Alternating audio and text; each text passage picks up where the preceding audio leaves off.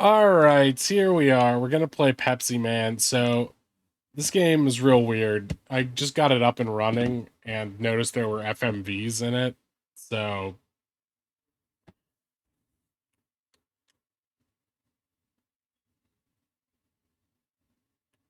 uh okay. Guess it stopped work. I guess we broke it.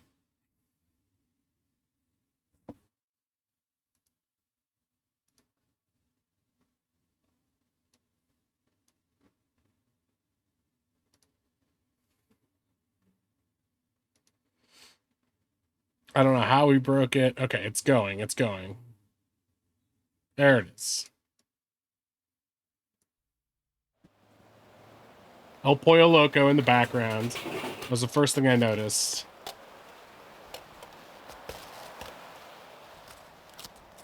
Crazy balloon nearby.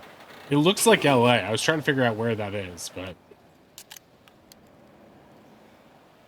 guy's got a similar physique to mine. Is that Ethan Suplee? No, it's just some guy.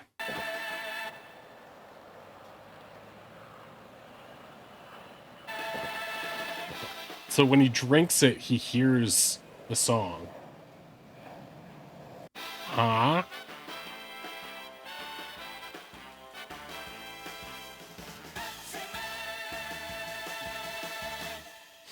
That's a song, all right. Okay, there's Pepsi Man.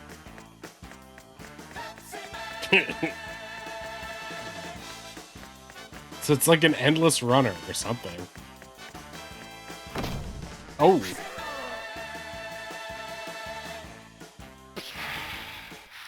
So it's got sort of a tongue-in-cheek attitude.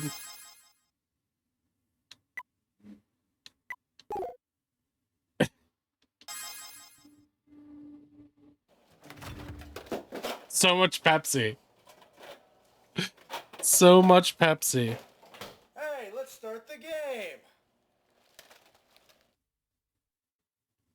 So is this guy... Does he represent Joe America or something? Ah, Pepsi Man, you got here just at the perfect time. I got a call that a vending machine ahead ran out of Pepsi, and I was just on my way there when I got a flat tire. There are a bunch of people gathered in front of the vending machine. They want Pepsi, and the word is that they're just about to riot. I plan to head over there as soon as I can fix this flat. But it looks like it's gonna take some time. Can't you do something, Pepsi Man? Pepsi Man has no mouth, but he still must scream. Pepsi Man is built. He's quite swole. Okay, here we go.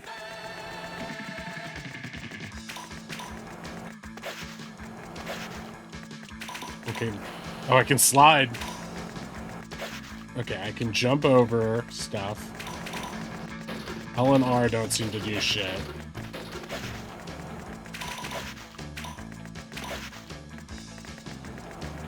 I need to collect Pepsi, I assume. Kind of reminds me of Paperboy. Okay, slide. Check. This feels like a video game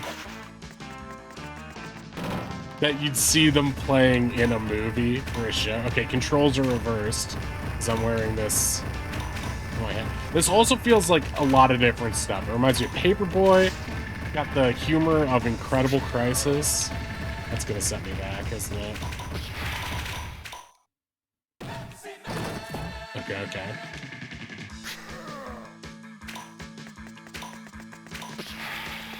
I kind of like this perspective of running through houses, though. Graphically, I really like it. Like, as much as it's, like, really generic in a lot of ways, it's also not like other games. Not like full bookcases coming out of the thing. It just has a good sense of humor already. You can just tell.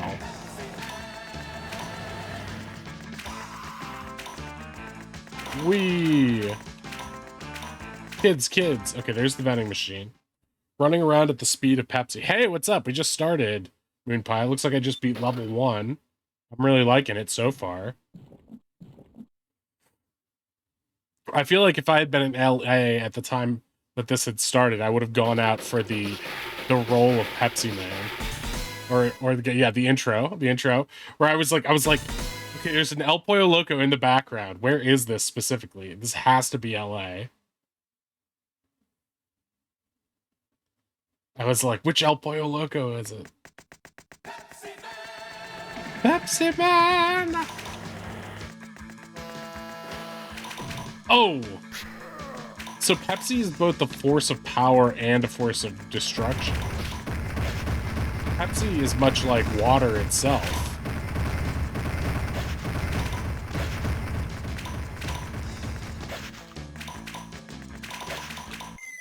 Oh, shit. Wait, that's just a... Wait, I have 5 lives? Oh, fucking hell.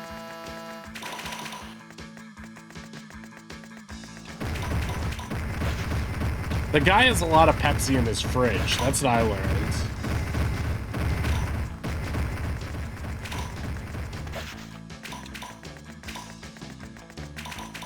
That was a trick.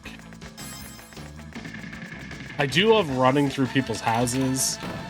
Oh, shit. Pepsi Man, get your ass up.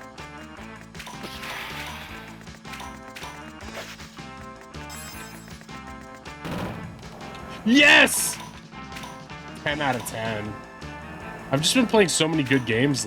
Oh my god, so this is what Sonic is based on. I know! I was thinking that same thing. So it's like, it reminds me of Paperboy in terms of just all of the friendly people are obstacles for you. Yeah! Oh shit. Cure. This isn't good. But yeah, running through people's backyards is so Ferris Bueller. And this is like a proto Sonic Adventure 2 and Crazy Taxi. Is this the most influential game of all time? I'm gonna have to say yes.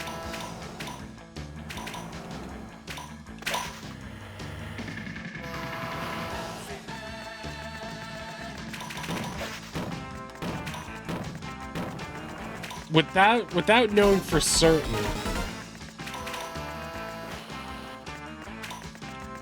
Five, 4, I made it.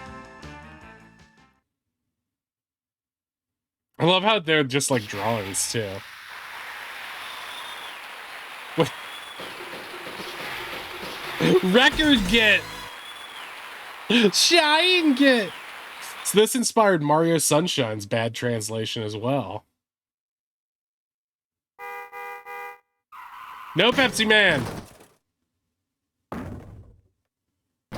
This is the best game. Oh, it's even got a Crash Bandicoot section. Really? Well, I can't slide now.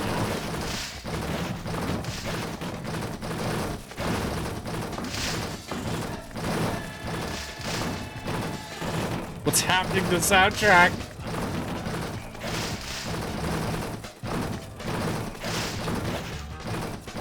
I'm dead.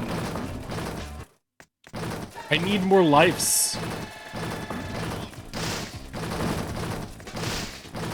This whole game is what if Crash Bandicoot was good and was a brand I actually cared about. I think what makes Pepsi Man a compelling hero is that he's worse than Coke. You know, it's like the underdog. We're rooting for him because we know he sucks. He needs this game to go. It's not a glitch, it's intentional. They invented Deadmau5. Yeah, he is the Green Devil, but he's got more personality than the Green Devil human being because he's made of Pepsi.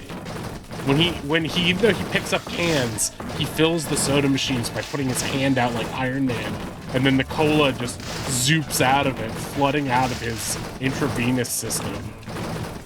He's just an incredible creature. I want to get in shape just so I can cosplay as him. City escape. Ah, I could have run left or right the whole time. Stage 1. Scene 1.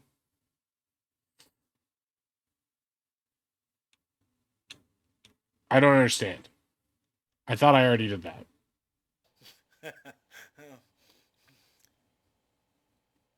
You're doing pretty good.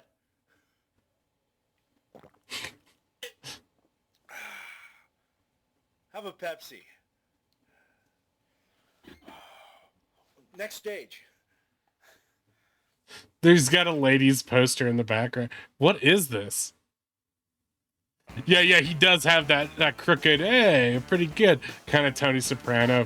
He does remind me of somebody. We got to look up who the actor There's is. a building on fire just ahead.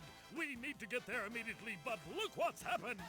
According to reports I have heard, they got the fire under control, but there are some people that couldn't escape fast enough and are trapped on the roof.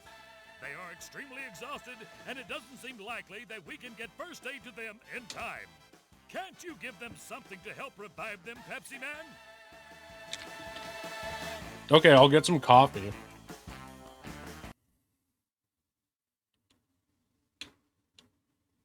I don't like that it has. Oh shit, the stage rules. This looks like Die Hard trilogy. Shit. Oh my god, this is what LA is really like. Not the way they make it look all neat and pretty in Predator 2.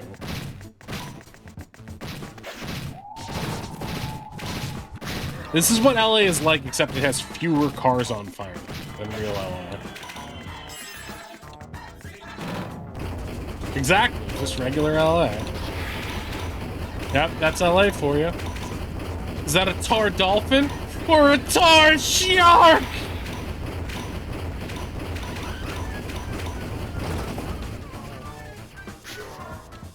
Sure. I don't know, bro.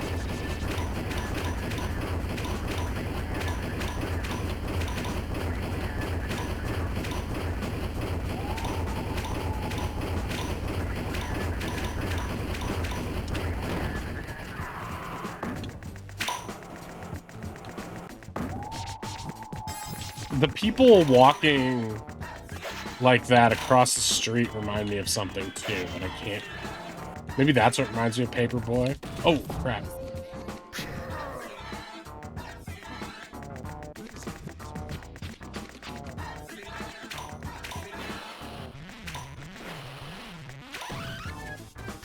I'm gonna try the slide glitch. Hold up and press slide. Wait, that killed me? But I'm Pepsi Man. Nothing can kill the grimace.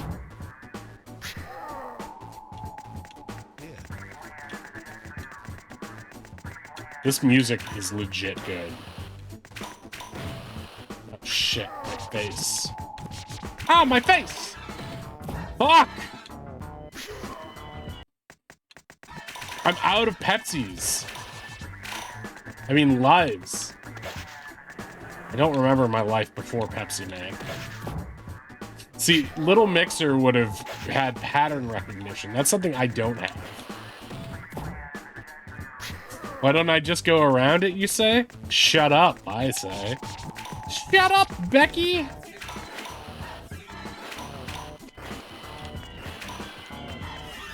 Oh!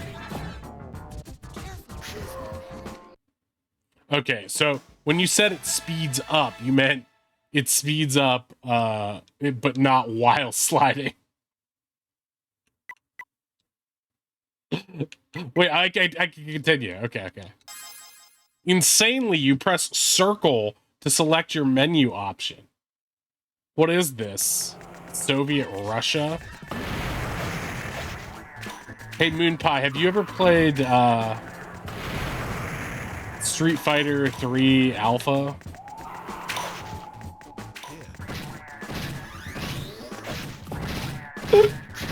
Give me Pepsi. Man, the homeless are so demanding. Spare change. I can't buy Pepsi with this. Or can I? No. Just give me the Pepsi. Mixer was challenging people on his channel, and he started talking serious trash to me. So now I have to learn how to play it. I started playing it earlier today. It was really good. I didn't realize how influential it was either. Like, a lot of the stuff I like in 5 and 6 is in that game too. And it also has wait, can I do... Oh, I can. I can stop by pressing down and square. Shit.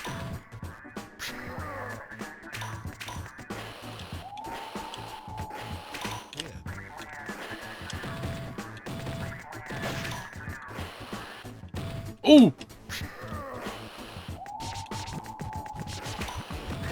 Yeah, I'm not the best, but I've gotten better at Street Fighter over the years. But I mean, Street Fighters, each one of them has like slightly different main mechanics.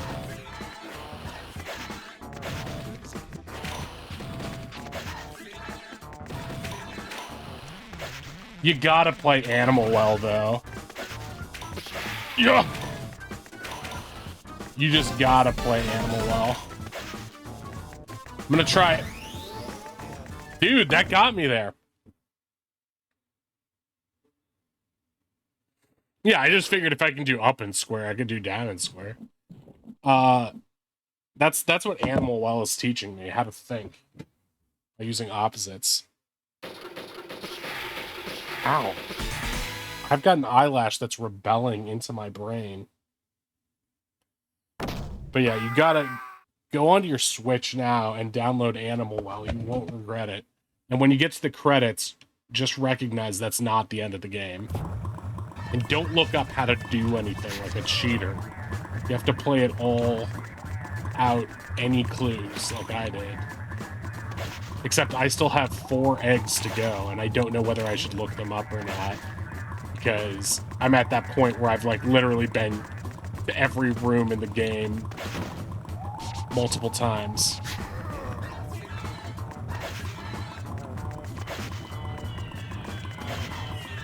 It looks and plays like a retro game, which is why I think you'll like it. But, oh, that was amazing! I slid off and back on. It's fucking crazy that this game plays and feels better than a lot of, like... I want to learn everything about, like, how is this game... Was this conceived to be a real game, or was it, like...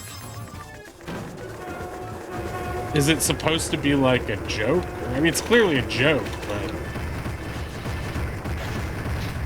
It's insane that it didn't get a US release.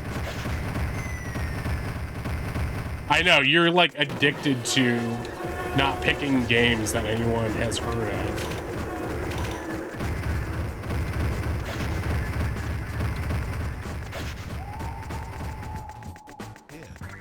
Yeah, trust you to give me a fucking virus. Your track record would be... Whee! Would be sinless if not for that.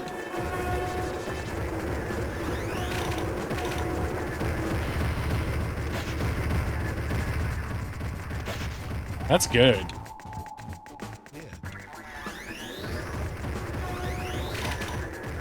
So you have to use that at some points. Okay. Oh! Rakes, my other arch nemesis.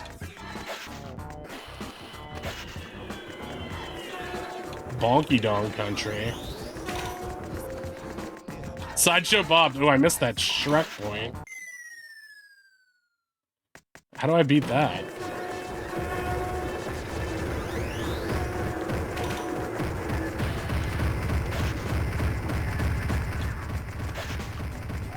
I watched this weird, like... I watched a clip from the most recent Simpsons, and they had, like... Damn it. They had, like, a full song about how in Europe you don't have to tip. And it was, like... set to this, like, annoying... Oh, that's how you do it. Like... techno synth beat that like hasn't been popular in like don't know, 20 years. It just felt like really weird.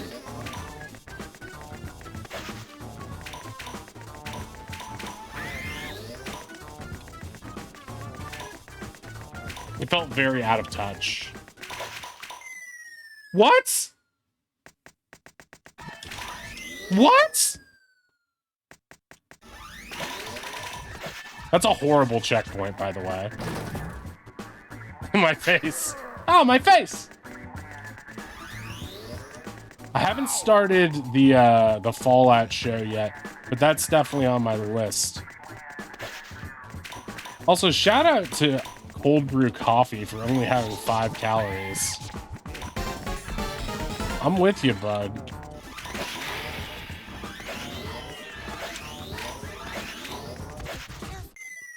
Walton Goggins is good and all. Yeah, he's a very talented actor. Uncle Baby Billy. That's one show I didn't watch the second season of, even though my friend is in the second season. Gotta get back to that show too at some point. And speaking of shows my friends are in, where's Severance? When does Severance come back?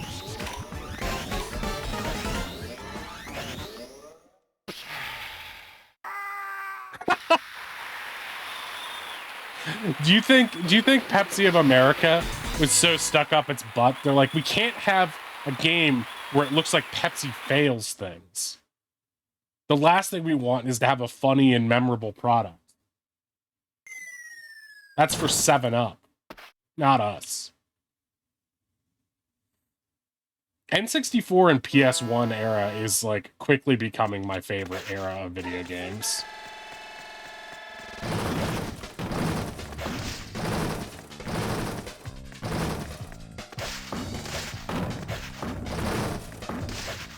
I also really want to go do some deep dives of the Game Boy Advance and Nintendo DS era. And PSP, but that has a more limited library, I think. I don't know what to do there.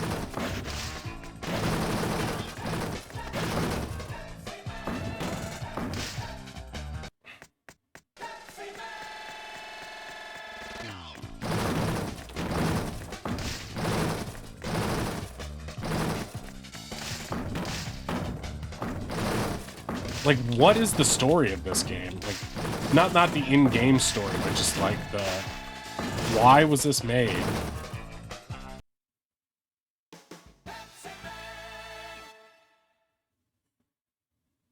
They're fine. Do you think that's an emulation issue, or is that a... Oh, they let me continue from here? That's so generous. Would you like to see this drawing I made of you? It's very generous. It's on the real game. As far as you know.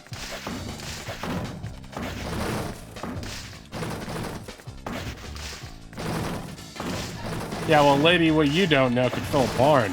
Sorry, I'm a little bit punchy.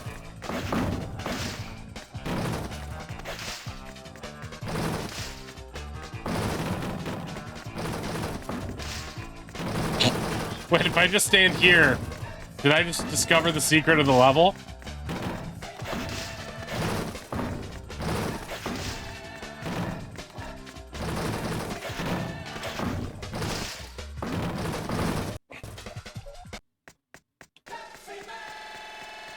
Like, the master is what I got? The hard way? Make it better each and every day? You're a soul man. Fuck! How do you have the master? Do you own Pepsiman?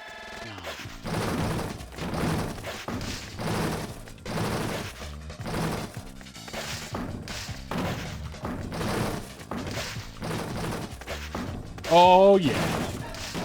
That's the problem with this game.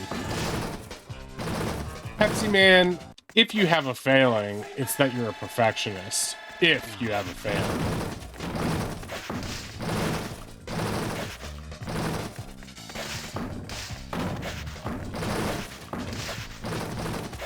Mr. I don't know what you're talking about.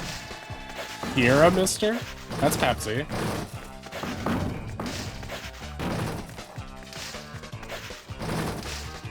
Down, down, down, down, down, down, down, down. Pepsi Man!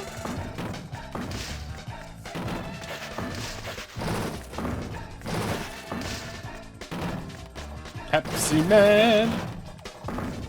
I get it, because Pepsi puts the pep in your step. Dino Crisis City? How long is this game? Are we going to finish it in one stream? If so, what should we play after? Banjo-Kazooie? Dino Crisis? Ow, my eye. Ow, my raccoon wounds. Ow, my eye! I'm not supposed to get pudding in it! He's got chips on his groin.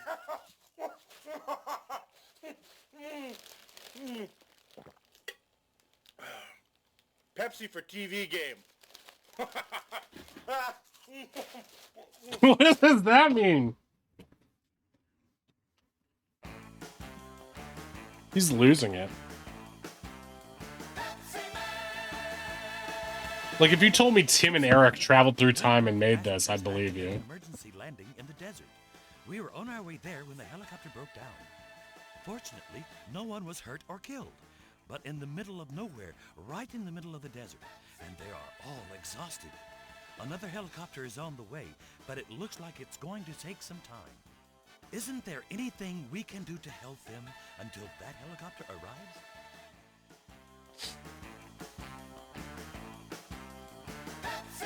Is that John Waters performing that Army Man? John Waters is Army Man. Oh, I gotta go look at that sign. Hang on, come back! Ah. Oh, now it's Road Rash. Pepsi new? We don't like the implication that Pepsi is new. Rich in taste? Pizza Pepsis?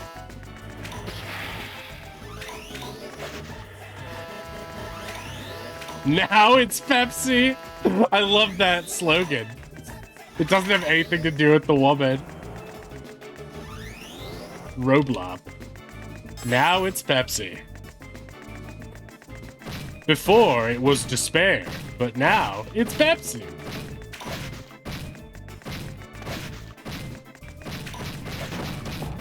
Pepsi Man, tis toboggan.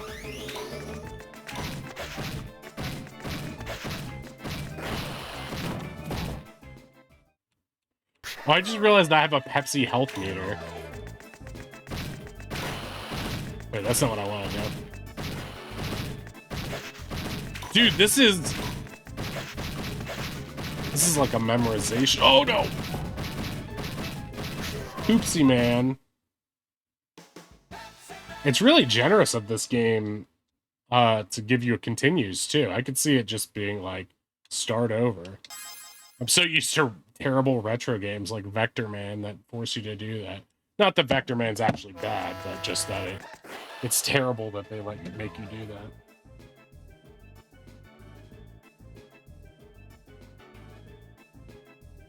Hang on 1 second.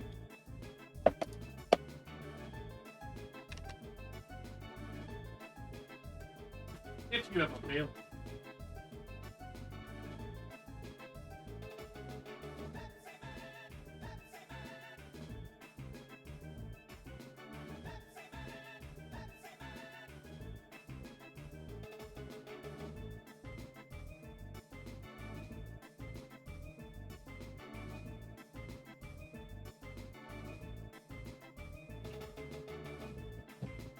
Oh boy. I'll finish this tonight? Oh, okay. That's good. That's another game that we can check off the old list. Because I was like, yep, I finished Animal Well. And then I spent the last 2 days playing it again too. So I'm like, well, did I really finish it? So I took it off my finished games list.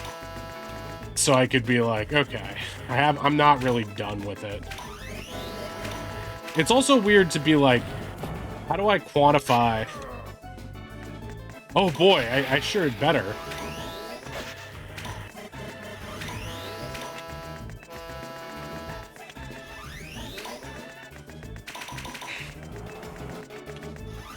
Also, if you play Animal Well, keep a notepad app or notebook. Actually, because even Pepsi Man knows that nothing can. Diet Pepsi is a poor substitute for the rich and flavorful taste of real Pepsi.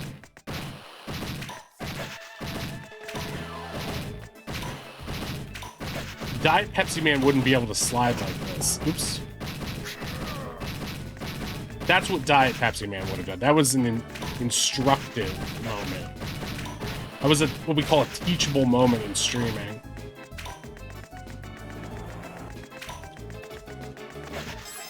Check! How you doing, Hector? RC Coloma.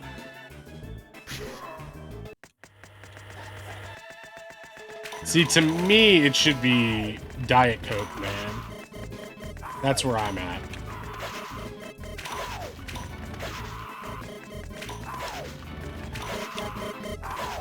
Hector, have you started Animal Well yet? Because if not, drop everything and start playing it. Game of the year, easily. Reverse magnetism? Is that what's going on? Stinky Inky! Sorry I texted you and was like, let's have a conversation. And then immediately started streaming, so I couldn't continue it. But I did want to talk to you, so I'm glad you're here. Not about anything in particular, just about our normal shooting the shit. Certainly feels like it at times. Oops. My folks have COVID. Oh no. Dad showed two symptoms 2 hours after we said goodbye for... What?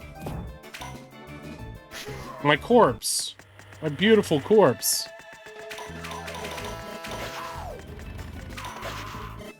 Live fast and with a sexy corpse. You should say something else. Are you feeling asymptomatic? How would I know if I'm feeling asymptomatic?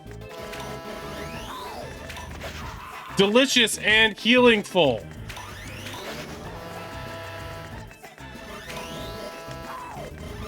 Sure, you should call me Lord DM Supreme. I was watching, oh, the new cartoon? Yeah. I watched some of that. That's pretty good. I switched over to Invincible, though, because that's one of my favorite shows. That and The Bear. I know Oddish started watching The Bear, because he's told me he was enjoying it. Crap. Maybe my dash first, dash always. Wait, what just happened? I love Invincible and The Bear. Hector, go get Animal Well.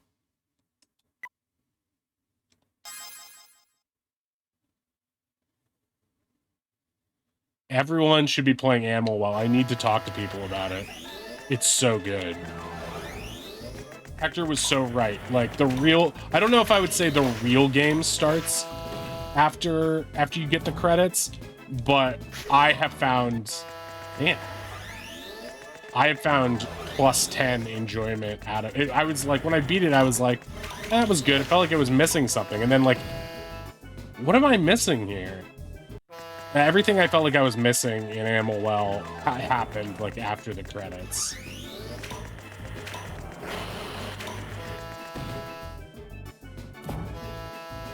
That's like a one-hit KO. How did I beat this part so easily the first time? I think what's happening is that they give you very narrow, specific margins if you're not dashing. And when I speed up, what I'm doing is I am increasing the spawn rate, or I'm hastening the spawn rate of certain trucks and stuff. This is my toughest term, so unless you can do my homework for me, I can't play Animal Well for a few months. Just yeah, you're right. That's actually a bad idea. Then don't play Animal Well because it is so addictive. It is so addictive. You will not want to do anything else. If you have a failing, Pepsi Man, if you have a failing, it's that you you circle to fucking select things. I love you, bikini lady. Never change. You have almost the rippling same physique as Pepsi Man himself.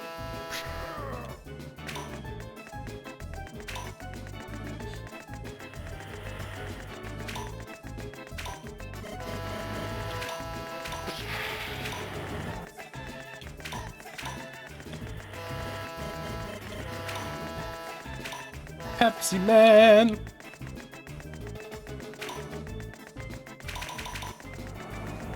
Well, it didn't release in America. It only released in Japan. Insanely enough. Which doesn't make any fucking sense, because it's like when you have a winner like this game on your hands, why would you ever not release it?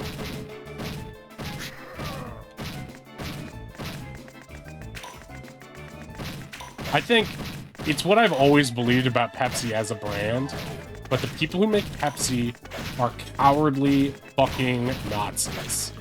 And I know that's alleged.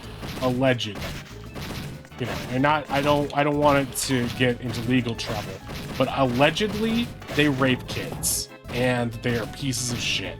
And yes, I am basing this on the fact that they didn't release this game, and not that their product's mediocre when compared to Coke. Allegedly. But they should have released this in America. What were they thinking? Do you know, if Pepsi had released this game in America, Coke would have gone out of business. There wouldn't be Coke anymore. It would just be Pepsi and Sierra Mist, because they never would have had to introduce Starry. Because they never would have had to feel like they were second best to anyone ever again.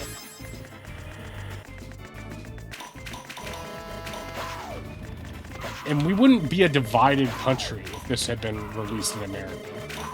There wouldn't be red state or blue state. There would only be mostly blue with a red and white logo state.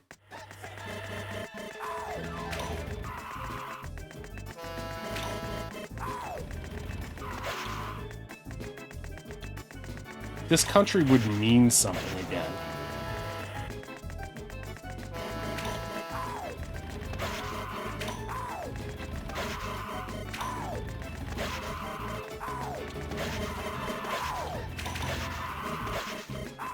I say this to all Pepsi executives out there. Throw a pair and release this game or die in prison. And I think I speak for everyone here in chat when I say that. Because this game is not just some obscure retro, you know, comedy game. Oh god.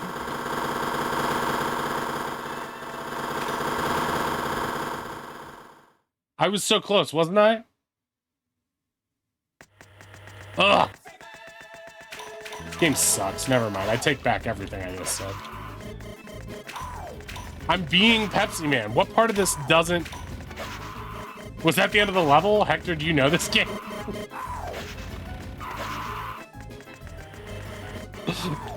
Oh, wait. The goal thing is up on top. Yeah, it probably was the end of the level. Oopsie Man. Alright, go play Animal Well. Quit school. It's not gonna matter anyways. World's ending, bud. I was at the end? Damn. Well, you know what? I deserved it. You know what? Wild Cherry Pepsi is pretty good. I know that wasn't in question, but I'm just saying. I bet that hot lady's name is Wild Cherry. Fuck! Ink, can I commission you to draw that Pepsi woman for me? If it costs extra to draw clothes, don't bother. And can I request that you be drinking a Wild Cherry Pepsi while you draw it so the art is good? Not that your art isn't normally good, I just feel like it could use a little bit of that Wild Cherry tang. And no, I'm not using Tang euphemistically like some perverted astronaut. I'm just saying the citrusy blast of flavor that comes only from wild cherry Pepsi.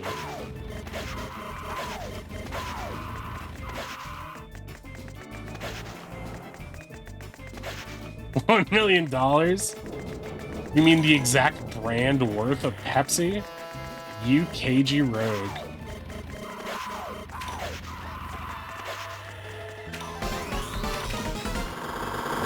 What do you fucking do? I can't see when I'm at that angle, Pepsi Man. Oh, you cock-snatching piece of shit! Okay, I need a little bit of Pepsi.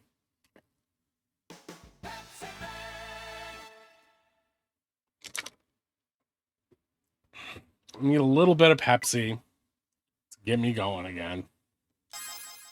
I need a lobotomy. Yeah, but what else is new? Remember in grade 6 it was Vanilla Coke versus Pepsi Blue? Wait, what was Pepsi Blue? That can't possibly be good. Is it like blue raspberry?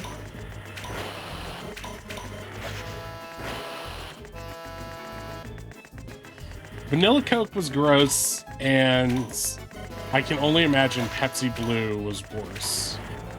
Because when has Pepsi been better? I don't know. Is Wild Cherry Pepsi better than Cherry Coke? I doubt it. Cherry Coke is pretty magnificent. You ever go to the movie theater and get a big buttery popcorn and a Cherry Coke? Not only is that a big... I guess the popcorn isn't a big calorie. Popcorn has, like, no calories in it, right? Ouch. This part reminds me of, like, Temple Run the most. That was awesome. I slid in midair. This game is really well made. I have a feeling that I'm gonna buy a Pepsi soon because of the marketing this game has done. It's like what they don't understand. Like, I can't believe they didn't release this in America. Pepsi, oh, I mean Gresco. Sorry. Something about this game is making me think of Pepsi instead of Gresco.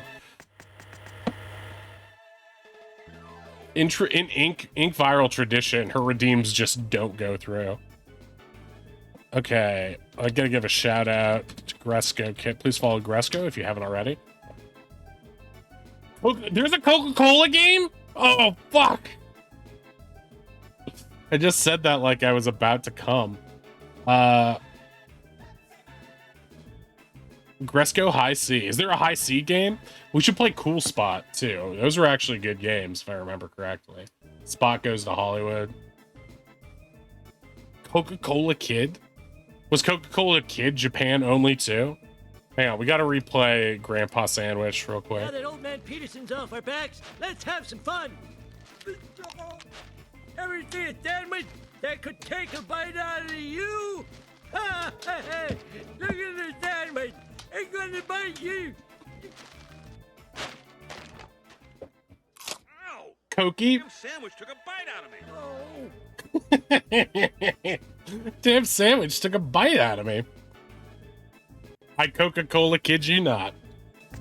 Cokie Roberts. Cokie the coked up kid. Cokie the coked up kid might as well have been my fat little name. Hey!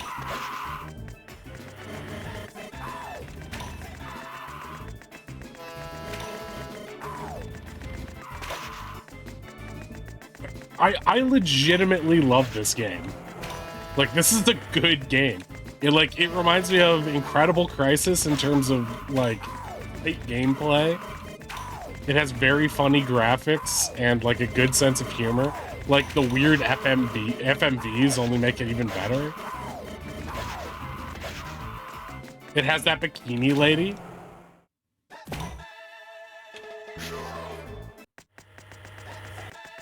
Because I'm not even drinking Pepsi. That was just coffee.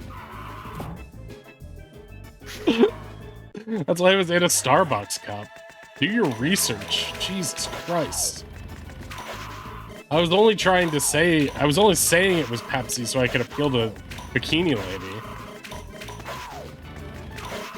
I don't know. As far as dumpies go, I've been spoiled up by Solid Snake. And his fat dump truck ass.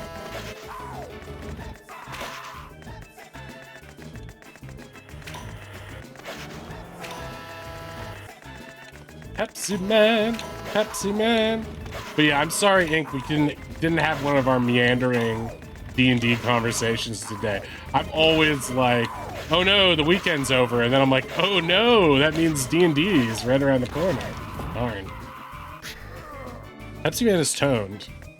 They pulled off round muscles on a polygon sprite system. I think that's just the sprite. Damn. Damn. This level is really kicking my ass, but I'm not even frustrated. I'm having fun. Half the game's RAM to produce Pepsi Man's. See, I think it's just a flat texture. It just has a circular booty thing on it. It might be slightly curved. Because they're pulling the same tricks on his muscles. I know those tricks, because that's like the male musculature I'm used to looking at from playing all those WCW versus NWO wrestling games. You could create your own characters, where I would make my own superheroes and put them in the game. Pull up carbonated ass? If Ink isn't sketching Pepsi Man right now, she's no kind of artist to me. No kind of artist. If you can't look at this and be inspired, like, where did you grow up? Tatooine? Get some culture, man. Pepsi Man, Pepsi Man. I don't even like Pepsi, and I want one right now. That's how this game is a marketing masterpiece.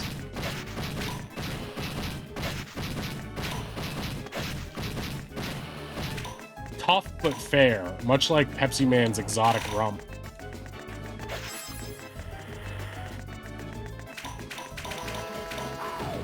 That seemed a little tough but fair. Like, I don't know how I could have gotten past that.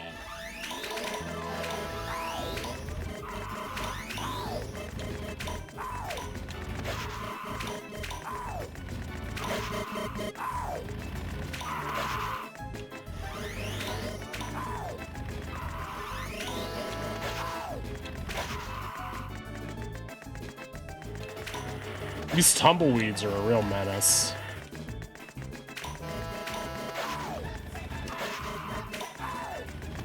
Pepsi Man, Pepsi Man. It's a shame Oddish isn't here. This is exactly what he's into. Muscly dudes who love Pepsi. I kind of want a pack of cigarettes. Get your pack. Anything slim.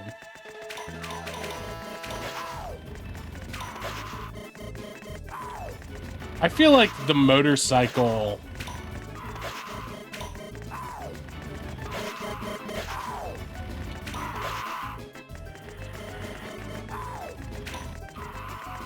would do more damage to the driver and less to me.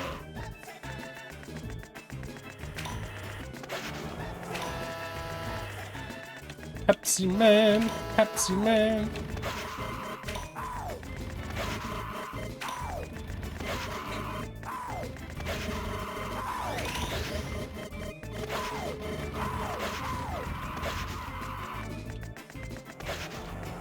Damn.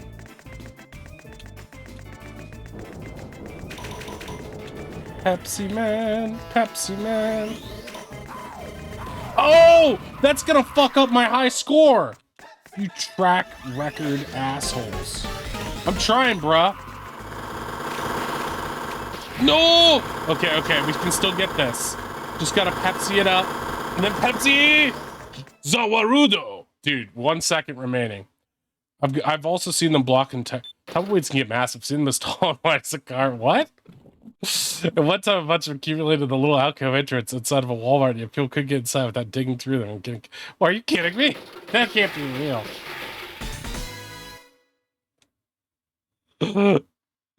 What kid would crave Pepsi after hearing that? I would. I would crave Pepsi. It's like subliminal. You don't even notice they're talking about Pepsi in this game. If you listen closely, you'll realize they never said the word Pepsi once. And look at this fucking Americana. It harkens back to the time of the buffalo. Like when the Native Americans would hunt their Pepsi from the mountain streams. Like this is what this was like.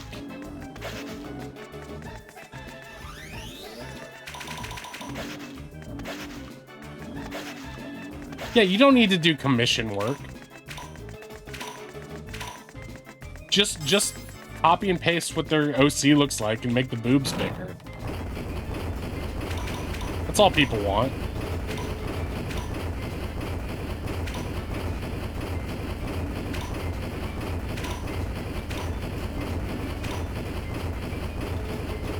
Pepsi Man. Oh!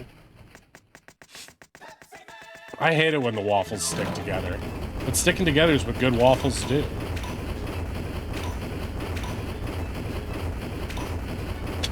What part of the country are you in where there are fucking tumbleweeds? Arizona? Utah?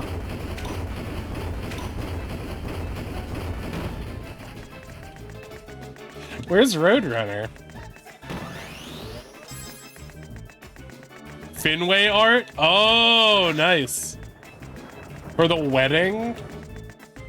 But it's not the wedding until 2 weeks from now.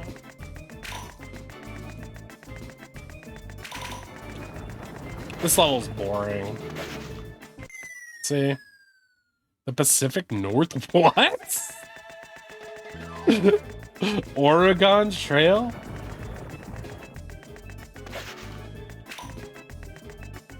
Raining Oregon?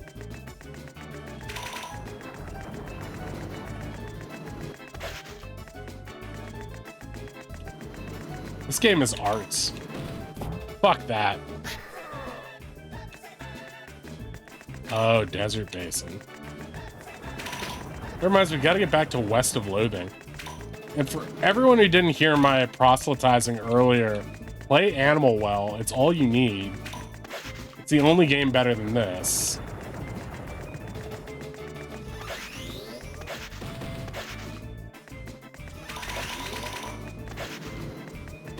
Fuck.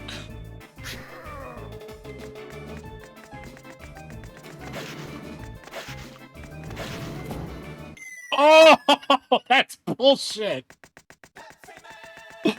Bullshit. Okay, that was my fault.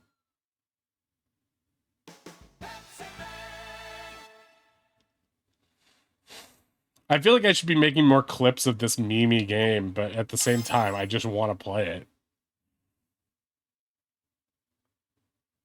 What's the Evergreen State? What does that mean?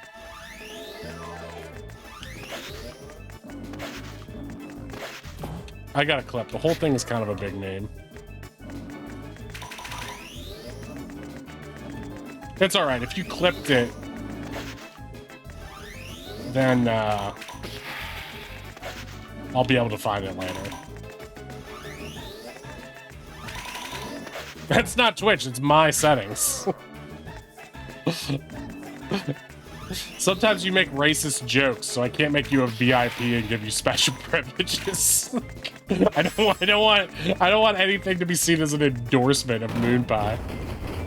He gives people viruses and makes off-color jokes. This isn't 1999 anymore. Damn it! Washington's called the Evergreen State because there are so many states. You know what? Seattle is a nice place. I went to Seattle once on like the one day it didn't rain in like 300 days. According to X-Men, it's 1997. That's a cartoon. What's wrong with you? Watch out for the big enemies. Watch out for big enemies.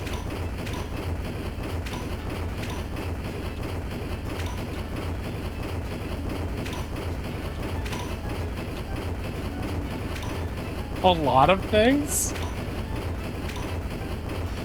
Ink's lost it.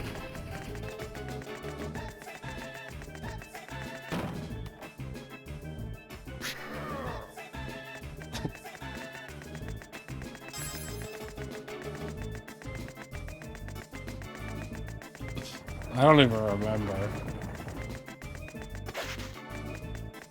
Jeez.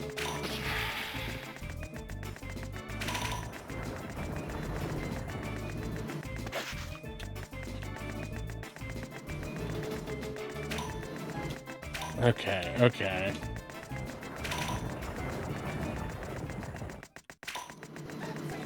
Whoa, that was so fucking close.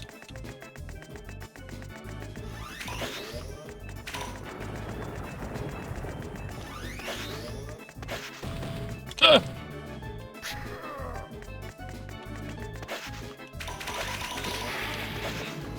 Another of your ill-timed jokes, Fry?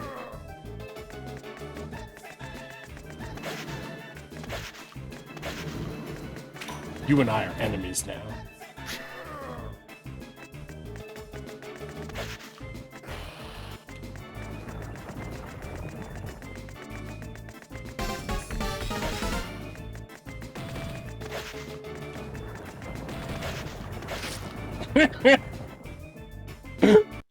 Poor bastard.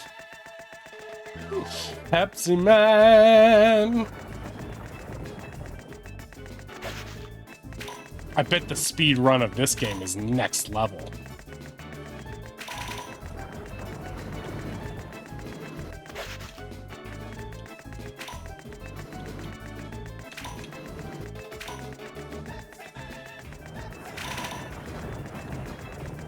Where is Oddish? His dinner's getting all cold and eaten.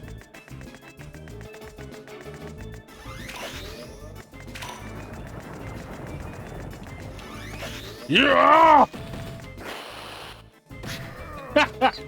Fuck. Why? God damn it. Fucking pause button.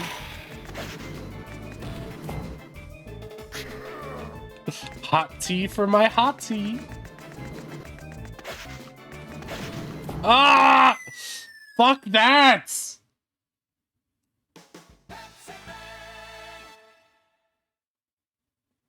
They should have to drink. They should have to have like Pepsi chewing tobacco.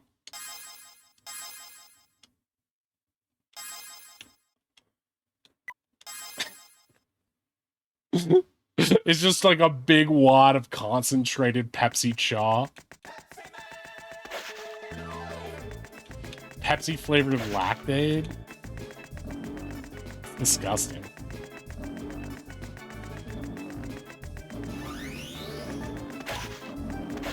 I want Pepsi milk straight from that fucking creature that Luke Skywalker drinks the nipple milk out of.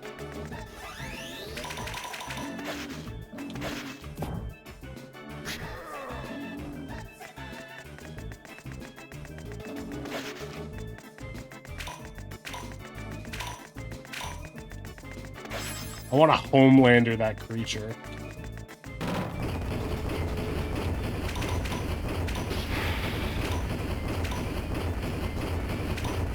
This barrel's full of Pepsi. Damn it. Dude, yeah, there were people in Ohio. Ohio is so redneck.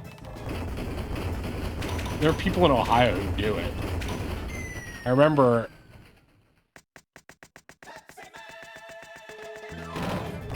This whole game has it out for me. It just seems like a series of obstacles placed in Pepsi Man's way. But that's ridiculous. So I won't pursue that line of logic further. Gotta hit the little balls. Those are balls.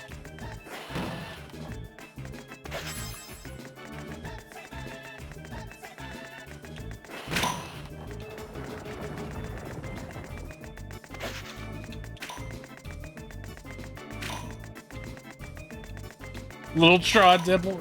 The worst is when they have the like a white beard and the chaw dribble, and you can see the yellowing of the beard from the tobacco taint. Ain't pretty.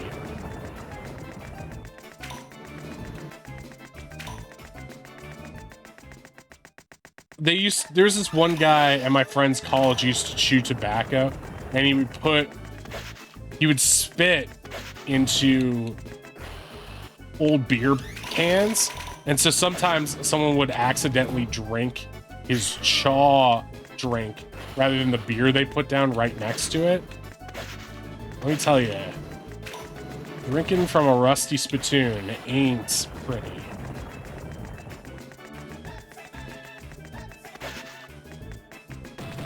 Ohio is the most aspirationally redneck of the states.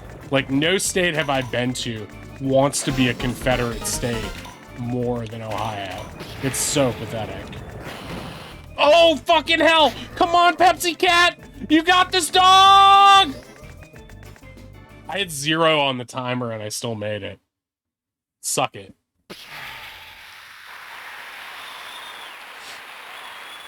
No, I hate this. Well, I gotta say, I love the wildlife here, and I love, like, the weather and the forests.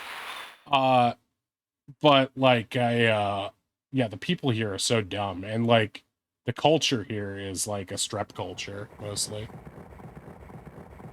It's garbo. It's hot garbo. I definitely miss just all the things and, like, the people of city life. All the stuffs. Ooh, a Katamari! This game invented Katamari. Oh, shit. The Cleveland rocks it. That was just Drew Carey propaganda. If it rocks so much, why did he leave? Why did LeBron leave?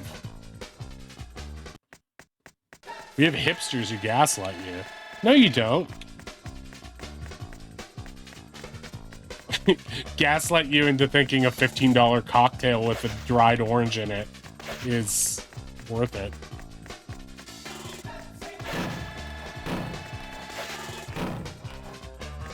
It's a good song, though. Dude, this thing is fucking me up.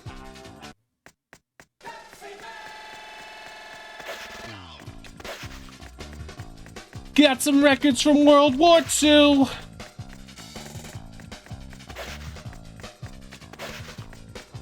Gonna play him like Granddad Zoo. He was a rocker and I am too. Oh, Cleveland rocks. This thing is just... Yeah, but, like, what are your options, right? Of course you're gonna... It's like, would you rather have a $10 beer that you could go to a bodega and buy a 6-pack of for, like, $9?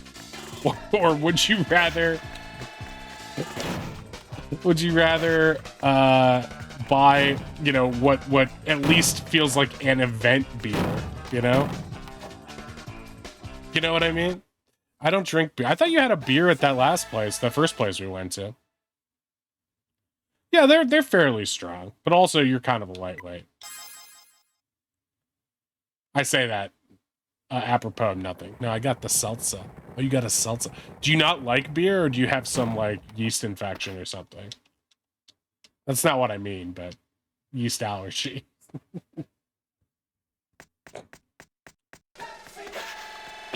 Do you have a yeast infection? That's my new pickup line. It just makes you feel sick. Yeah, I can understand.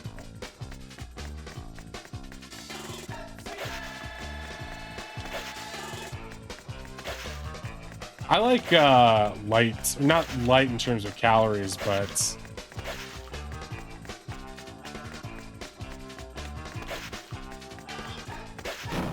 like Pilsners, I think is the term for it. I like Stella Artois. It's my favorite beer. I also like Guinness too. I don't like IPAs. Do you have a yeast infection? Because I'm looking to start a brewery. Now that's a romantic line. I'm gonna have to tell Way about that one.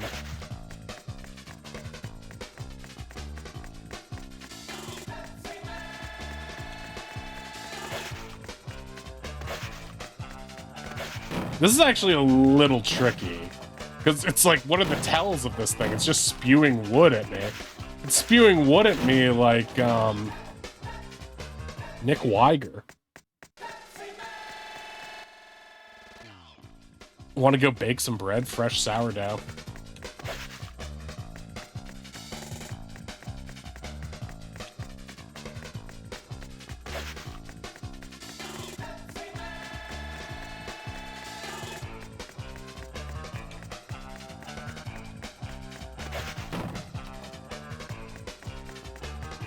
What cures a yeast infection? Cranberry juice? Oh, I see. They make this level fair, quote unquote, by not making it very long. That's a UTI. What's the difference?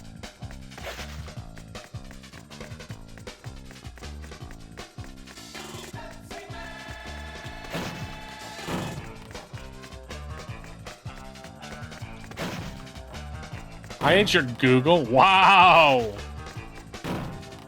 Someone's getting killed on Thursday. You're 845. I'm not looking that up. I'm not looking that up. You're gross. You're gross for even bringing it. Why'd you even bring this up? Ink.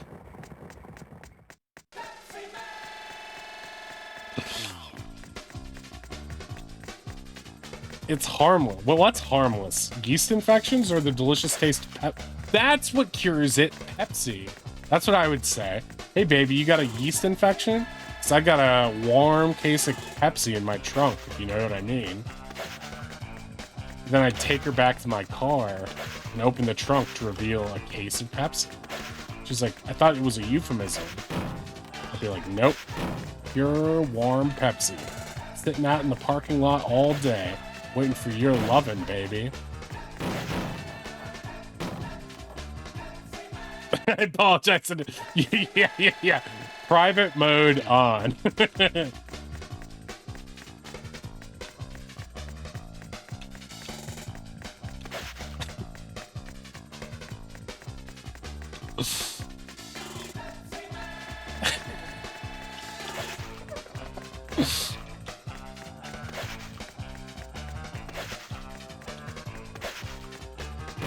No.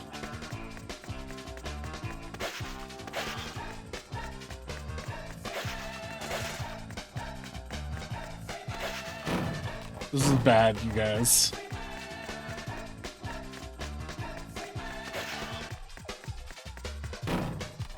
I was so close.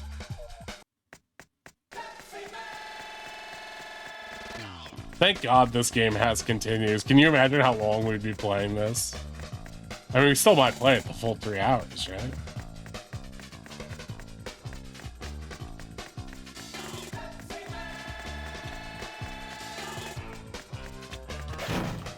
Fuck!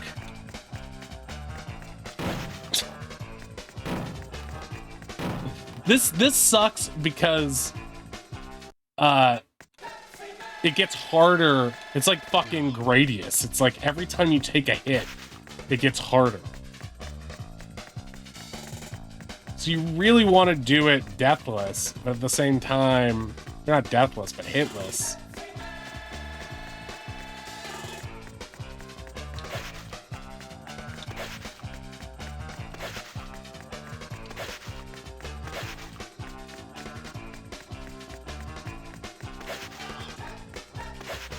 That's bullshit. Pepsiman.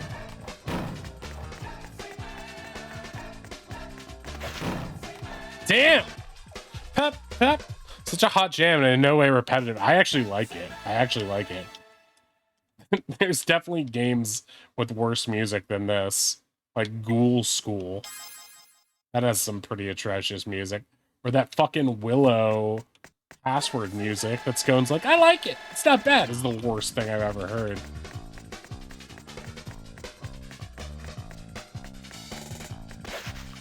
Like, turn it down. He's like, never.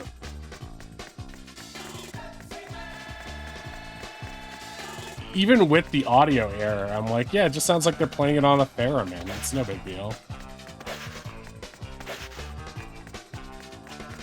I'm so excited for D&D on Thursday.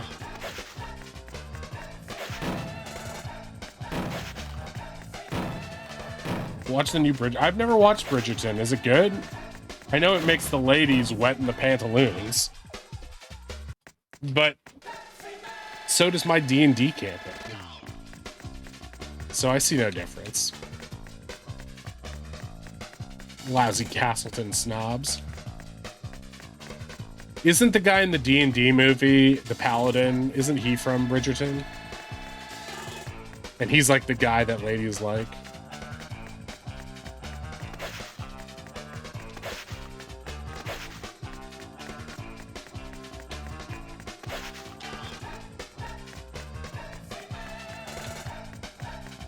Pepsiman. Is it the kind of show that like has anything that guys would like, or is it, or is Thomas just not into period dramas? Did I do it? Oh.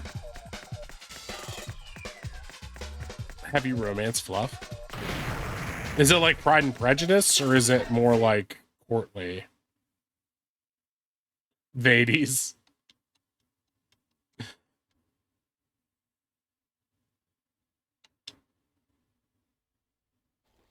Here we go. Watch this, Ink.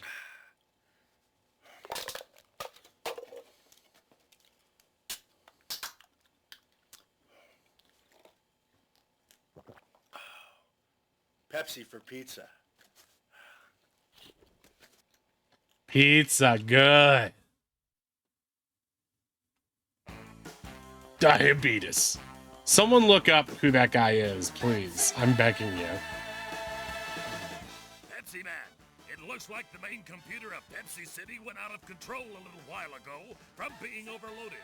All the roads are affected by the computer and we can't move ahead. There isn't enough Pepsi for everyone, and violence has flared up amongst those wanting Pepsi. Exhausted people are collapsing because they can't refresh themselves with Pepsi.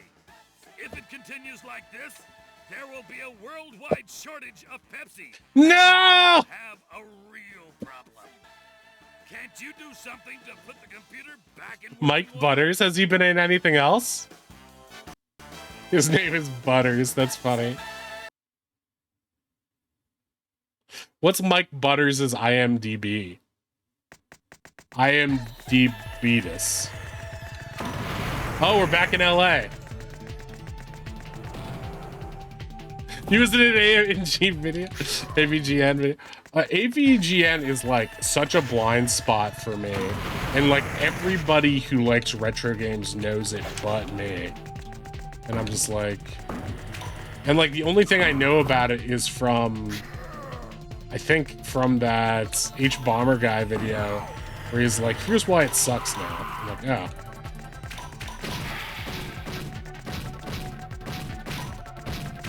Those cans are a little big.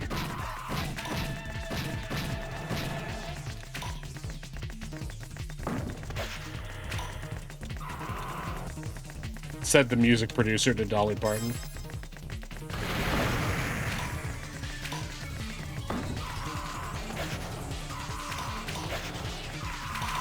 Honestly, I kind of hated those Wild West levels. I thought they were kind of boring visually. He was an uncredited helicopter pilot in Dante's. That's it? He hasn't been in anything else? His face looks so familiar.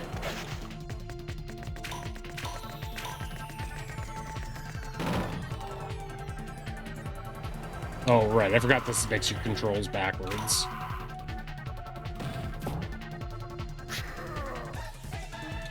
Oh, that's nice. They'll let me keep going.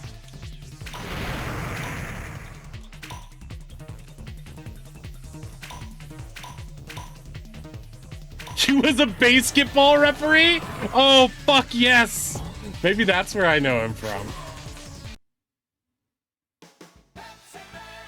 Whenever Ink has been asking me what the Thursday combat is like, I'm like, I want to be like, it's like basketball, but I'm like, she's not gonna know what that is. She's a child of culture in Bridgerton. He was Paul and Saw. No, I never saw. I didn't see Saw. You're a child.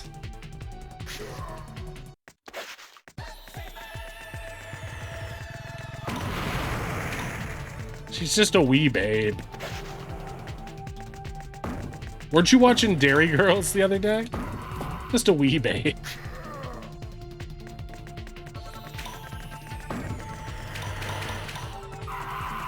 Yeah, I gotta watch Fallout. And then I gotta watch... Well, that's it. I watched a little bit more, ATLA, though. That's pretty good. I really want to watch some more anime. I might re-get my HBO subscription so I can do the last season of Curb. Maybe catch up on Harley Quinn as well. I know some people said that fell off, but I'm still curious about how it's doing.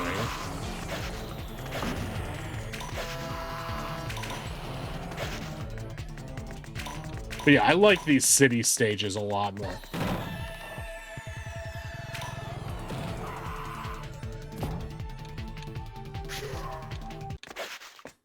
That's interesting.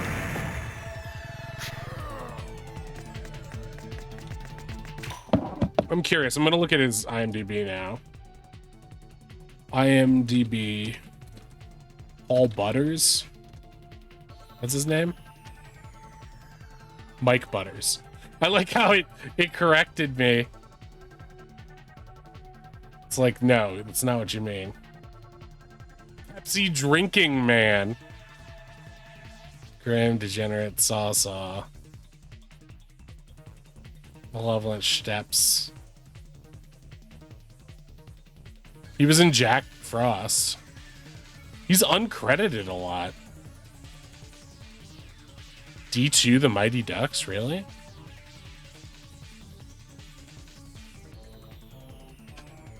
It's weird that he's not credited for fucking Pepsi Man. He was in Titanic. That's insane. He's just one of the musicians in the band. Oh wait, no, he's credited for Pepsi Man. So he was in Titanic, then it's like, well, I haven't been in Pepsi Man yet.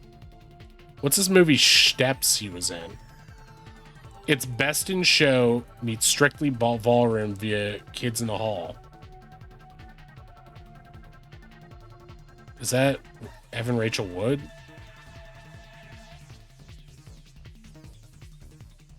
No, it doesn't look like it. Kind of does. Steps. Who is Paul in Saw?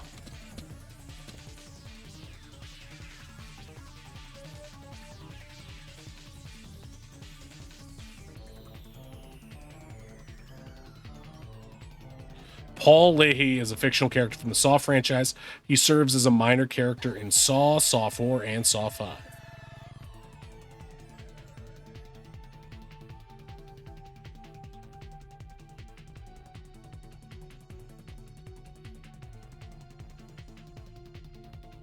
Pepsi Man.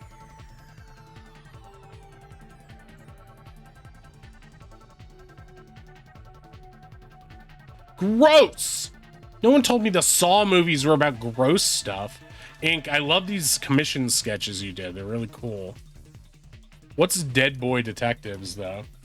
Is that the new James Gunn thing?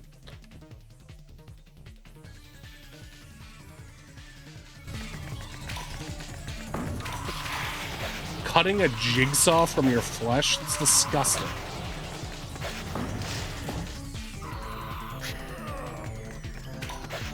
Impressive that just a small baby can draw like that. Based in the Sandman world, baby. Exit light, enter night. Enter MRR night.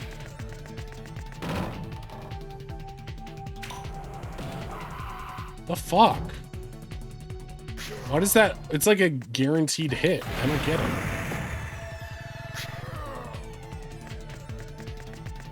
What's the Neil Gaiman thing? Dead Boy Detectives? Oh, really?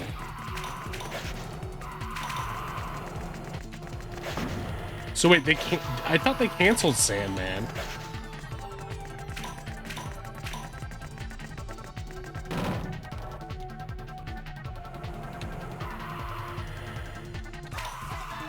Yeah, but I mean, that's crazy that they would have canceled something and then greenlit a But is James Gunn serving as a producer on it or something? Because he was pimping it out.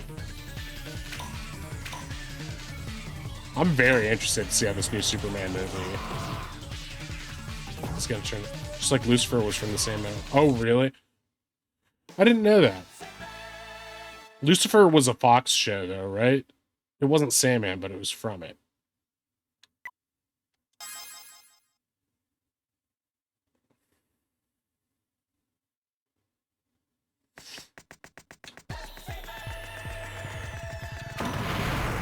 And Lucifer was pretty popular, if I remember correctly, or at least got good ratings. Lucifer was basically a detective show, right? But he was Satan. Which is a pretty good hook.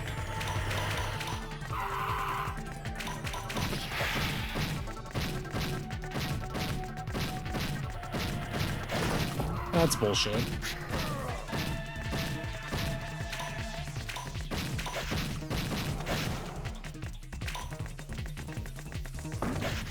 Yeah, I'm always in the mood for more TV shows. I think what I gotta do is just start watching movies more.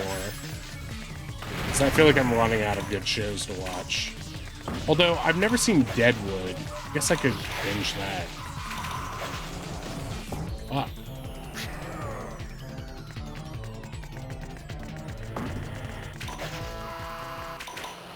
It's crazy that the devil would be cast out of hell. I think the only Neil Gaiman thing that I read or listened to was an audiobook of, what was it, American Gods? And that was okay.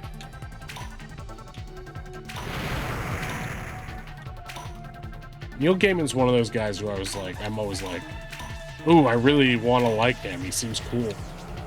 And then I read it and I was like, I'm not sure if he narrated it.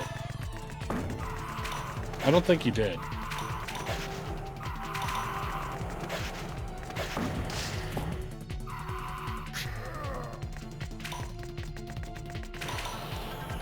Actually, maybe he did. But yeah, I was like, this is pretty okay. I don't know. I didn't like it as much as I wanted to. But that was also like book one of a series. But I just felt like there was a lot of like meandering and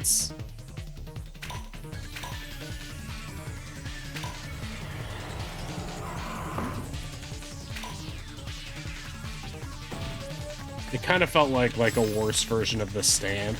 And I think like it's weird to write something that's like definitive about America when you're going at it from the perspective of an outsider. Because it definitely felt like, yeah, this is how a tourist would see America. Like even like the slice of life small town stuff just didn't really ring true to me. It just also felt like, I don't know. Like it wasn't bad. It wasn't bad, but it wasn't like and like the style of writing was really good. I felt like whatever larger points it was getting at, like it didn't really land for me. Right. Which makes sense because it's like write what you know and like what's interesting to you and everything. I mean, well, it's not that old, is it? Maybe it is. I don't know.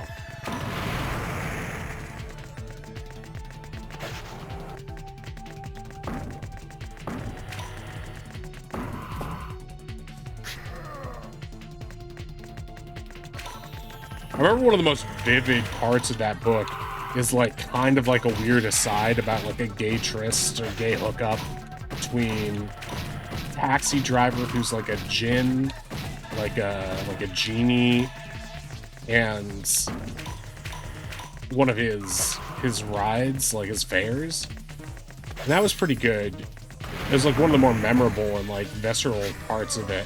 And I was like, yeah, it's impressive. I mean, like, that he's able to write something that feels like sexy and provocative. That's obviously not his perspective, and I was like, that's impressive. But again, it didn't really have a lot to do with like the main story of the book. It was just sort of like it was almost like a short story within the book that sort of like fleshed out the world a bit. And in that way, it was successful, but like,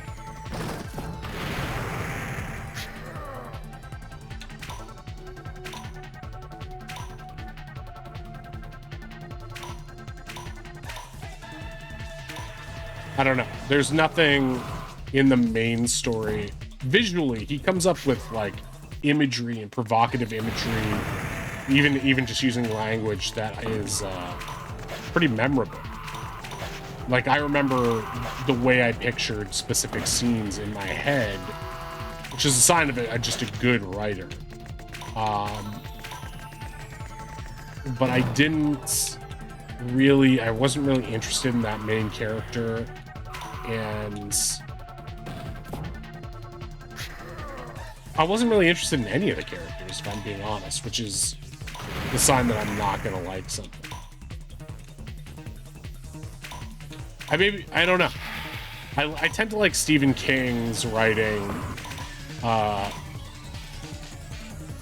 tend to like Stephen King's characters, even when he's being really stupid and obnoxious. Like in some of his later books where he's just like, the stories are really stupid and like his aging sensibilities are like really, I don't know, obnoxious. Him like romanticizing the 1950s for like the 5 millionth time. Good Omens. Yeah, I tried watching that show too, and it just felt like really meandering. I was like, I love David Tennant, and I was like, okay, and I like that other actor too. But I like Terry Pratchett. I loved Discworld back in the day. I've had that on PC. Fuck. But it was like, I would like to read some more Terry Pratchett at some point. Because, like, he always struck me as, like, a spiritual successor to Douglas Adams. Actually, I don't know if they were contemporaries or not.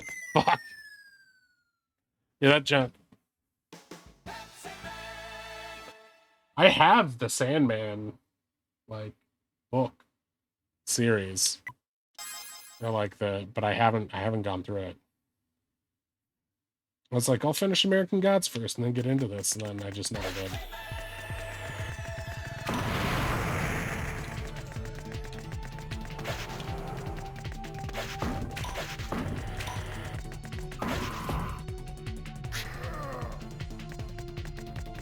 I don't know. I haven't been reading that much lately anyway. When I do an audiobook or something, typically I'll go nonfiction these days because I find a lot of modern fiction to be really shitty. Like, I feel like almost every industry is incredibly male-driven, and you know, women's voices are kept down and are only now breaking through. But I feel like publishing is the only place where it seems like women and gays have a stranglehold over what sells, and I'm wondering if that's just because women are the only readers nowadays, or the majority of readers, because it's like, when I look at like the charts of what is popular, it's like very, very little of it is stuff that I would like ever consider reading, aside from like maybe an odd celebrity memoir that appeals to me, like Jeanette McCurdy's or something. But like, that's because I met her. It's not because that would appeal to me otherwise. But even so, since I met her, I was like, I don't know if I want to read this or not. It might be awkward. But like,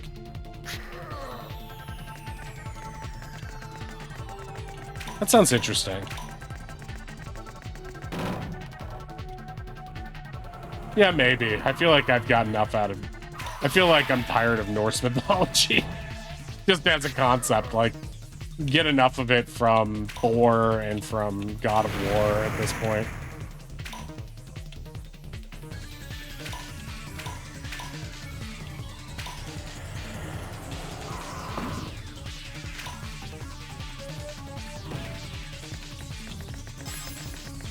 I'm trying to think of, like, the last really good thing I read. The last couple really good things that I listened to the audiobooks of.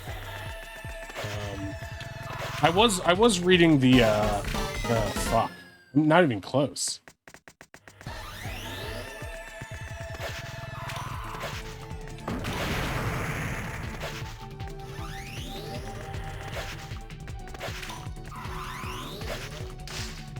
Ouch. I was starting to read the sci-fi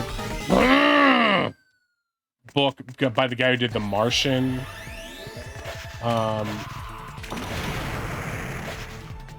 Project Hail Mary, Anthony Weir. Hey, what's his name? Something Weir.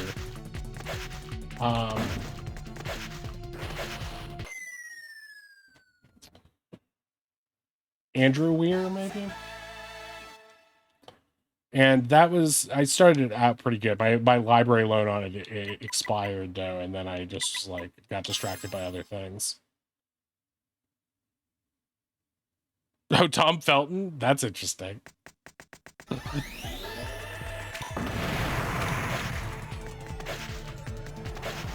Yeah, I don't... The nonfic that I had read that was really good was, Dark Money by Jane Mayer, I believe, was really, really good.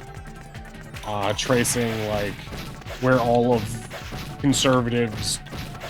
Basically, like, where the money behind conservative super PACs comes from. That was really good. Oh, Bad Blood, the Theranos book. I fucking loved that. Loved that. I love everything about Theranos, though. I love the Theranos doc. I love the show with that wonderful actress. Fuck. What's her name? From Mean Girls and Jennifer's Body. Loved that.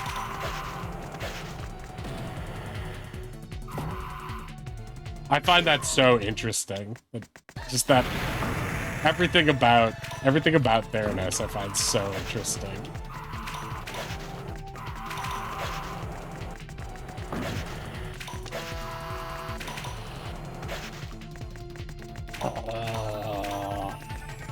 There was another one I read that was like, it was all about, I think, this Times reporter who hangs out with alt-right people for like, I don't know, a year to write about it, and like becomes their friends, so they like all let their guard down around him. Even though for like no reason, like they just do. And it's just like them acting like bratty frat people the whole time. Like just acting like kids the whole time. And like what you'd expect. Like it's like, wow, a lot of these people just seem like they're just, you know, chasing celebrity. Pepsi Jet? Where's Pepsi Jet? What is Pepsi Jet? Ah! This level's fucking me up. Welcome in, Mega Zeno.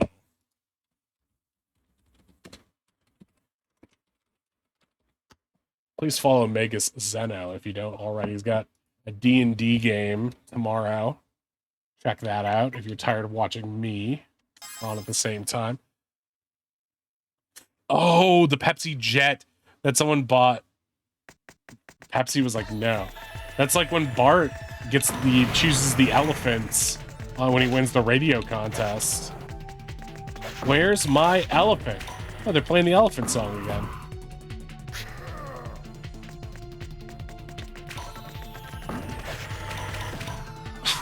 I'm an idiot. I didn't even duck that. Having a good time, though, even though I'm not making any progress on this.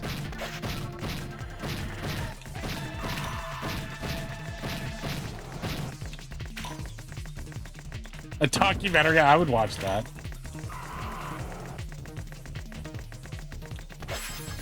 You ever watch that documentary about, like, the neighbor dude who, like, kidnaps the daughter? And then he seduces the wife, and then when the husband confronts him about it, he seduces the husband as well. What if we use that $1,000 to turn your principal into a lobster-like creature?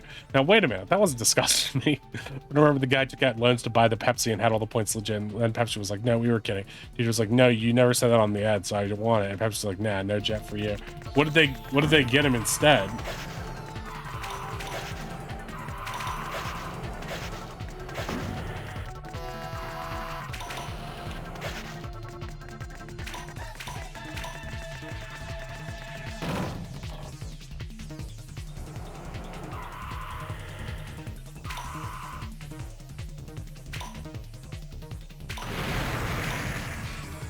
I feel like it would suck to own a jet if you weren't already rich, though, right? So you'd have to pay for jet fuel? That can't be cheap. And you'd have to have a runway. It's like having a boat, right? It's like almost a boondoggle just to deal with it.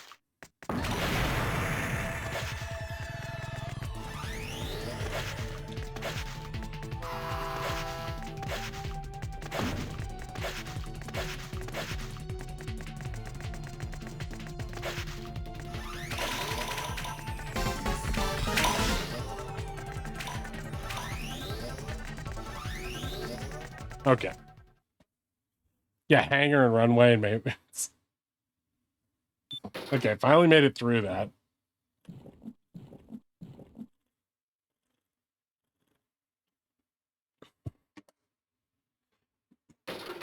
Was it like a 747 in the ad, or was it like a fighter jet?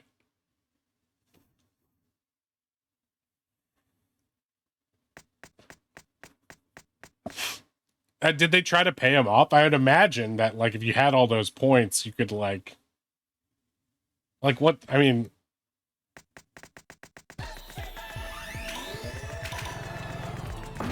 I don't know.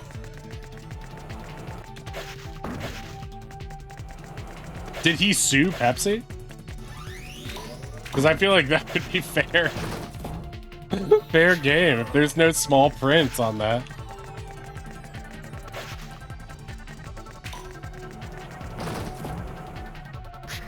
The judge found in favor of Pepsi? Of course he did. What fucking judge?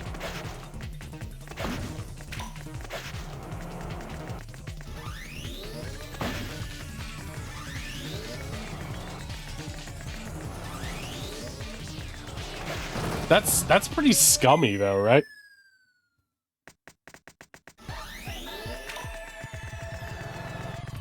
Judge Pepsi has a ring to it. No, it's Pepsi Man.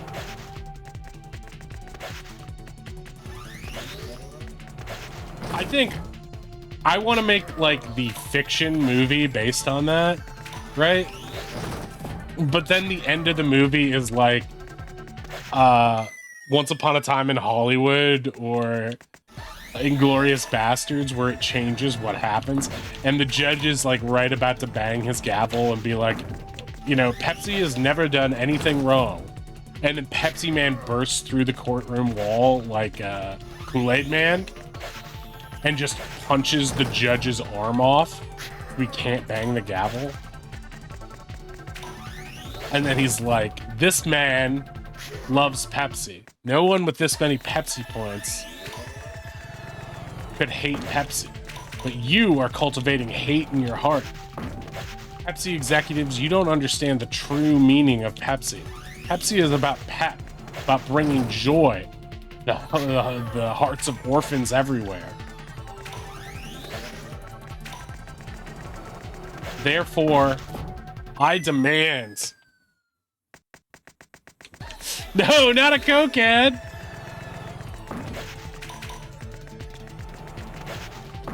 That has to be planned.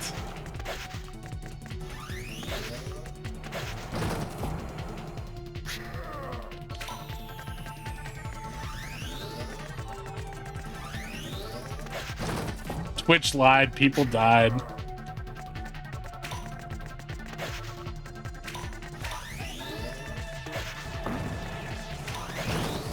This level sucks.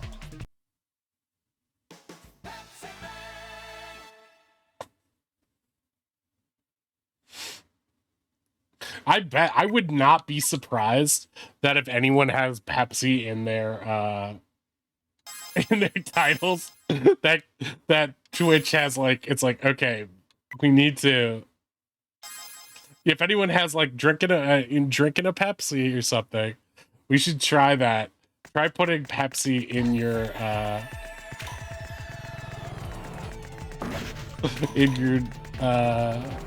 your episode description and see if the ads that people get are Coke.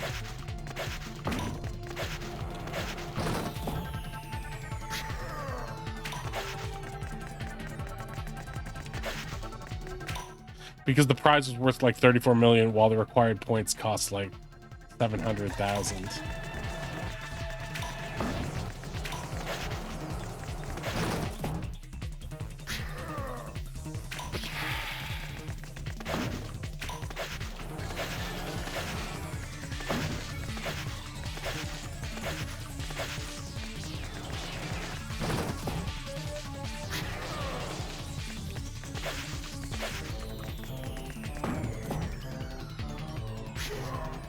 Yeah.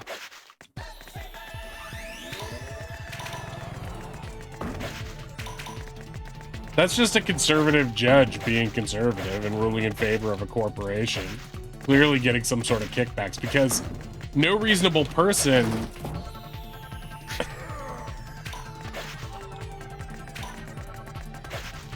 like, I would argue that that's an insane way to judge the argument, because it's like, does that assume that any reasonable person would collect a crazy number of Pepsi points to begin with? Why put a point number for the jet if you didn't want it to be part of that? You know what I mean? Like, why assign a point? Maybe you could even save up to win a Pepsi Jet. And then have, like, a quick talking part. Pepsi Jet, not real. You know, like... that literally feels like...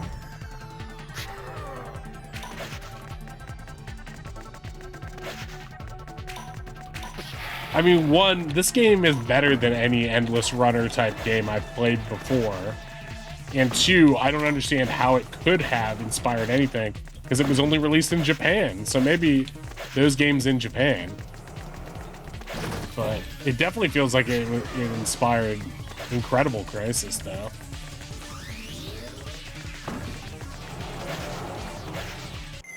Ugh.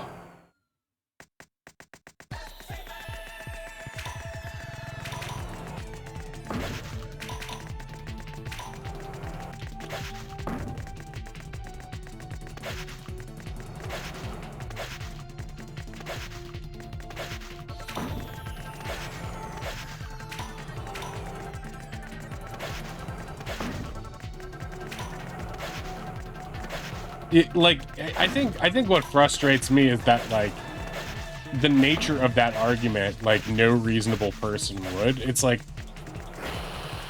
because what that suggests is that, like, companies are only on the hook if, yeah, like, that's such an arbitrary. You could use that, you know, it's like,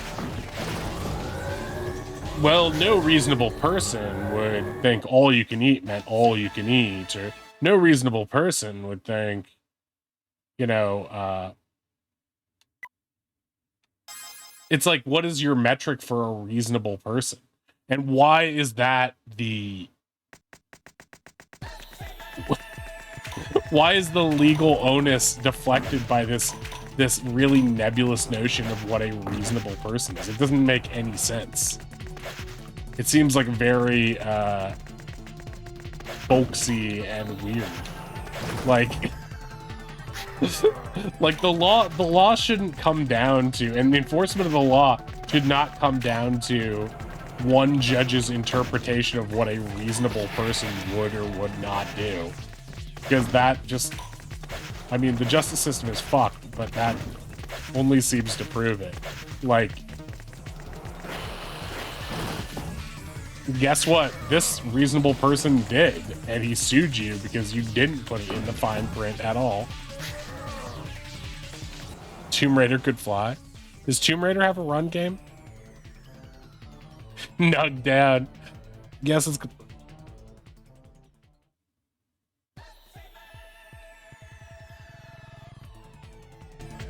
Right. It's like...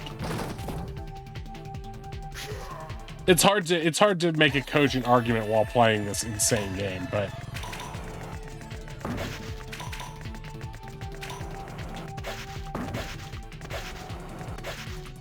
It would have cost them nothing extra to put in fine prints.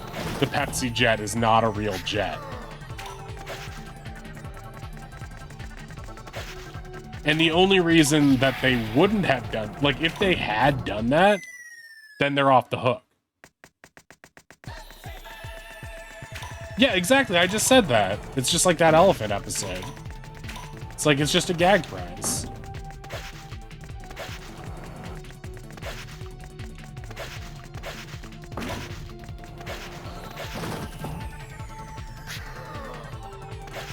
Oh, did you? That's funny. Yeah. I said that. That's exactly what it reminded me of. It's like, where's my elephant? Like, I don't know.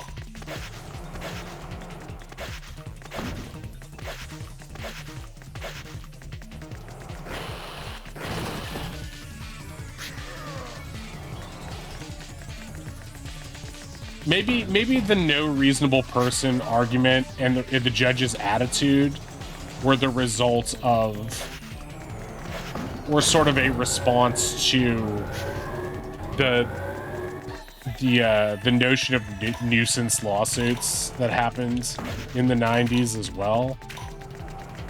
Because there was that whole thing where it's like, guy suing McDonald's for coffee being too hot, and everyone's like making fun of that guy because it's like, of course coffee is hot. But like the notion of, is the coffee too hot to drink to the point where it's scalding you? And like everybody, I remember in the 90s, everyone was like, oh, what an idiot, he drank coffee that was too hot and he burned himself. But it's like, yeah, but like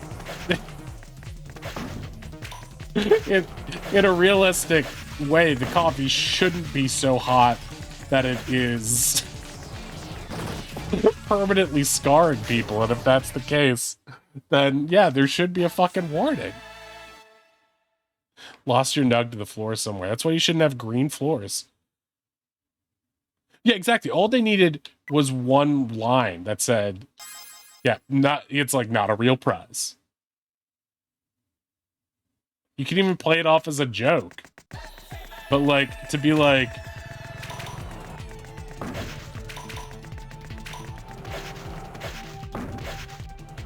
and also the judge's argument doesn't make a lot of sense, because you're like,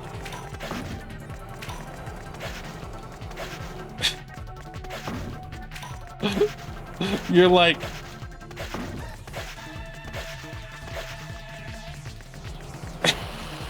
so in like his mind, the when you get a prize for like what is the point he's making with the equivalency between the amount of Pepsi bought and the prize itself?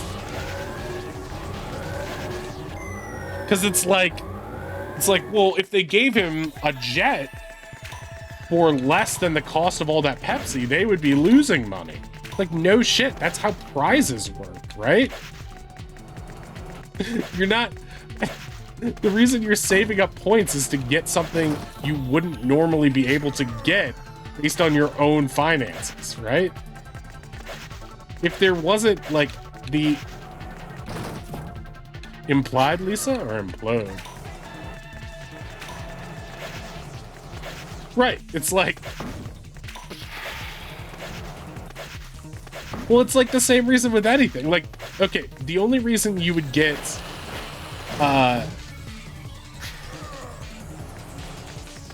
I don't know how to do that part without taking the hit.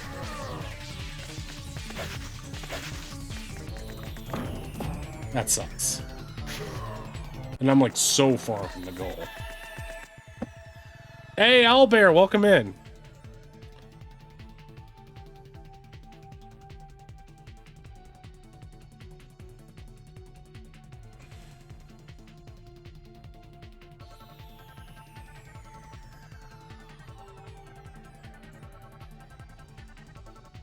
Right, like, that's the idea of having a crazy prize, right?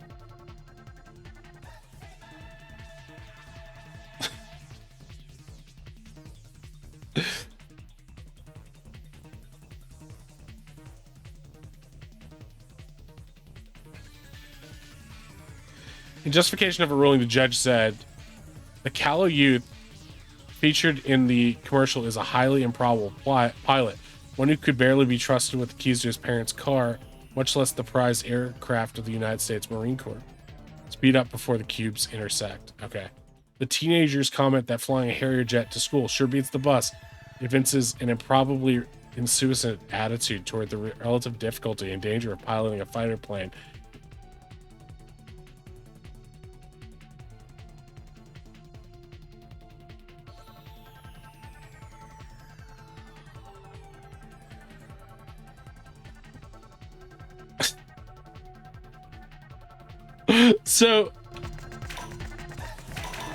So the judge's argument is that the comic nature in which the jet is presented is proof that they would never offer that as a prize, right?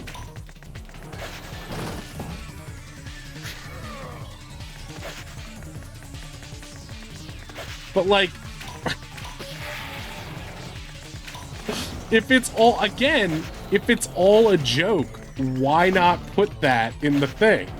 Because otherwise it's false fucking advertising, and they're hoping someone, what they are hoping is that someone again doesn't, they're hoping someone gets like 600,000 points and they make a lot of money off of that, and then they never have to get the jet.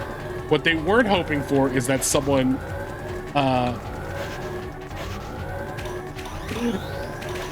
no!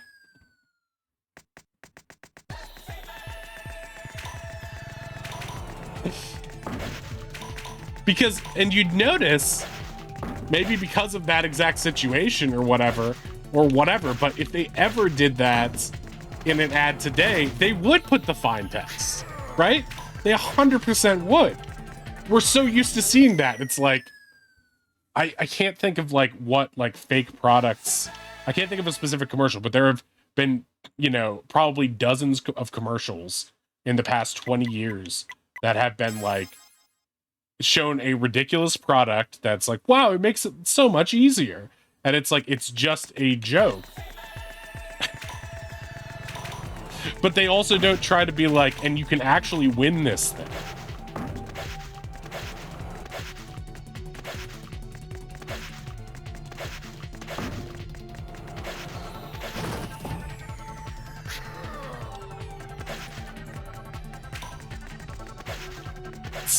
Sidebar, but those Red Bull commercials have been like historically like the same for like decades, right? But they've always been terrible and unfunny. They are like the definition of bad commercials. Like, I like the little animation style, but they've always been awful.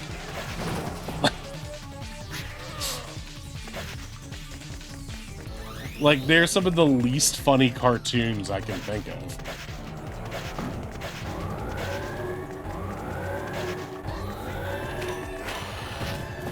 I mean, I don't know. I slowed down as much as I could there.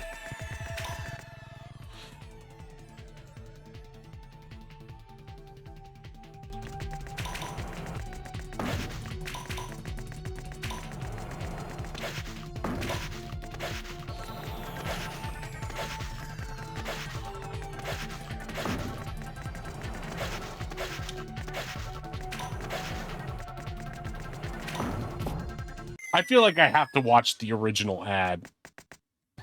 Brisk. Oh yeah, I remember those, like claymation celebrities. Yeah, those are great.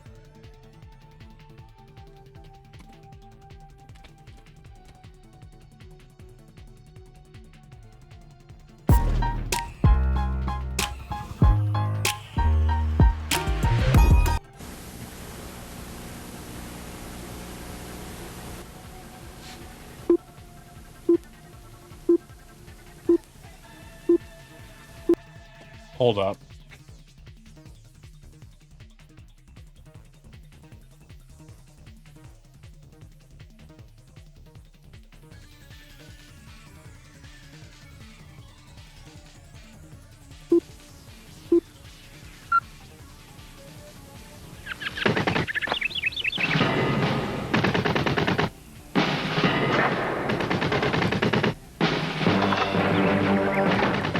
Introducing the new Pepsi Stuffed Catalog.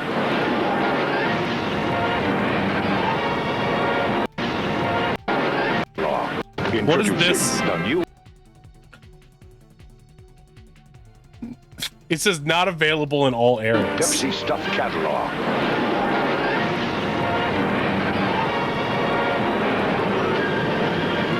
Now, the more Pepsi you drink, the more great stuff you're going to get.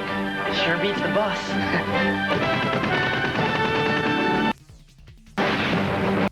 How is that not an equivalency? They show four things. The shirt, the glasses. They list the fucking point value.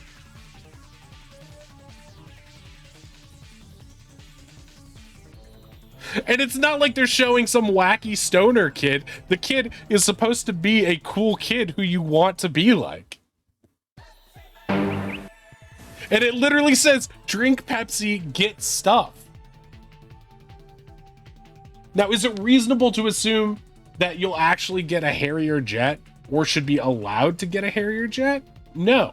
But I think that they should, because I think if I was the judge, I would rule, no, you shouldn't give an untrained person a Harrier jet. That's fucking ridiculous. However, you should pay him the amount that a Harrier jet fucking costs because you fucking lied to him. And you tried to get people to buy your stupid, shitty, non-Coke product. I mean...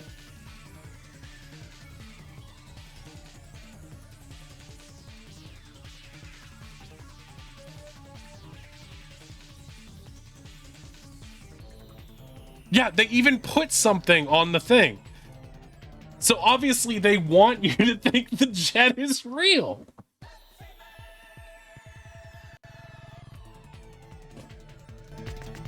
Why would they put that as the grand prize? Because who wants a fucking Pepsi shirt? They could have at least... What it also suggests is that I think you can also assume that if the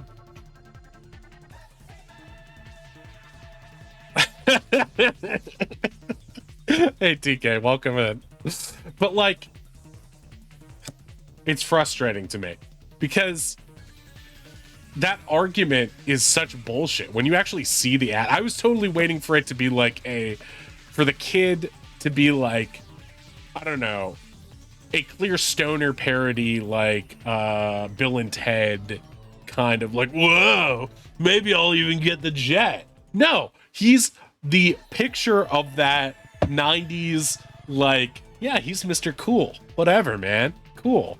Like, he's supposed to be your Zach Morris equivalent who you want to be like. And in the thing, they show him winning the fucking thing. They put a point value on the screen.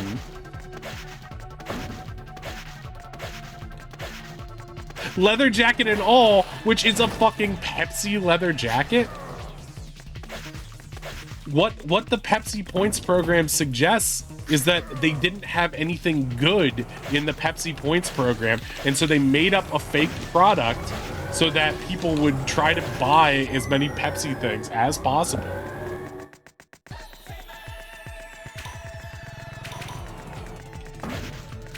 Like, maybe getting a leather jacket is cool. I doubt that it would be very good, except to, like...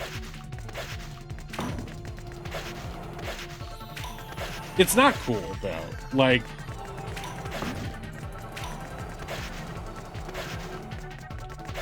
anything you get from the Pepsi Points catalog has to be something that is, like, so unique that it justifies the fact that all of your friends are going to be like, how much fucking Pepsi did you drink, Ted?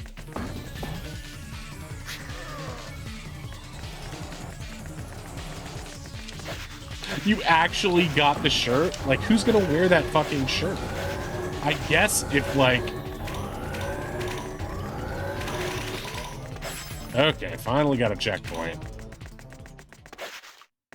I want to be clear. I support Pepsiman and the Japanese, not the evil people who made the inferior soda, Pepsi, and their cruel false flag of jet ownership. This is the dystopian hellscape where Pepsi is made. If that doesn't put the fear of Jesus in you, I don't know what will. Look at all these sad employees. Even this game suggests a dystopian future where Amazon-like drones are robbing the Pepsi employees of their will to live. It doesn't matter that I got the checkpoint then. You can watch them scramble to produce and ship 40,000. I love it when Owl's here.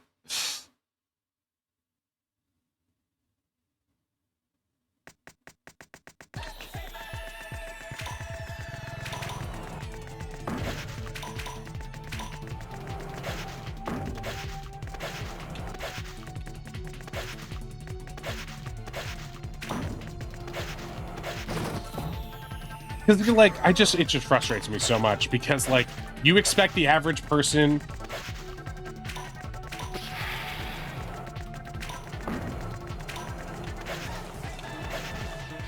because, like, I would make the opposite argument. I would be like, no reasonable person would want to wear a leather jacket with the fucking Pepsi logo on it because that sucks.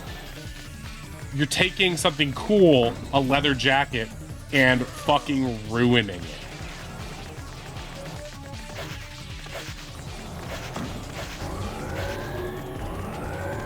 How shitty is this leather jacket?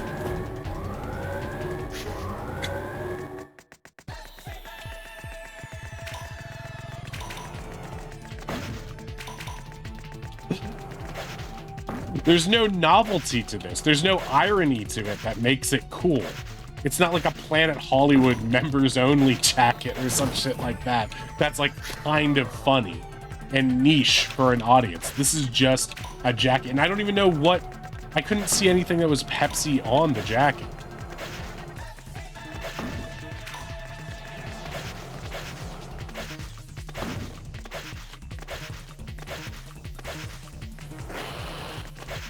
I think that's the frustrating thing. Like, they didn't play it like a joke in the ad. It's not like he's flying the plane and, like, blowing up his teacher's car or something, and then they're arresting him at the end, and they'll be like, okay, maybe we went too far with that last one. It's like they give three shitty products and the leather jacket, which is an okay product. And then they're like, oh, also, you can win a fucking jet.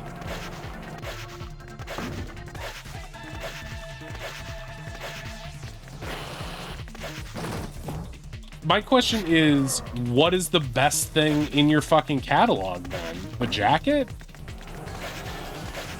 Because you come up with a really shitty... You've ruined a perfectly good jacket. Correction, 2 perfectly good jackets. I got 3 free items for the Nintendo Rewards points this month. Yeah, but you had to be on the phone with them for like 45 hours, right? Plot twist, in the game, you're actually stealing all the Pepsi, so it's not consumed by the pups. Like, you're the hero trying to... No, Pepsi Man is a hero. It's actually good for the environment, because it's made from recycled sea turtles. I'm so mad about Pepsi Jet.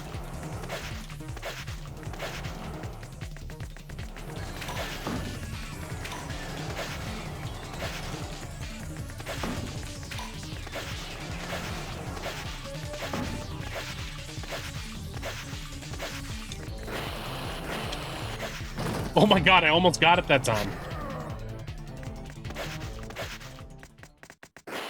I think you could make the no reasonable person argument, but where it falls apart is the equivalency, is the argument that, like, the average so you're saying a reasonable person would know how much a Harrier jet costs and know the discrepancy between that. Because that's ridiculous.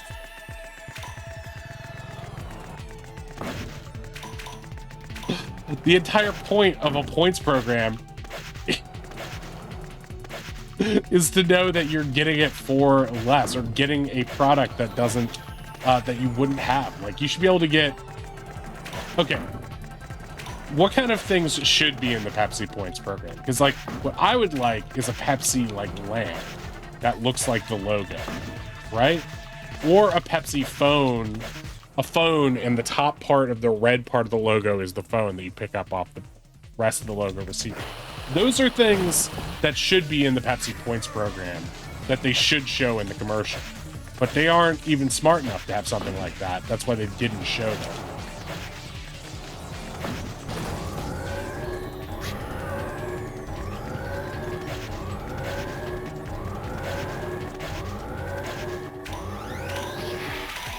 Damn it!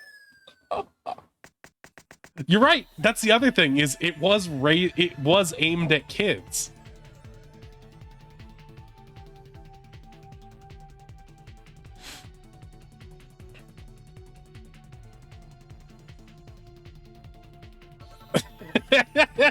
Inks lost the plot. She's like, is Pepsi Man made from fused Pepsi cans? Is that what's happening? No, Pepsi Man is a real man who loves Pepsi and is also made of Pepsi. Right, like, every kid would think that's a real thing that you can get, right? Or if not believe, at least hope.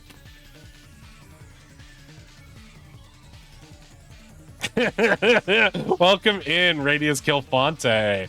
We're having an argumentative conversation about the nature of Pepsi Man, and as well as the Pepsi Jet controversy, in which someone saved up 7 million Pepsi points to try to get the Pepsi Jet from the Pepsi Rewards program, and was told by Pepsi, no, you don't get the jet, because it was just a joke. But nowhere does it say it was a joke. And then the judge ruled against him in the court case, and I'm furious about it.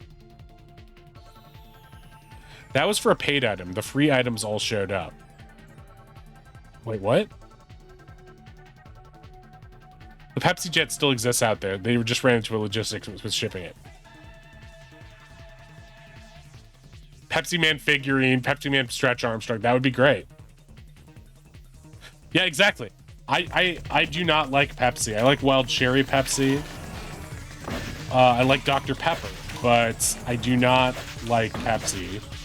I'm a Coke head. But this...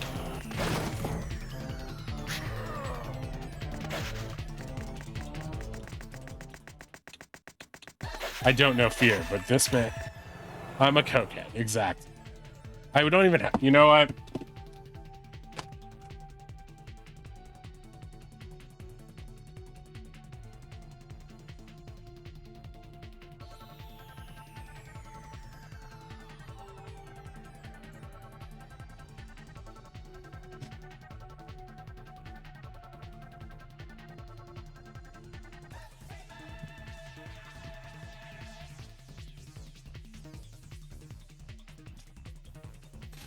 Yeah, Hector was saying RC Cola. Diet Coke. The superior cola. Now, I'm sure both of them donate to both political parties in a craven attempt to curry favor with whoever's in power. But fuck you, Pepsi, for not giving the Pepsi Jet. Fuck you again, Pepsi, for not releasing Pepsiman in the USA. And fuck you a third time for opening up a goddamn Pepsi factory in town near where I live that is going to remind me of both these facts. It should have been a Pepsi Jet landing pad, you assholes. The good taste of chemicals. God damn. Can we please pin this message? I am addicted to iced teat. This is my new favorite message. It is now pinned. I'm a nerd who doesn't drink soda. You don't need to drink soda. You can just drink seltzer water, which is, as Thomas and I both agree, the same as hydrating. Dr. Pepper 10 for men. I remember that campaign. Everyone was furious. Got it. Quick, clip it. I think RC Cola. That's just like Pepsi. Pepsi is good at first taste, but as you drink it, it just gets worse and worse. But if you add the wild cherry flavor to it, the cherryness distracts. Mascots are often the best part of products, right? Like Chester Cheetah, Cool Spot, Jessica Rabbit, Iced Teats, Coca-Cola Kid up in here. The pin of shame, pinned ya again.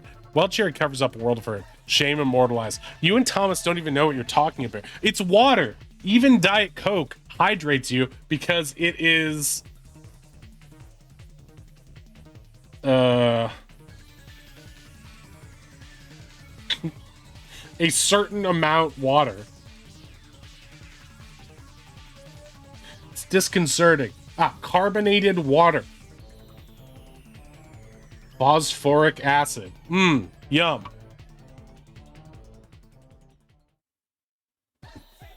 It's all made of water, though. It's not as hydrating as water.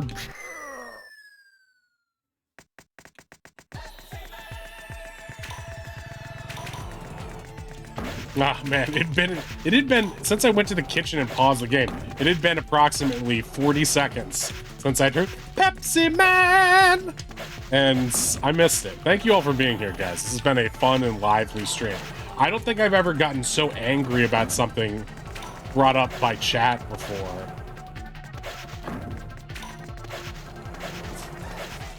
I could do a full podcast about this. Maybe I'll work this into stand-up. Except it doesn't make... There's no joke here. To me...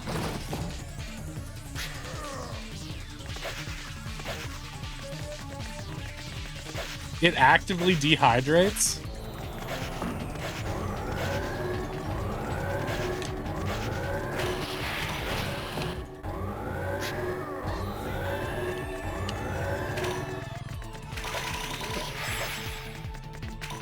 You're thinking of the supervillain Dehydra, who actively dehydrates.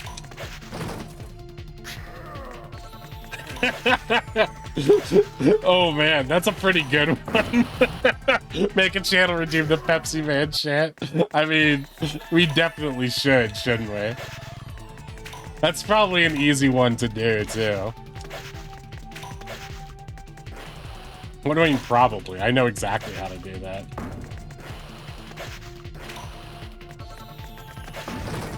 Ow. I didn't see that coming. That is my Sombra impression. Sombra, ladies and gentlemen.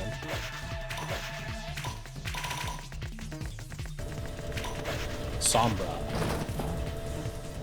Seltzer apparently does hydrate you. Yeah, because it's made of fucking water. You think of those cheap bottled waters where they added a little salt for flavor. You mean Dasani? God, that sucks. Dasani's the worst. I was gonna say, and you know who that's made by? Then I thought about it. I'm like, wait, that's made by Coca-Cola Corporation. Never mind.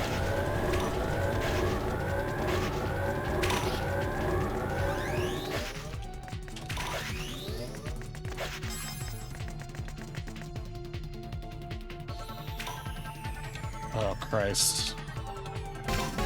I was not ready for this, Star Fox.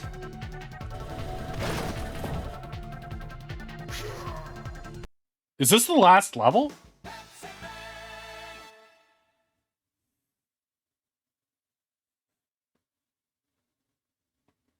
Quinoa? Grenadine?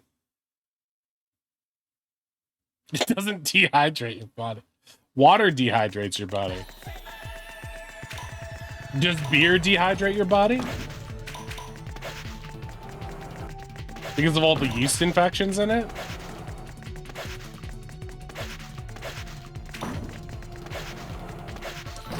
Actually, Pepsiman himself dehydrates your body because of all the thirst he puts into you.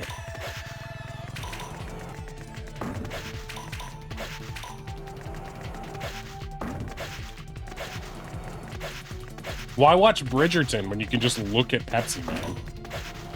Why would anyone do drugs when they can just mow a lawn? Damn.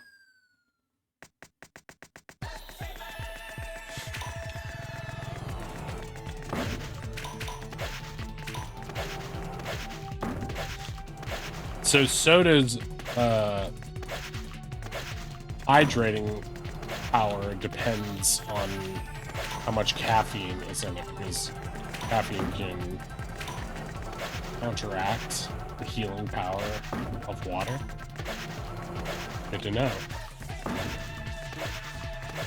If only someone would redeem a hydrate command so I can survive this game.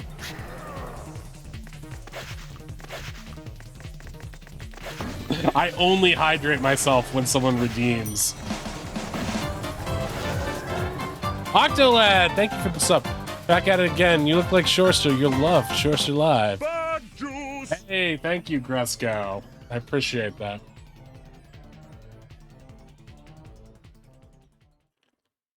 That was a good pull. Pepsiman should be the diamond of the season. What does that mean?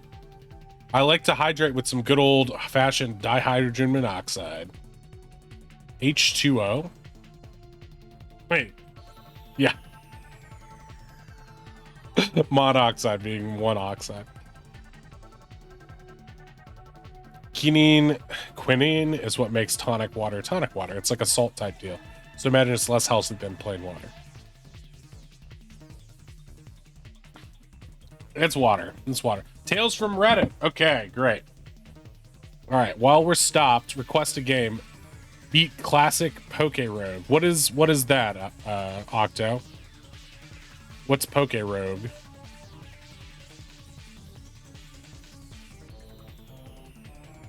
Explain the game to me so I know I can, if it's...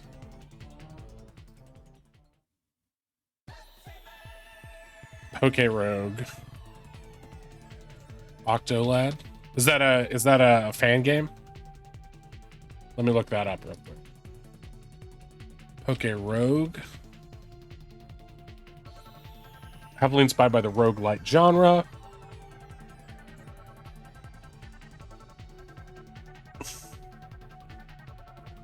Oh, it's an online game. You can just play it online.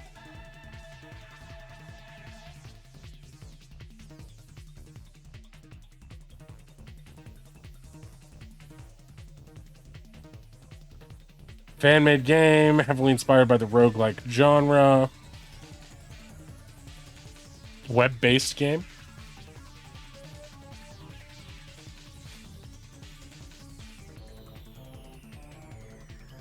Oh, it's good? Okay.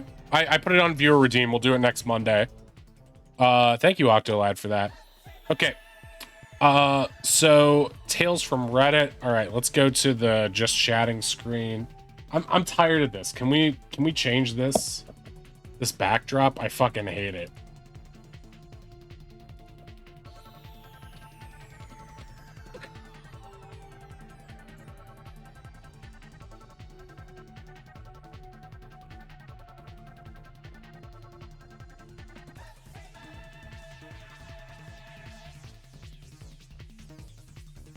Wait, I know what I want to do.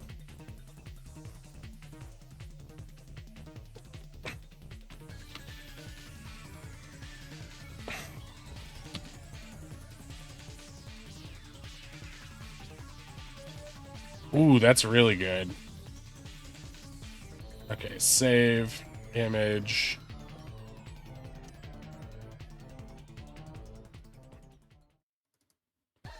There we go.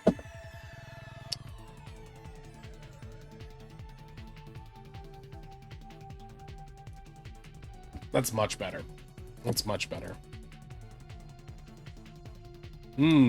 Enjoy the great taste of Coke. I don't like this. This is making me upset.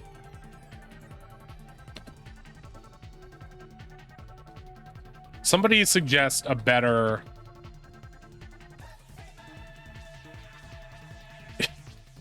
Here.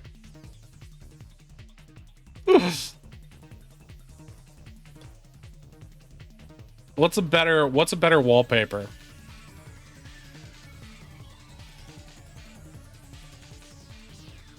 Rare shiny Rayquaza? Is it? Commission me for a new one. Pass. Pokerogue is so addicting, bro, but it's really tough. Once you get past battle on 10. What is this? Where are the polar bears? Don't worry. Don't worry. I got a better backdrop. You'll like this one much better. There we go. Here, we'll put me right here. There we go. Okay, perfect.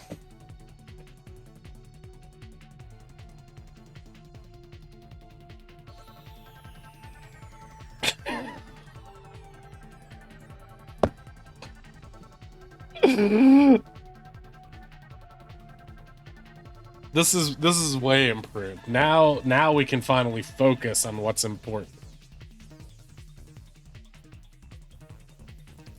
Okay, so we have to go to Reddit now. We're gonna do Tales of Reddit. So do you want a D&D based story, a D&D horror story, Inc., or do you want a just a random one?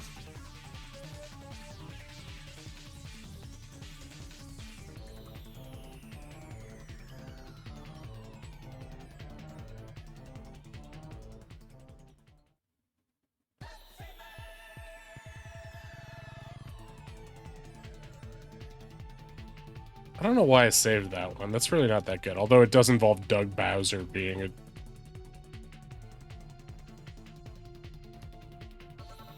Surprise you? Okay. Alright, since this is a very booby picture, we'll do this one. Okay. I'm not gonna read the title because it'll give it away, but this story is on Today I Fucked Up from 5 days ago by Electronic Mine 1724. Okay. For background, I work from home, and my fiance does not. As we are going on a trip, my fiance gave his house key to her cat sitter, so I'm the only one with the key to the apartment. My fiance gets home around the same time every day and calls me as he's finishing up work to see if I need him to grab any groceries, etc., so I can usually gauge how far he is away within a few minutes. Cut to this afternoon. In typical telework fashion, I'm wearing an XXL comfy V-neck shirt without a bra and bike shorts. My fiance calls me and lets me know he is on his way home. 5 minutes later, I hear a knock on the apartment door, so I decide I'd be goofy and surprise him by answering the door with my bare tit out. As one does. Without thinking twice, I pulled my V-neck to the side so that my boob was out, and I was reaching for the door. I thought to myself, what are the odds this might not actually be him? And just like that, I was, obviously, this is a Sex and the City sequel, and just like that, I was standing in my doorway face to face with one of our maintenance guys, whose expression went from smiling and cheery to extremely confused. I screamed, he kind of half yelled from confusion, and I quickly shut the door and apologized, trying to explain I thought he was my fiance. Poor guy just yelled he was so sorry and he would be back later. Approximately 1 minute later, she was 1 minute off. Later, my fiance arrived home. He could not stop laughing. I was laughing, but also crying. The maintenance guy came back as there was a leak in our neighbor's ceiling, and I made a point to wear a giant hoodie so as not to further scar him. Turns out not only is he our maintenance guy, but also our upstairs neighbor.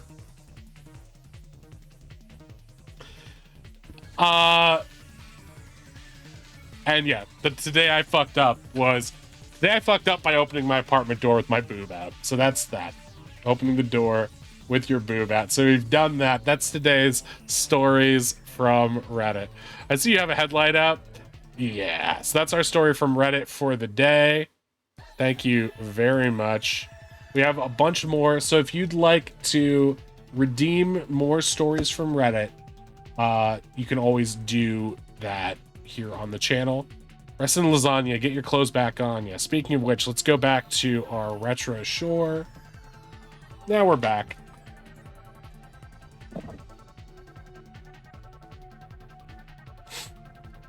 Ninja's braless wife. You should have asked her if she had a yeast infection. Yeah, exactly. Then she'd be his fiance. With a pickup line like that. Why did I pause here?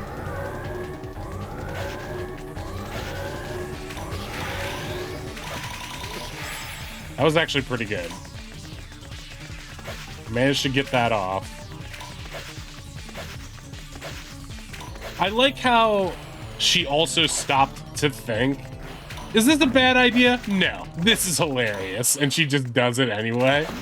That's, anytime you stop to think that, that's how you should know you shouldn't do it. If you are filled with the preternatural peace of mind to think, should I not do this? That's like, if it feels like something in your head, your conscience is telling you not to do something, that's when you don't do it. I'm not saying that joke wouldn't have been funny if it had been her husband or fiance, but like every time I've been in a situation where that what if thoughts, if you feel that vibe,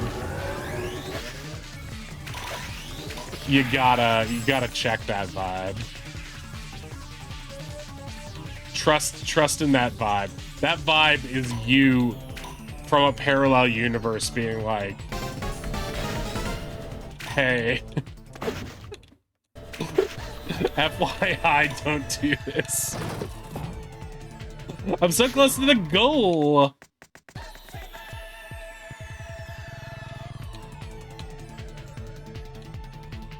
Is this the last level, Moon Pie?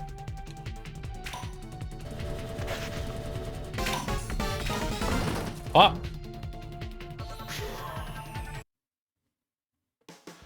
You mooned taxi?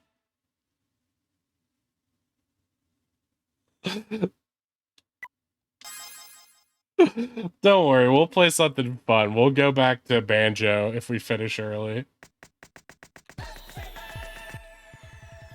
I'm in the middle of carrying a League of Legends game, about to close it out, and my braless wife brings me a sandwich, not asked for, with chips, as I get a double kill bot lane. How is your day going?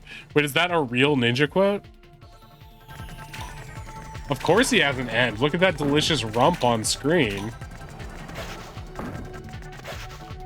Are you trying to tell me you're not aroused by Pepsiman's rump? Imagine it was Kate Upton as Pepsiman. Does that change your answer?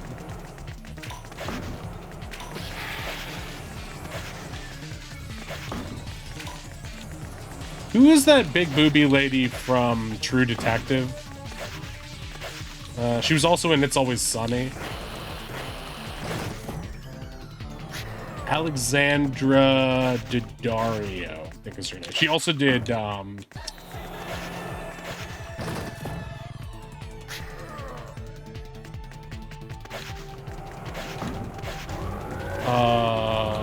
White Lotus, right? Fuck! He tweeted that out one day. My braless wife. My braless wife. That sounds like a bad tweet. For some reason, my braless wife has that, like, remember the bad Kevin Smith tweet from a few years ago? I forget the exact wording of it, but it's like his infamous tweet. Talking about Jennifer Coolidge. No, she has big mambos too. But I'm talking about the lady from True Detective, who's like titular chest is well known throughout the land as amongst the very finest. Love Jennifer Coolidge though.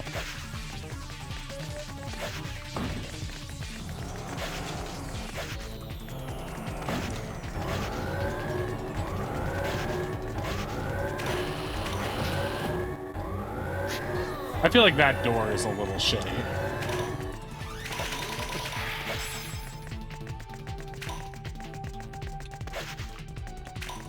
But she was also in White Lotus as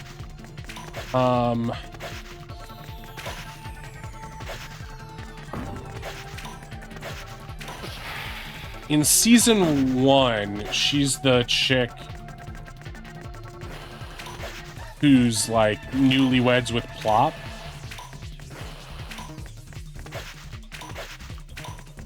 She has like really striking blue eyes. Oh shit.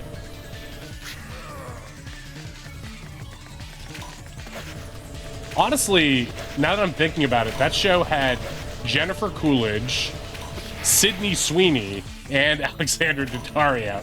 So it's no slouch in the boob department.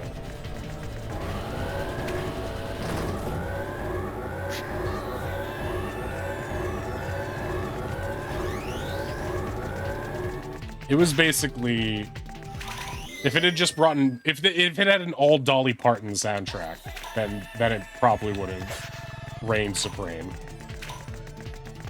Or a Kate Upton or Ashley Graham cameo, a Grammy. No. My favorite busty dame of all time, though, is good old Christina Hendricks. Love me some Joan from Mad Men, both as an actress and as a boob hatter. A boob hatter. Such a remarkable and romantic name. Oh, golly. Oh, goodness. But yeah, I gotta watch that Fallout show. Everyone's saying that's really good. Speaking of ladies with gigantic eyes, every time I see that trailer, it's like I'm looking at the Alita Battle Angel trailer again. I like ladies with big eyes. No, I like that. Very remarkable eyes. I wouldn't dare. Brain fried on NyQuil. Dayquil goes hard. Are you talking about Jennifer Coolidge? I'll take Sydney Sweeney's rack over to Dario's any day. And I'm an ass man anyway. Really? Has Sydney Sweeney ever been naked in anything? Maybe, probably in Euphoria. Everyone's naked in that, right? I've never seen that show. I don't really know Sydney Sweeney that well. Except just that she's like the it girl. The current it girl besides, Ayo Edibari. Ayo Edibari. Ah! I'll never understand how college and NFL football teams allow kickers that just miss kicks. I feel like there has to be pools of kickers in the US that won't miss simple kicks, or snappers that won't miss the snaps. I don't know, man. It seems so silly. Would love opinions on this, Ninja. The girl from Fallout is stunning. I gotta watch. I heard she says okie dokie a lot, which sounds funny to me. And all the girls I follow on Threads are in love with the ghoul, which is funny to me. Further proof, you don't need to be good looking to win a girl's heart. You just need to be a cowboy or something. I don't know.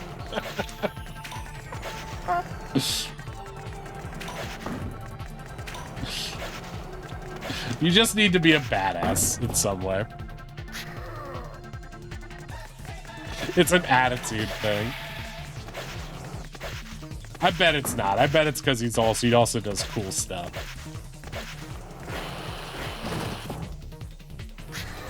Guys goes for looks, girls go for status.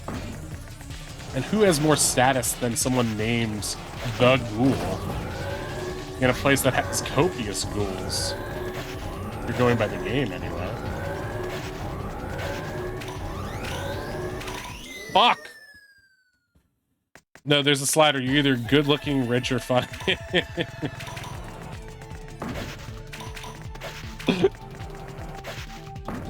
I feel like as Instagram has risen in popularity, funny has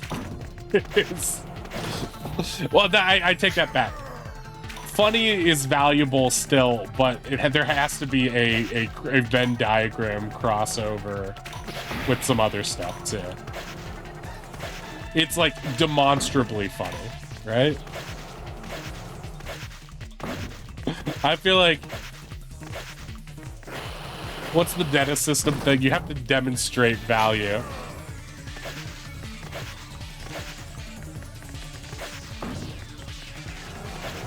Because I've definitely impressed girls when I was funny, but typically funny in a public forum where it was like demonstrable. It's like, well, I think he's funny, but I'm an idiot. But as long as other people are laughing, I know he has value.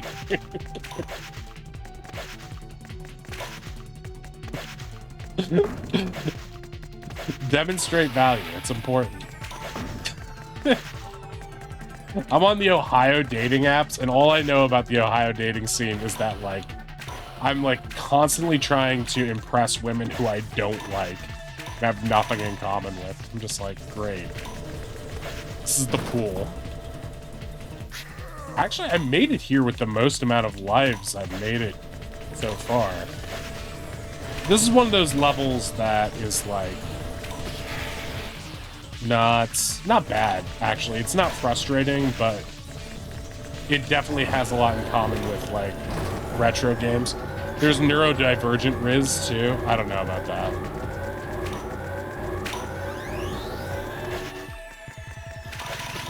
I don't even know what that can mean. I was telling Ruthie this the other day. I think, like, neurodivergent is just one of those nonsense buzzwords. Because, like, all it means is, like, you have a mental illness of the 5,000 different ones there can be. You need the points from those women to spend on the good ones. I can steal points from women? That's something that should be powerful. You should... Real life should be like Pokemon Gale of Darkness. Darn.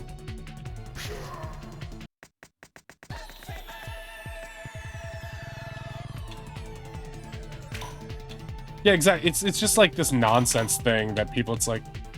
that's like a Zoomer thing of like... it's like you wear your trauma so far on your sleeve, so you're like, no one be mean to me because I'm neurodivergent and I have these things wrong with me. It's like, cool. Everyone above 30 is talking shit about you, just not to your face. Like,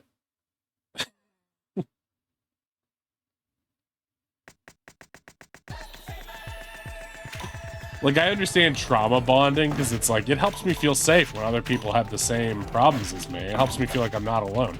That makes sense. But when you do that to people, when you trauma dump to people who don't relate to you, and also are not as upfront about every bad thing that's ever happened to them, you come off like a self-centered asshole who is just a sad sack, Debbie Downer that no one wants to be with. But in general, neurodivergent, it's like, I think the reason I hate it is because it's like, well, yeah, I have mental health difficulties. I have, like, crippling anxiety that I have to medicate and do therapy for. If I don't, I'm just, like, the worst person to be with, and it, like, ruined my life. Like, it legit ruined my life. And I've had traumatic episodes that, like, triggered it and made it worse. It started off, like, manageable, and then I had these episodes, like, these things happened to me, and then, like, it became much, much worse.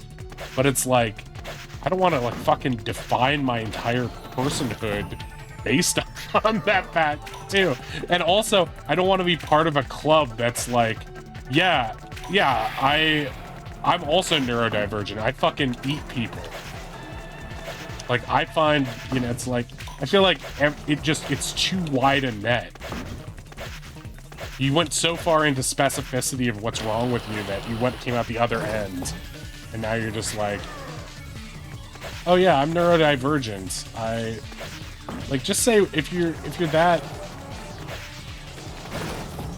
I think the only reason it became popular is because you say I'm neurodivergent and it sounds like you're smart and you're a doctor. And you're like, I'm neurodivergent. Someone told me that, even though no one told you that. You just learned it from TikTok.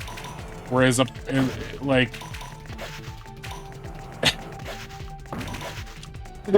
you say, I have anxiety, and a Zoomer is going to be like, yeah, I'm scared of shit too. Anyway, moving on. So it's like, I think it's like a course correction from that. But again, it's like, don't fucking... We don't need to like, wear our diagnoses on our sleeves unless they are, like... so debilitating that it's like, why do you walk with a cane? And you have no choice because you have like a brain disorder that shut off half your brain. I'm thinking of Lulu Daw specifically, who's like going through this thing because she looks like a Barbie doll. Had a brain disease that gave her like horrible amnesia, and she had to like, now she has to walk with a cane, and everyone's like, you're hot, you can't have a brain disease. And she's like, no, I fucking do. I was in the hospital, I like lost all brain function. And they're like, whatever, bro. And it's like, do you really want to change your life just to change the way some stupid assholes on social media think? Like, I think the easiest way to live your life is just like, don't care so much about how other people perceive you. And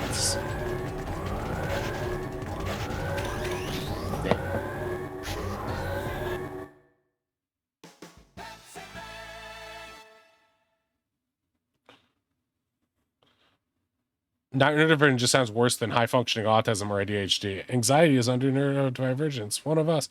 Yeah, I know. That's what I'm saying. Like, literally everything. It's like, I bet if you have, like, clinical depression, that means neurodivergent. And, like, everyone I've ever met has either depression or anxiety. So it's like, well, or is, like, so old that they've never gone to therapy because they think nothing is wrong with them, which just proves something probably is. I held a Pokemon world record. You can get the neurodivergent off that.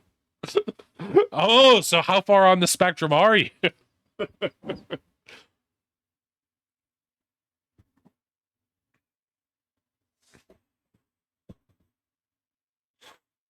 Yeah, right. Like, Jeffrey Dahmer was neurodivergent, right? So was Helen Keller. That would be a really fun... It's like celebrating neurodivergence throughout history. It's like my neighbor who has anxiety and has a service dog to help her calm down. Also, Jeffrey Dahmer, who ate beef. I think we're casting too wide a net with this. Hey, we're just celebrating people's differences and their sayings. I know, different brain. It also reminds me of that shitty series that was like trying to capitalize on Hunger Games called Divergent. Like a YA dystopian. I was like, I'm not like the other girls. I'm divergent. My name is Jessica Different. I'm different than everyone else. But maybe that's what gives me my power.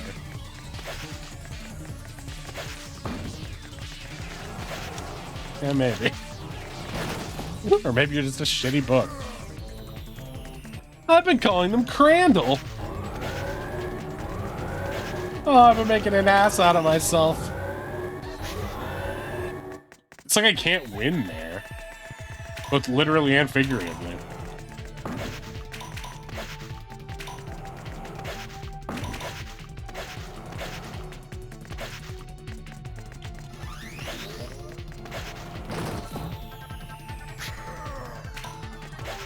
Yeah, no kidding. Neurological, diverging from the norm, like that's why it's so stupid.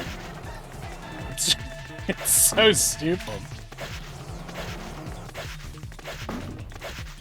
Like, it's one of those things. It's like when like two girls in the same high school are both named Unique. I'm gonna go build some Legos.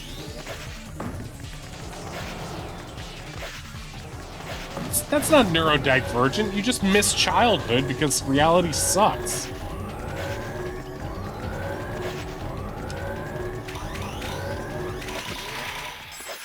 Okay, yeah, Legos rule. Although modern Legos kind of suck. Well, no, that's not true. Some of them are really cool, but I miss the really creative sets of the 90s.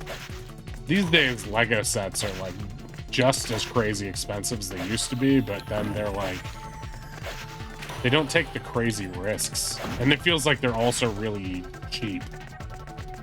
Like, I'm so tired of like those sets that are like, that try to be so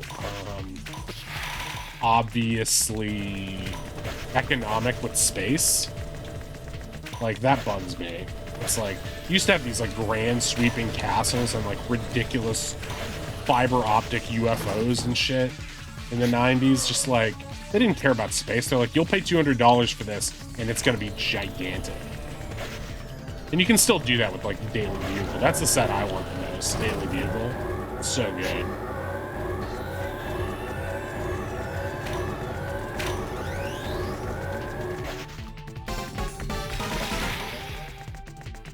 Okay.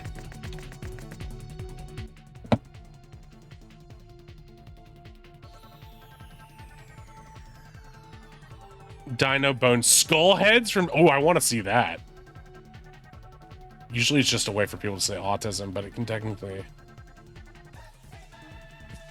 Yeah, and also it's like anyone I've met with autism has never had to tell me they have autism. You pick it up pretty fast.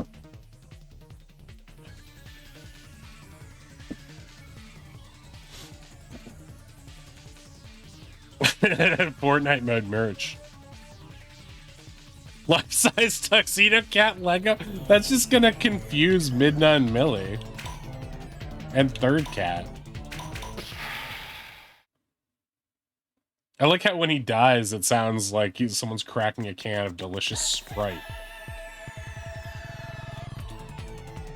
I wish the checkpoint was here, because this part is hard enough that I need to practice.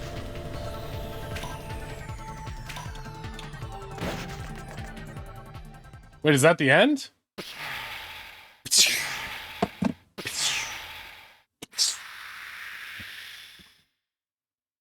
Millie's too smart to be upset, and Midna's dumb enough to be friends with it. It would likely under Victoria, third cat.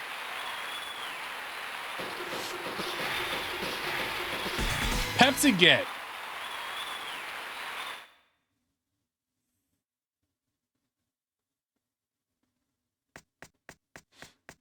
Where's Butters? Show me the Butters.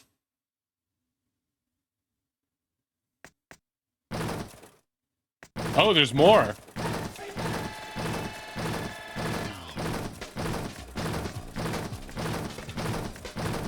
Pepsi is both friend and foe.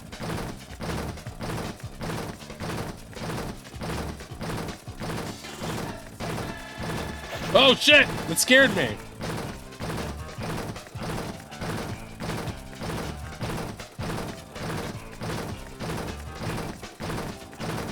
Can't talk, Pepsi. Oh, that got me.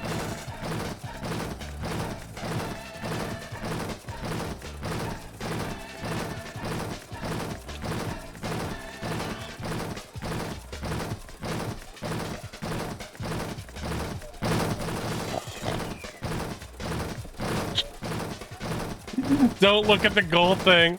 Love this Sonic level. You're so young. This is a Crash Bandicoot level. Pepsi Man about to get crushed by what he loves. Okay, Owl. Have you gotten Animal Well yet? If you haven't, I highly recommend Animal Well. Highly recommend Animal Well to all of you. Possibly game of the year. Starts off pretty good. Then you get to the credits and you're like, that was just okay. And then you play the after credits, finding all the secrets, and you're like, this is the best game ever. At least that's my experience. Yes. Animal Well, first game from Donkey's Big Mode. It's a Metroidvania pixel art game. If you have PlayStation PS Plus, it is free with PS Plus. And it's available on Steam, on Switch. It's really, really, really good. God giveth and God taketh away. The crunchy audio just build the scene even more. I know, right? Sonic Adventure 2 level. Right. But this game started with a Sonic Adventure 2. I wouldn't be surprised if Sonic Adventure 2 is based off Pepsi. They're both blue, both deeply mediocre. We played a little more Banjo-Kazooie not last night, but I think this weekend? Yeah, this weekend we played some Banjo-Kazooie. We beat Mad Monster Mansion. Oh shit.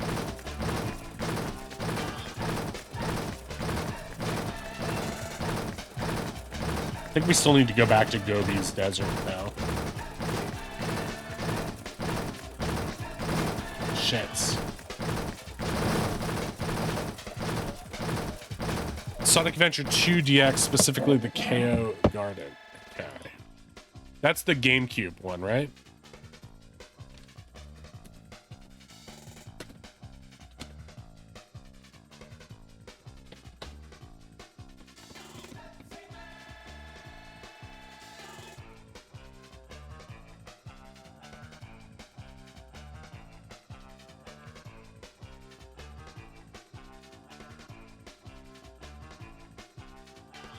Okay.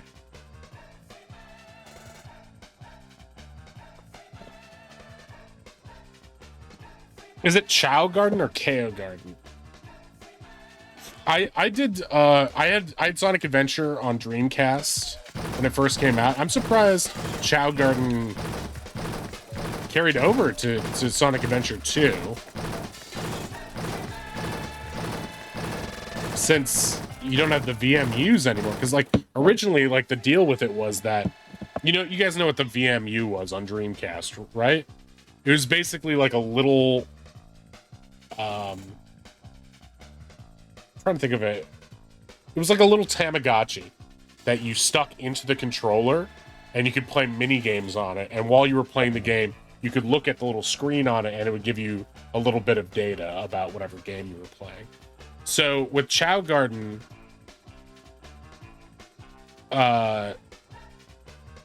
you could take your Chow from the garden into the VMU and take it around like a virtual pet, even when you're out and about.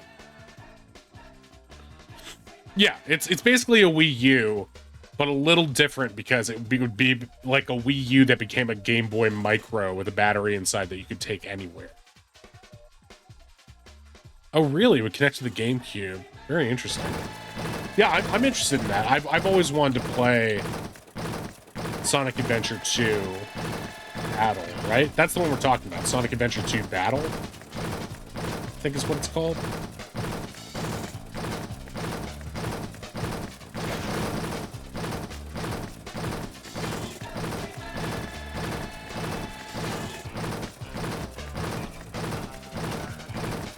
This has certainly been a lively stream.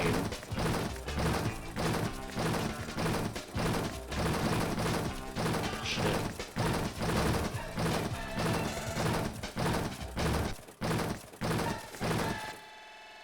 Connect a DS screen to a TV and play the other screen like a controller. People yearn for the Wii U. It's natural evolution. Yeah, really. I wonder if Switch 2 will try any technical tricks like that, or if it's just going to be a straight hardware upgrade. I kind of hope it doesn't do anything too stupid, but I do miss the second screen functionality of the Wii U, which was very wonderful.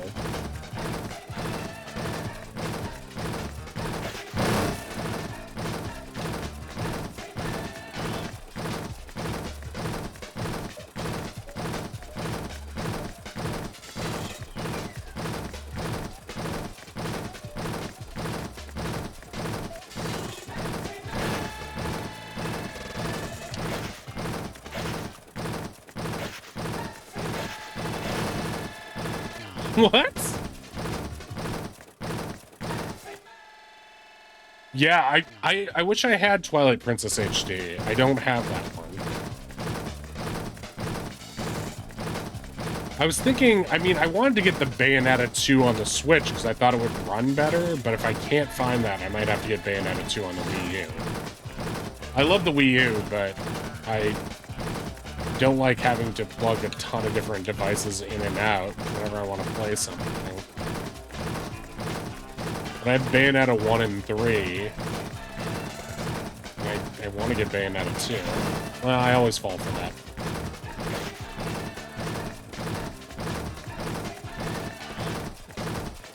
I love Wind Waker HD. And I love the way Pikmin 3 uses the Wii U.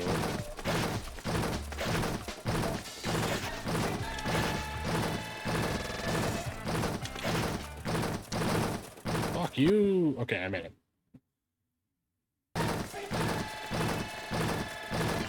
Oh, you modded yours? It had a great virtual console, and like I like being able to watch TV and play like Shovel Knight while I played. Well, I mean, we just got 2 redeems today, so you'd be You 3. got it! Yeah! Woo! Everybody Pepsi! Drink Pepsi! Pepsi. Only my choice.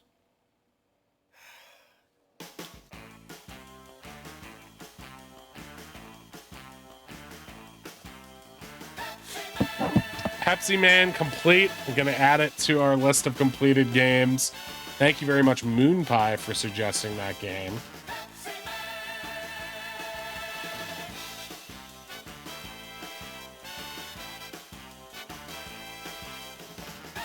Oh yeah, that was nice.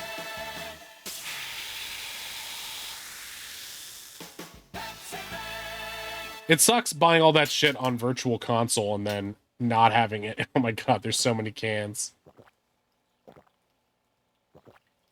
What's Valda's story? Is that one you got for me? Pepsi is...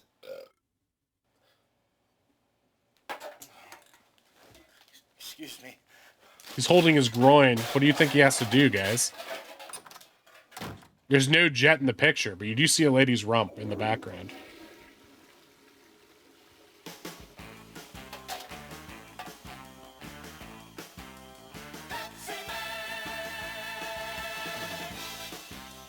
Okay. Wait, I forgot what I was going to do. I just looked at my Instagram direct messages instead. Okay, we're going to move this game from fighting game style combat mechanics, one of my favorite indie games. Hey, TK, have you started Animal Well yet?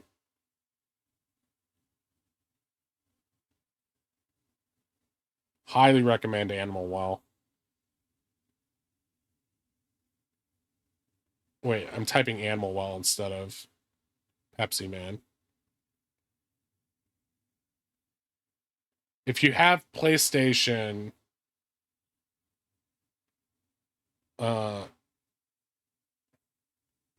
PlayStation Plus Extra, it's on that. That's how I played it. I have been playing it. It's incredible. It's a really, really good game. Starts off kind of slow. Actually, it starts off strong. Then the ending sort of hits you out of nowhere, and you're like, oh. And then you go back and try to get the extras, and like just the puzzle solving.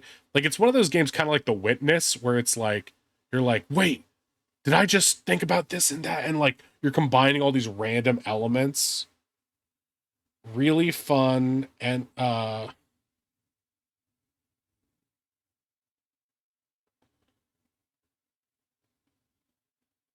okay.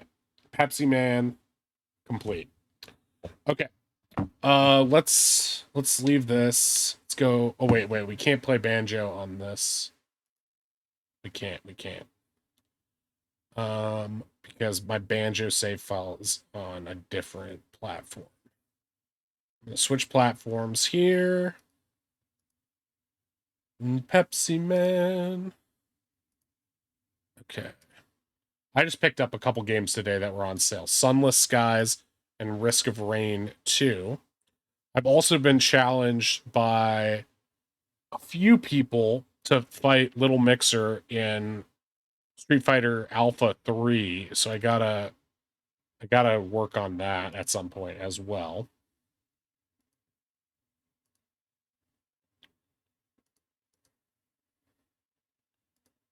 But yeah. Risk of Rain 2 is really good. That's what everyone said. Sounds like a trip. Don't have PSN myself, but can probably ask one of my friends. Yeah, I mean, it's worth it. If you got a Steam Deck, I think that would be the ultimate Steam Deck game. I was going to buy it, and then I saw it was on PS. And so I was like, oh, I can't justify. You bought it? Nice. Thank you, Moon Pie. Thank you for doing that. Video Game Donkey, thanks you. Wait, I'll do the applause thing for you.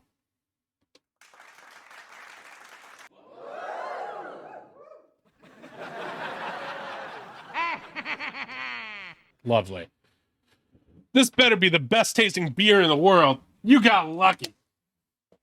So yeah, just try to get to credits as quickly as you can. Actually, all right. I'm going to give you a couple tips on Animal Well, okay? One, gather ye eggs while you can. Two, if you ever see anything on the map, like you're looking at something and it looks like a weird symbol or something, like make like a Google Doc or a note on a pad on your phone, and just like take a photo or a screenshot of it and be like, okay, I don't know what this is, but maybe I'll know that later. And when you it lets you do some stuff from the beginning, like in terms of making notes on the map, I'm pretty sure.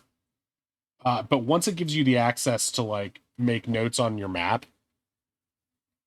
do that. Like if something's like a warp between two places, make a note of where that warps to, because it's just it just quality of life. It'll help a lot when you're zooming around the map in late game. Those are my suggestions. Otherwise, just enjoy it, explore, and just like poke your head. Treat it like a Metroid type game where you're just like sticking your head into every nook and cranny and trying to find everything that's valuable. Okay. But yeah, it's a really special game. Like when I first got to credits on it, I was like, I don't know if that was very good. And then Hector was like, I heard the real game starts when you get after credits. I was like, really? And I was gonna fire up Final Fantasy 14 again, and then I was like, well, I kind of want to see if Hector was right, if I'll feel that way about it.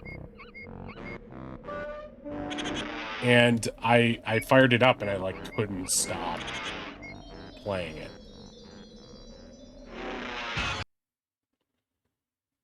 I could not stop playing it.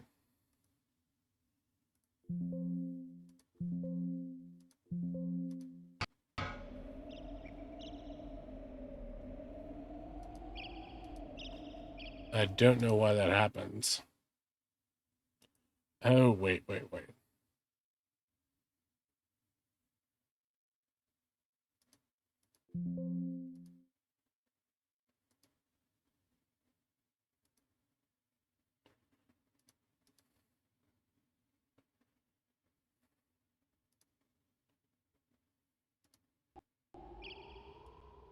Okay, great.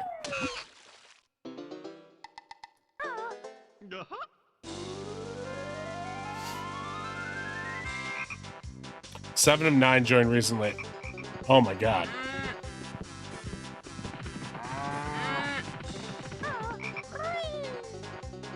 Seven of 9 is so hot. Okay. Enough out of you.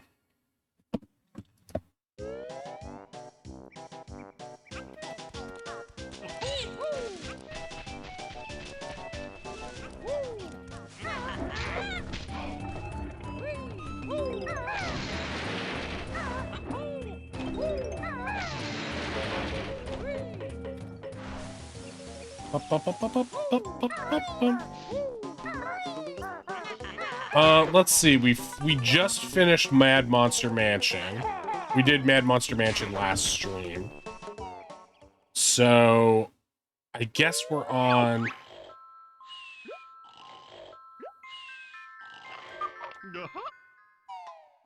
I know, Mad Monster Mansion, it really is the best. It really is. I did that on Saturday, I think? Or maybe it was last week? I don't remember.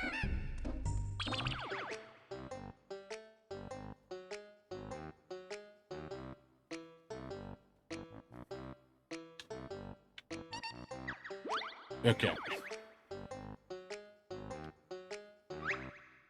Mumbo's Mountain, we're missing one of those.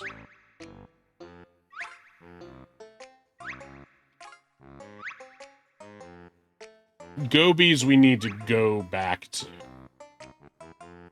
And get the last... Alright, so let's do that now.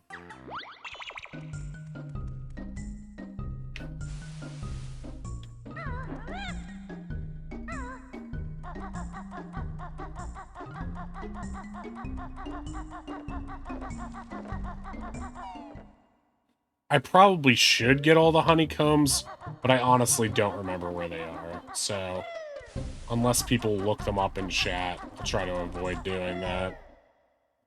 We looked them up last time, but yeah, Moon Pie, feel free to request your next thing, because you'd still be third in line.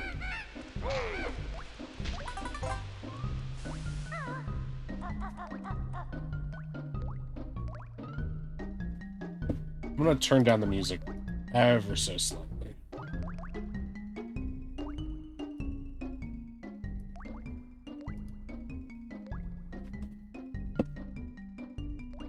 Love this game, though.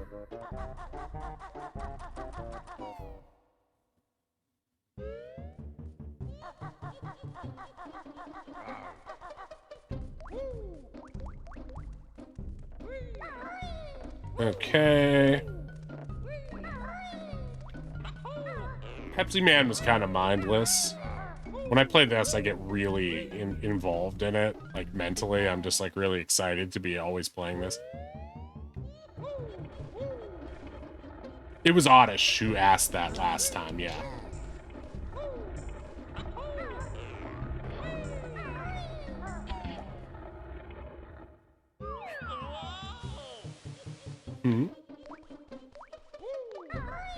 I feel like the frame rate's gone janky. Hang on.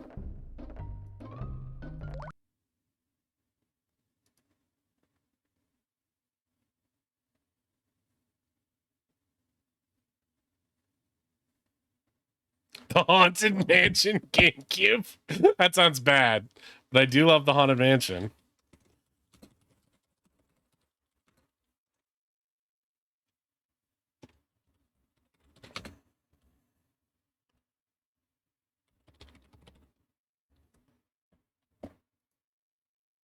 Is that based off of the fucking...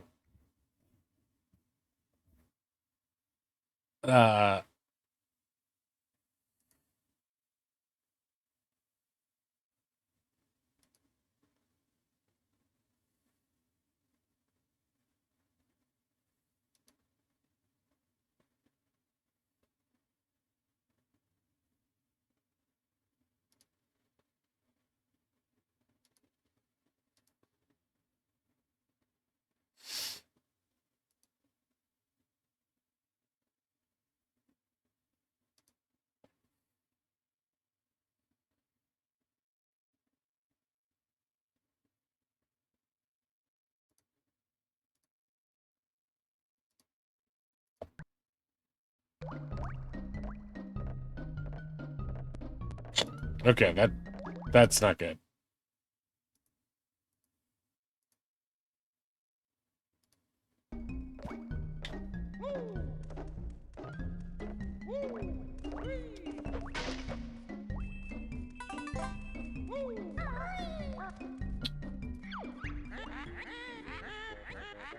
Wait, Leah's in the way.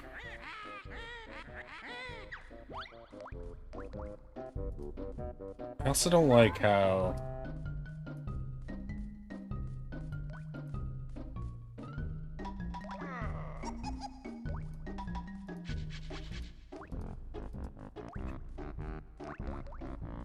Fit screen.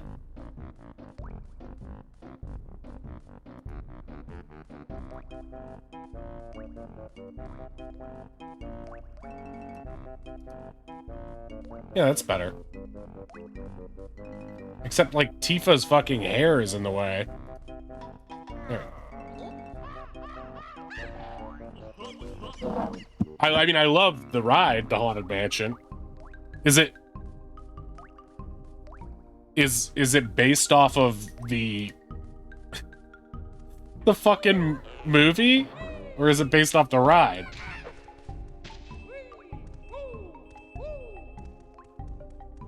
Wait, V-Sync is fucking this up hard.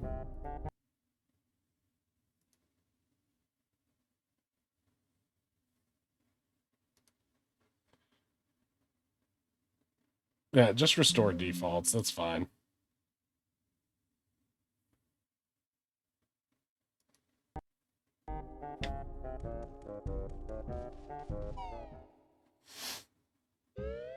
There's no Eddie Murphy? Okay, great, great.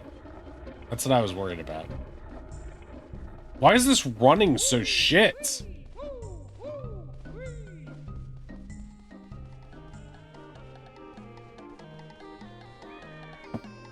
It's driving me fucking crazy.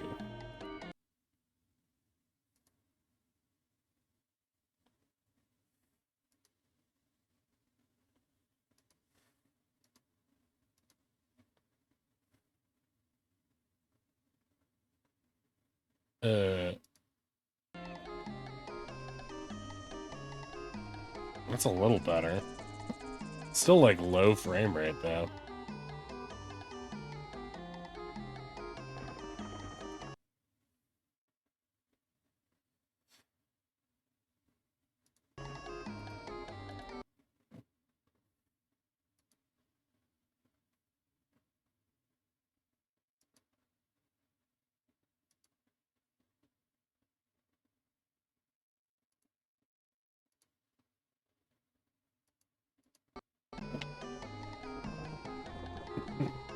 It's Luigi's... I mean, I like Luigi's Mansion, although...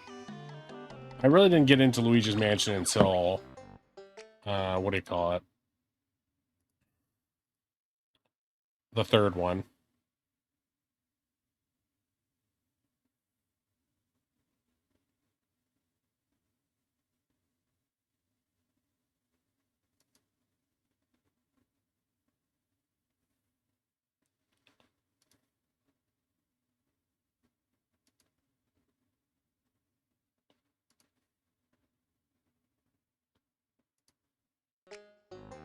Oh my god, what have I done?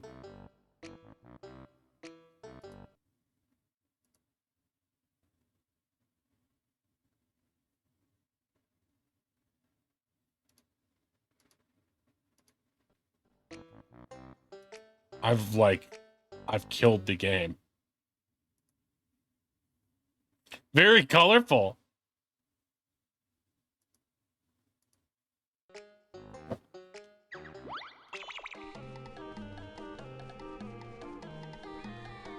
Okay. That seems exactly the same.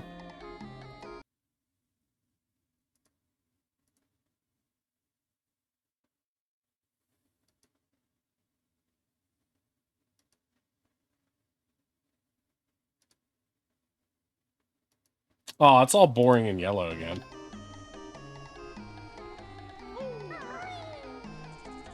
Resolution looks good. I just want to know why the frame rate is so shit.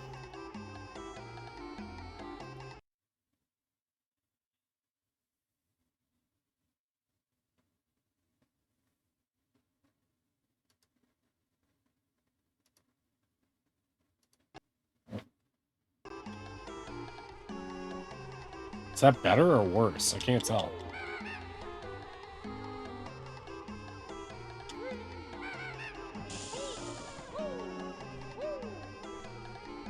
Eh. Yeah, maybe I'm just spoiled by fucking Pepsi, man.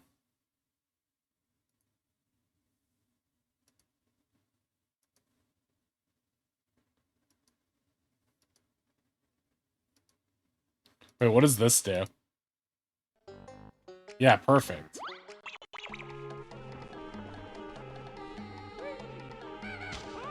Hey. It says smooth filtering, but that doesn't seem to do anything.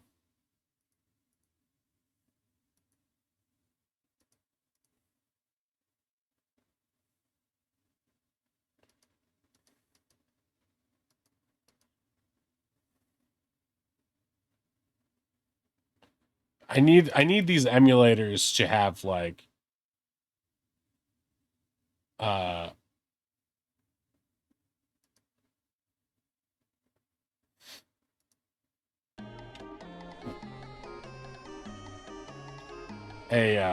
a button that's just like look good.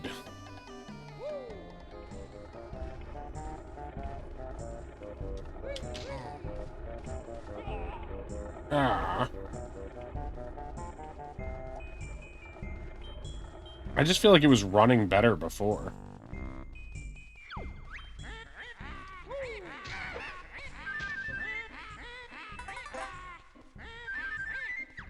It looks fine on stream. Like, graphically, it looks good, I think, but...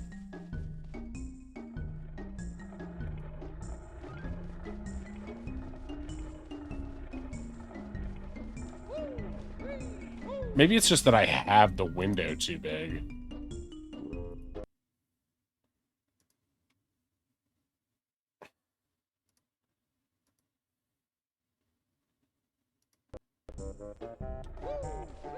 Yeah, that's actually a little bit better.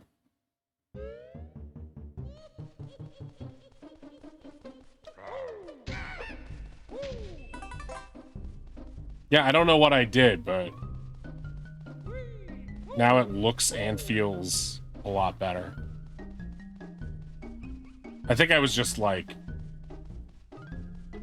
stretching the resolution too much or something. I don't know.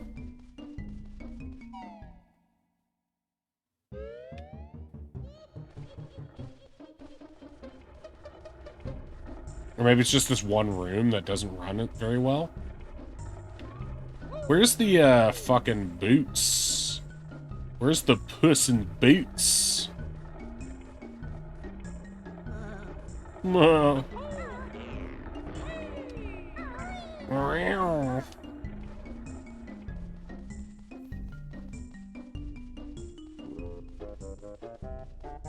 does this do?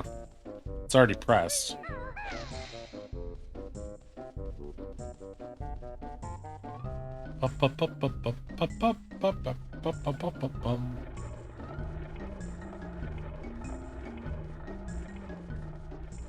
There they are. How's my, ba-da-da-da-da-da. Alright, now the huge pain in the ass part of trying to get all 100. We kind of, like, did Mad Monster Mansion on our second attempt. Just sort of, like, luckily.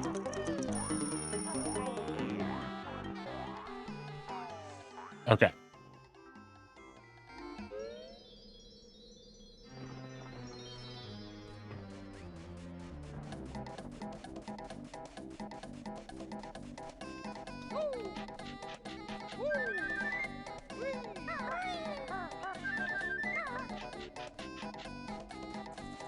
Got the shoes there.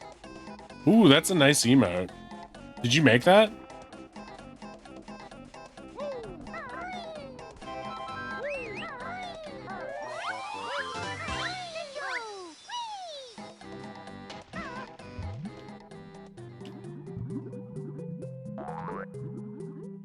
But yeah, Mad Monster Mansion's really good.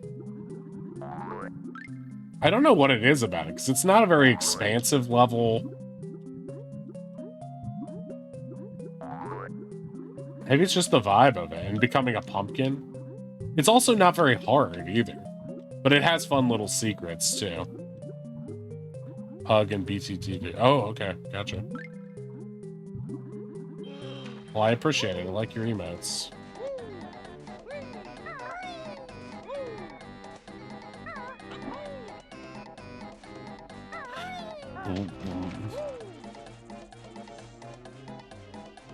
Frogger 2. Yeah, that is a memorable level. I was like, I don't even remember that one. Then I'm like, eh, well. good. Frogger 2 in general is good, though.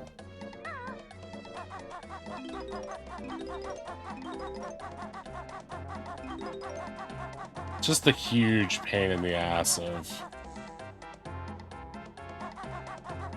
finding all of these.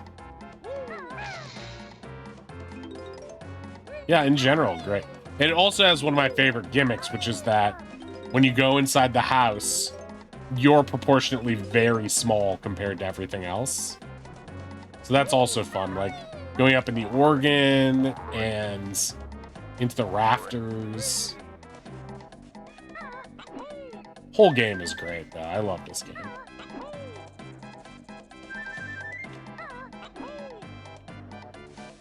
All right, so we got 3 games. 3 games on... Oh, I want those. Oh, I might fall.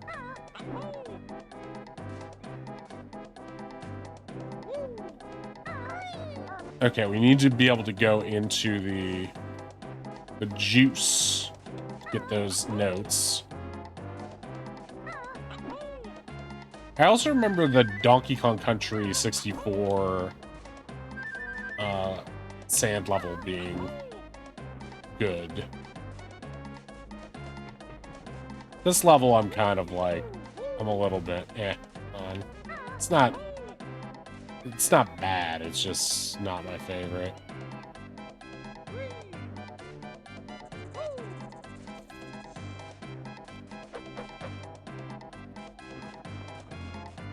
I don't remember a Spyro spooky stage.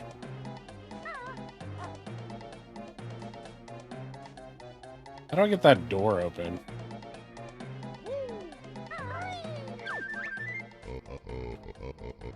Shoot it into his nose?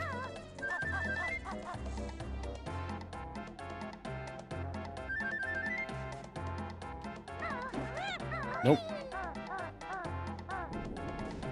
No! Grab up!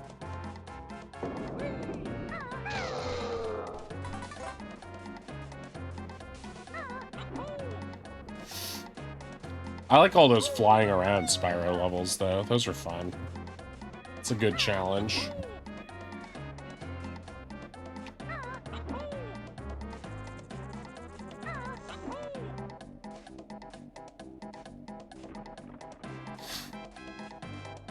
What's on the tail here?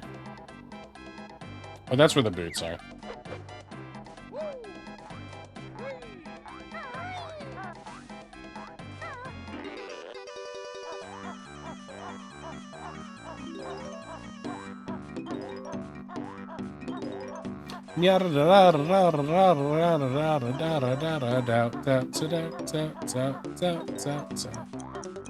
Okay, those are gotten. What do they give you the shoes over here for, though?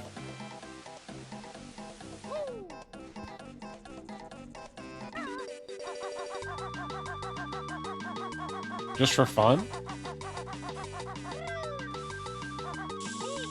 Oh, you can't go in those with that. No.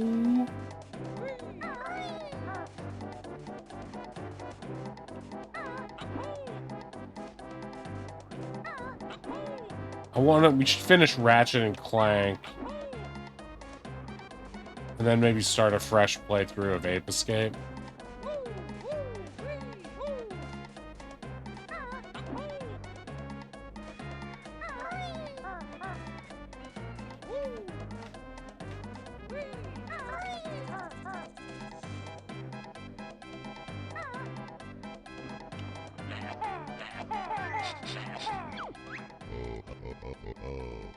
Hey, that tickles.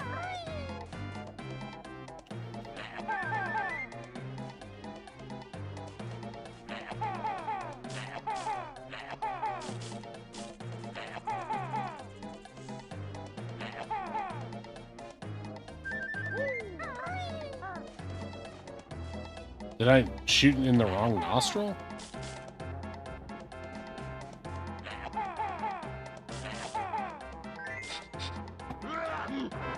There we go.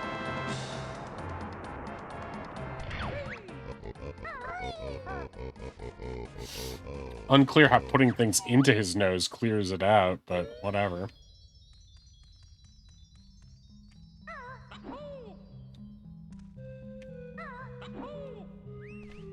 This room is iconic to me, but not in a good way.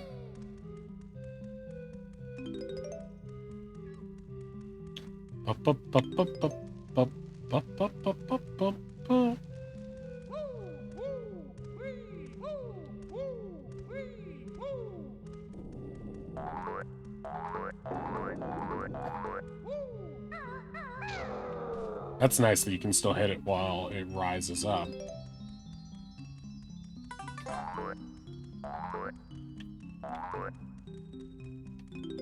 I played a little of Hades 2 while I was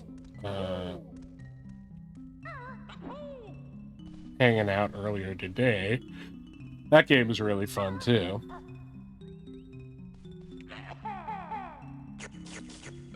Slurp, slurp.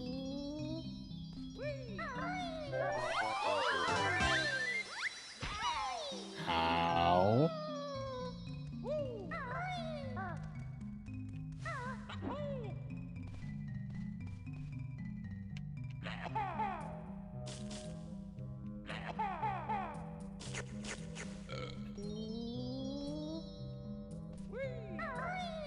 That was scary.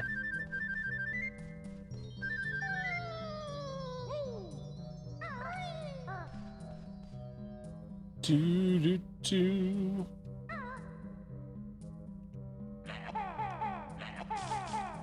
Mouth.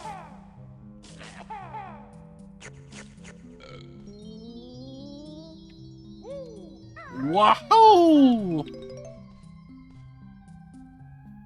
But yeah, Animal Well's really cool. Made by one guy, which makes me think of Stardew. I love the donkey interview with the creator, too, where he's like... the creator just looks so tired. It also has, like, both literal and figurative Easter eggs that are really cool. Like, I don't even know what to share about it, because I don't want to spoil it too much, but there's just some random button combinations I've found that do some fun little things.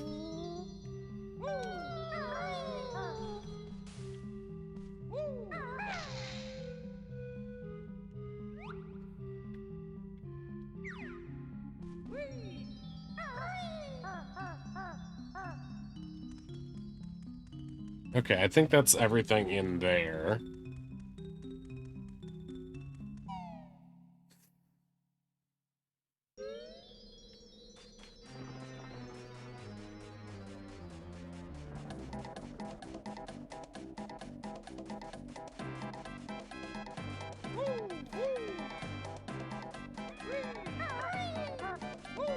I forget what the magic carpet does in this one. Just brings you over to the ledge up top.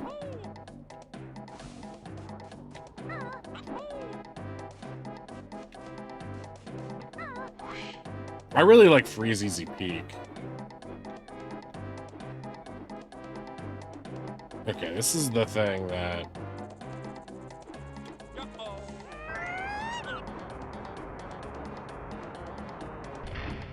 Stop showing me the countdown while I'm in friggin...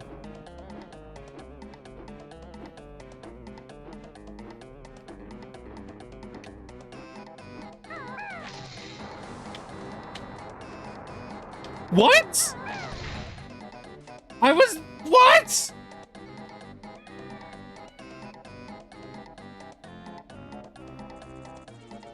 How?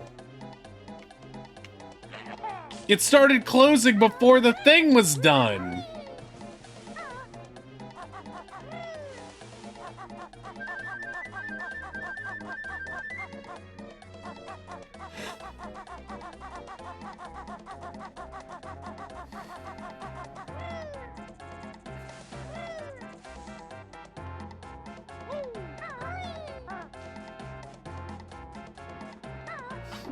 Yeah, this level's kind of a bummer.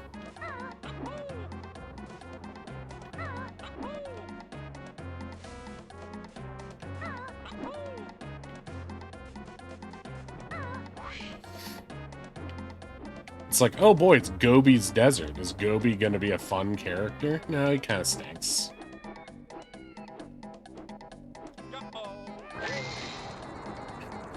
Okay, that's the way it's supposed to be.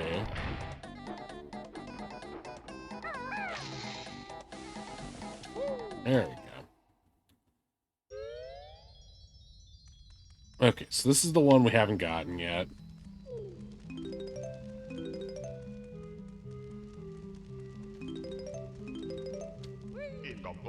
Who's that? Shroomhead?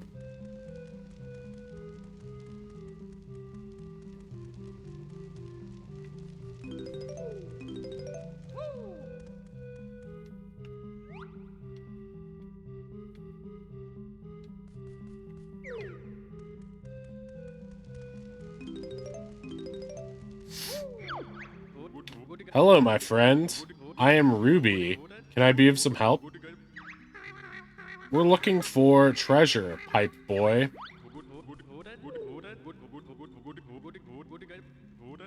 It's yours if you can get it, yes? If gibberish can be racist, this guy... Whoa, that bounce! That was pretty crazy. I got 3 in a row on that. Oh, that bounce! Holy shit!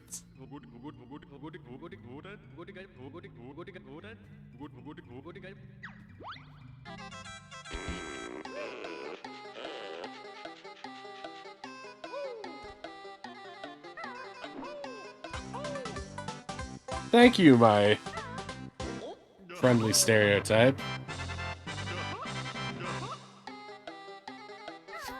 Those snakes, that snake with the long neck feels very, I guess long body, aren't snakes all neck? That felt very Donkey Kong Country in terms of design. I feel like there's like long ghosts that you climb in one of them.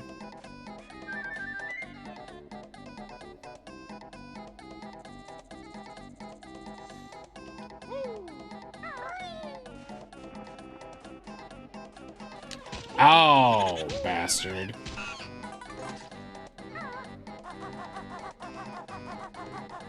Okay, we can't get that.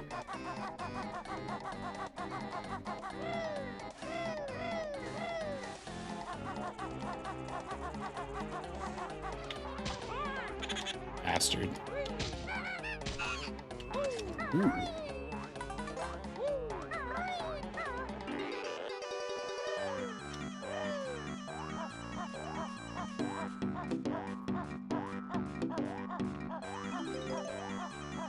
Come on. Oh my god. We're gonna have to do that again.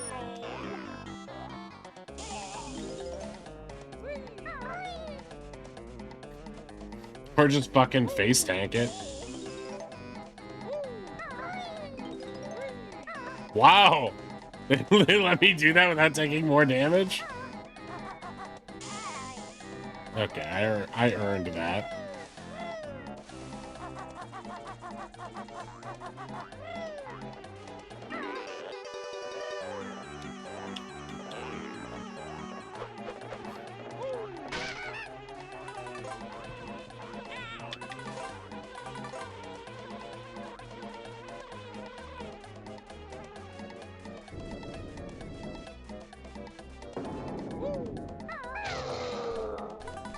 Okay.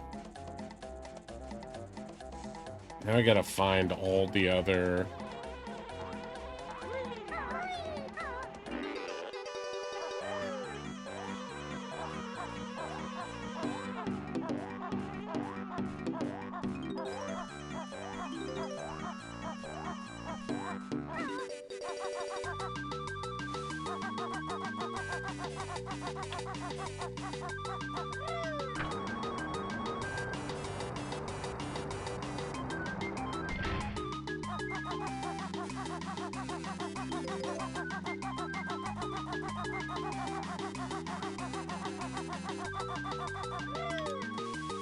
I need that.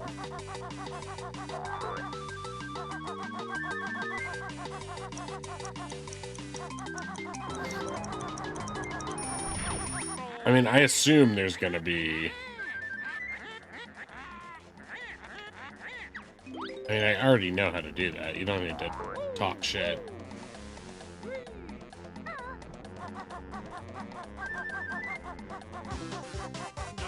Yeah.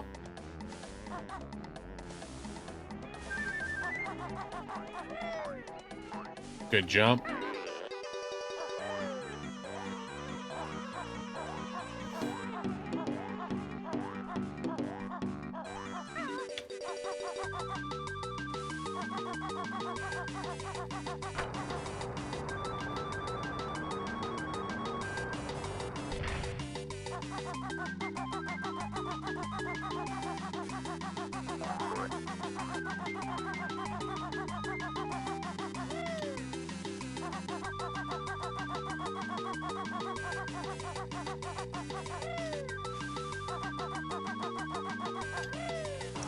Ha ha!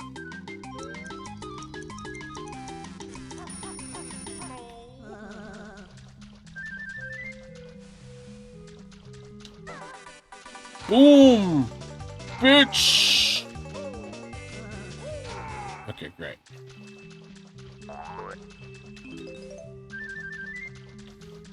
Still feel like I'm crazy low on notes.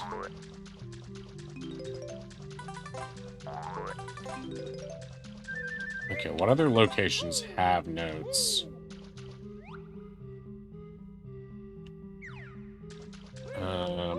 Inside the pyramid from the main door? Or is that just where I'm coming out now?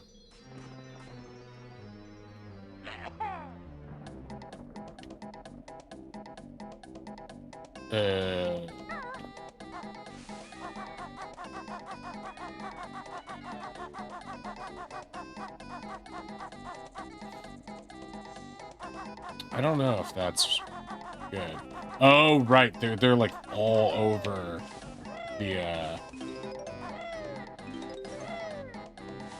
that interior part.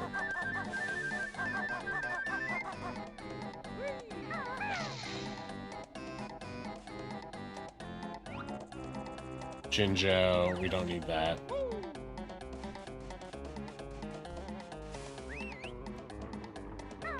Really, why is he even there? We already rescued him.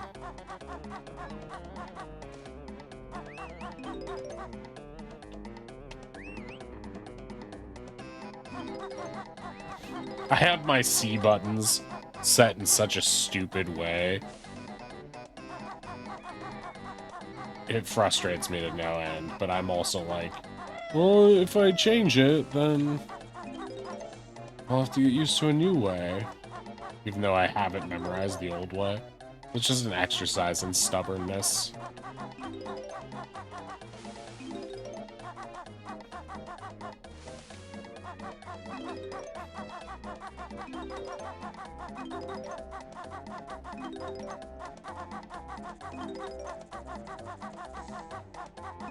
How do I drain the water? Shooting the guy on the side, maybe? Feathers. Well.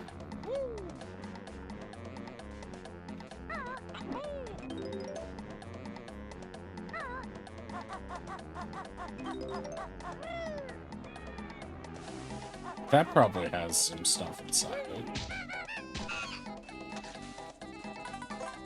Bad juice! Good call.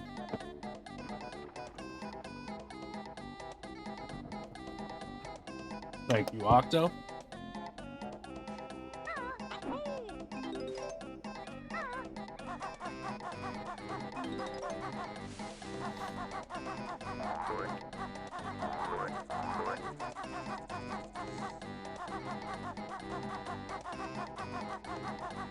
Why is that a Kazooie only door?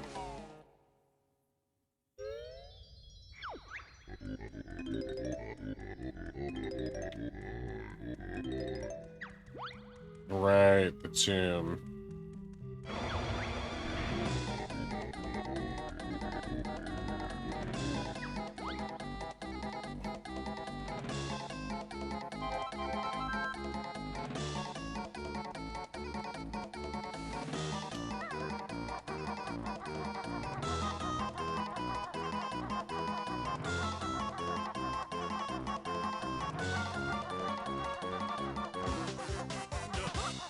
I need to check every corner for notes. Look, there's notes there.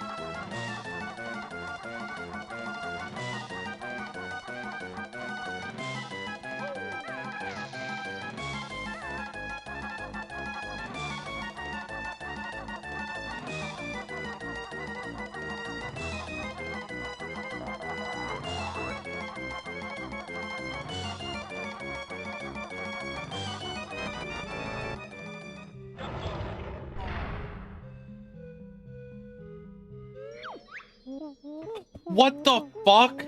That kills my note score? I have to get all those notes. Oh my god.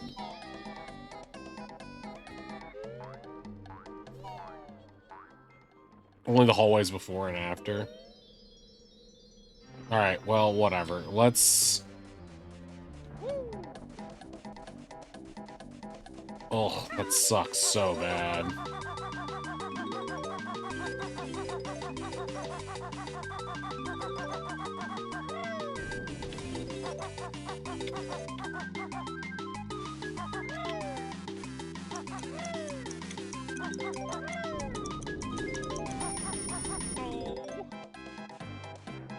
Okay, let's do that part first, because it's the biggest pain in the ass.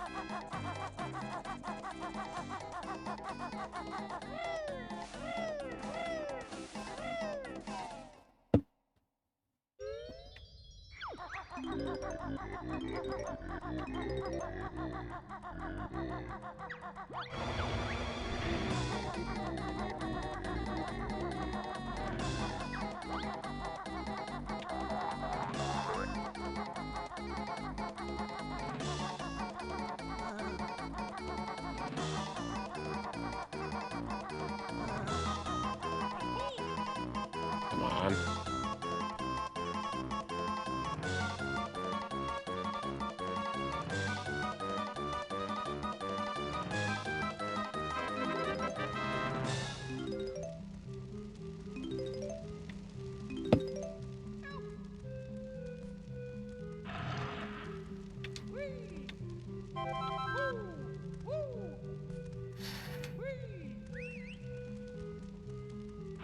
I can see it kicking me out of the tomb, you know, but the fact that it... Ooh. The fact that it totally murdered me like that and sent me back.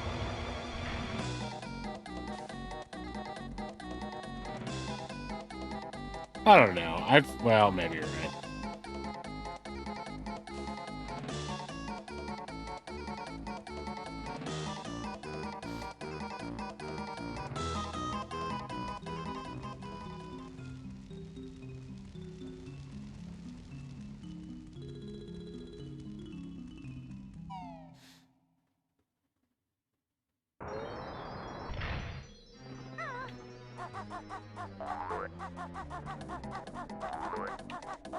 It's my own fault. Like, I should have known. I was just like, might as well double check. What's the worst that can happen? I wasn't taking the threat seriously in that one, so it's my own fault. We should really go back to the beginning of the level here, so I don't miss anything. Just do it the same way as before.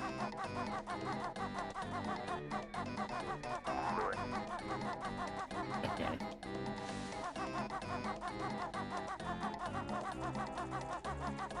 Okay, we got the ones on the pause.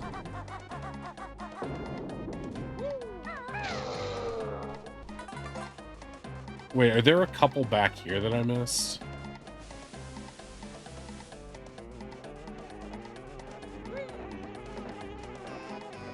No, it's just a gold and a ginger. And I don't think there's anything down there.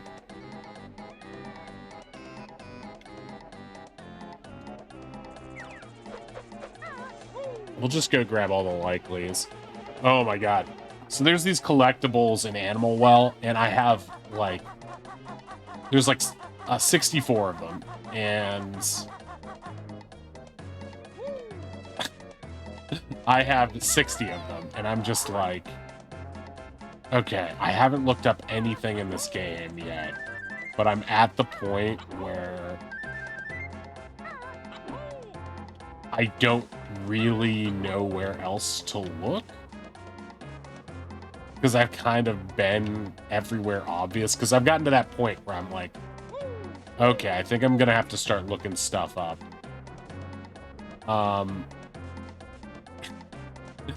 And I got to that point, and then I solved a puzzle. Then I was like, okay. I wrote down a list of secrets of the game. I'm like, okay, these are the secrets that are bugging me the most. How do I do this? How do I do that? And sure enough, I solved them, like, one by one. There's one major one that I'm like, okay, I don't know about this one. Yeah, maybe I'll solve that, but I have a feeling that even if I do solve that one, it would only get me one collectible at best. And it's an extremely hard puzzle, so I don't think... There's, like, even the creator said there's, like, 3 tiers of secrets to the game. There's, like, the basic ones that get you to the credits. That's, like, this is just a basic game. It's, like, easy mode. And then it's, like, medium mode, where it's, like, you're just trying to find everything. And even medium mode has some pretty fucking obtuse secrets that you wouldn't expect from a game like this.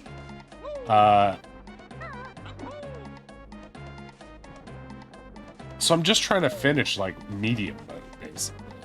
And I'm not sure... Because, like, the point I'm at is, like... I can look it up, or I can go room by room on this massive map,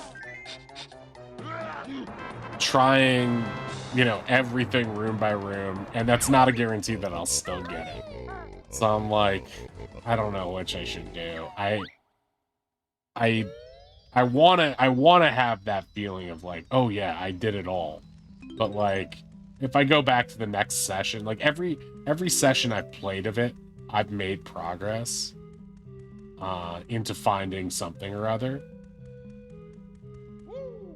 But like, when I look at the map now, it's like, normally the way you make progress in the game is like, you'll see an area of the map that like you just haven't, like there's just nothing there. It's like a blank spot, like a conspicuous blank spot between areas. And you're like, huh. So you go to that area and you start like messing around in there. You start like trying your different abilities and be like, what's everything I could do? And granted, there are, like...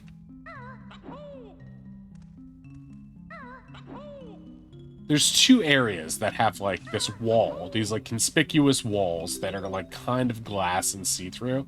And one is, like, clearly, I think, an end-game thing. Like, possibly how you end the game post-credits style.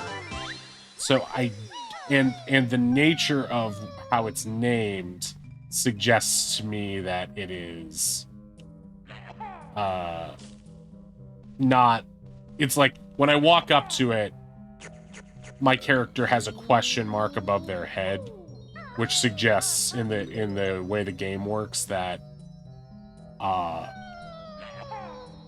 this isn't interactable. However, I don't have the appropriate item for that interactive. I know that just based on the way the rest of the game is built. Like, I'll go up to, like, a structure and it'll be like, you know, disc holder. And if you don't have the disc, there'll just be a question mark above your head. So this one has a specific name that I won't reveal for just spoilers. I'm trying to be as spoiler-free as possible. Just trying to talk about it in very vague terms, but like, there's a collectible resource that you discover, like maybe You're not even a resource. There's just a collectible. And if you've ever played Hollow Knight, then you know there's grubs in Hollow Knight that look like this. And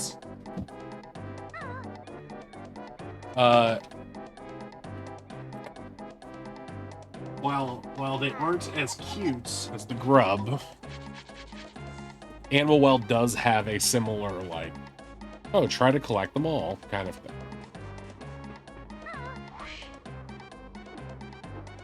And oh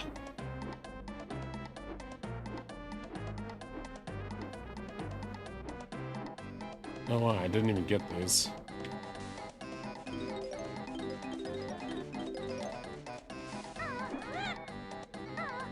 I don't remember how to open that.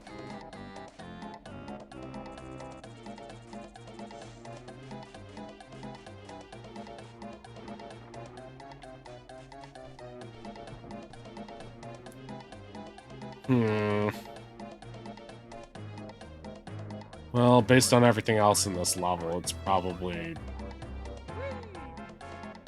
some sort of block that I have to step on somewhere.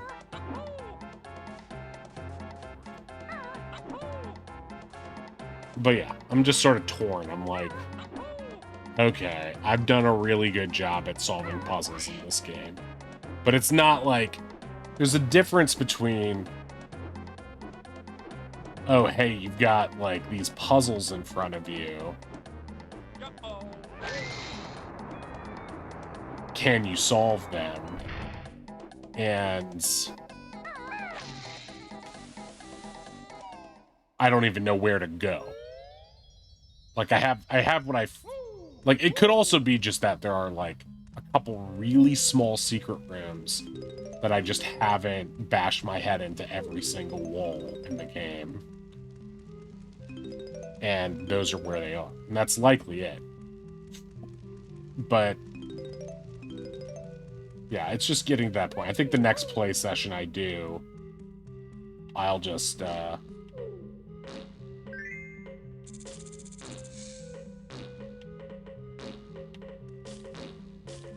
if I don't make progress in like 3 or 4 hours of playing, then I'll consider looking at it up.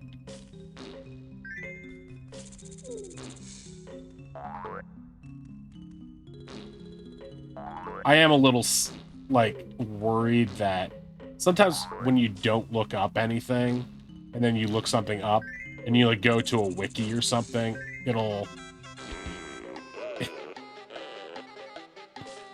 I don't even know why I did this. I didn't need to do it.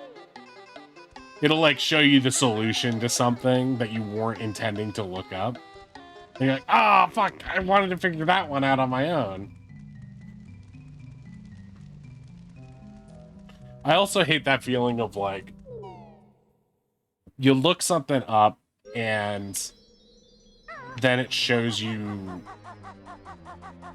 a solution, and you're like, God, I would have figured that one out. And I've had plenty of times in games where I, like, look at the solution of something, and I'm like, oh, I guarantee you I would have never figured that out. And while that's kind of disappointing in its own way, like, at least you don't feel that dumb for looking it up, because you're just like, yeah, I just know my own brain well enough to know that I never would have reached that conclusion. It's just a little counterintuitive. But in Animal Well, it's like a lot of the puzzles are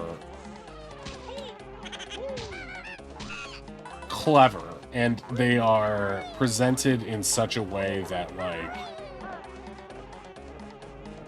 by solving the challenges leading up to them, you can figure it out. And I think the hardest part of games like that are, in general, is like when you can go anywhere and solve things in any order. It's like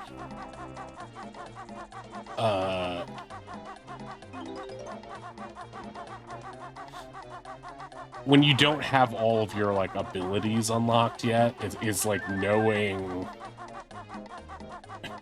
you can stare at a puzzle and be like, do I have what is the problem here that I don't have what I need? Or is the problem that my brain is not wrapping around what I'm supposed to do here? Like, there was one today that I stared at for, like, maybe the past 2 or 3 play sessions, and I just, like, looked at it, and I was like, you know what? I just don't have what I need. And then I feel like, I don't know for certain, but I think I unlocked every ability in the game, so to speak, and I went back and I was like, wait, I still haven't figured that thing out. And that's when I realized that, like, just a random ability that I hadn't considered was exactly what I needed. Like, one of the fun things that the game does is, it doesn't tell you anything. There's no dialogue, there's no tutorials on anything. So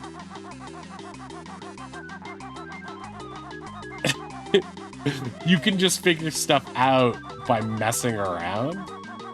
And sometimes you'll like learn something just by like pressing a button. Ugh. Ripperoni. Like, you'll just be, like, frustrated and pressing a button in a lot of different directions, and it'll have an effect, and you'll be like, what? I was just screwing around. One cat in a box, welcome in. Welcome in. How's it going? I'm just lamenting about my progress in Animal Well while failing to make progress in this game.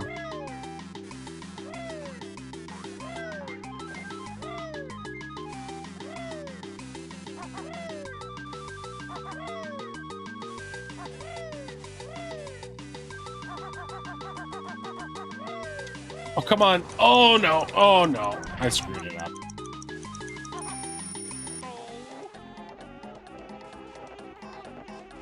Since the water is there, the front door should be open. Maybe you're right. Does the front door stay open?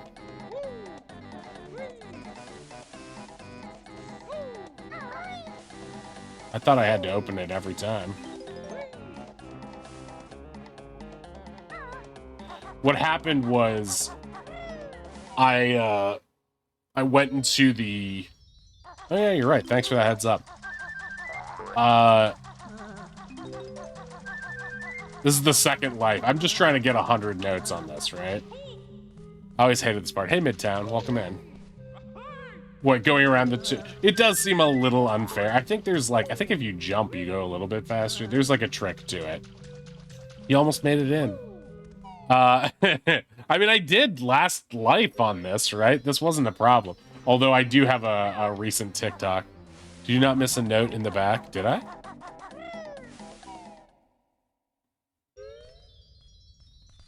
I hate these guys.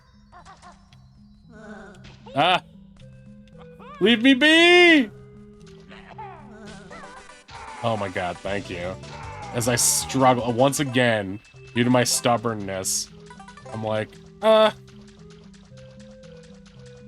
yeah, that would have been annoying. Thank God for you, chat. Thank you so much. No, you can backseat in it. I mean, I played this when I was a kid. You know what I mean? Thank you for catching that. That would have been so annoying. Imagine I had 99. Backseating is allowed in this game, especially, but in general, on this channel, you can backseat. Oh, you used to speedrun it? That's awesome. Yeah, feel free to give tips and help whenever you want. We love speedrunners here. I'm not a speedrunner, but there are a couple games that I've been, like, curious about speedrunning, or... this is a variety channel, you know, so it's like... My whole attitude is like... Oh, no! Is like,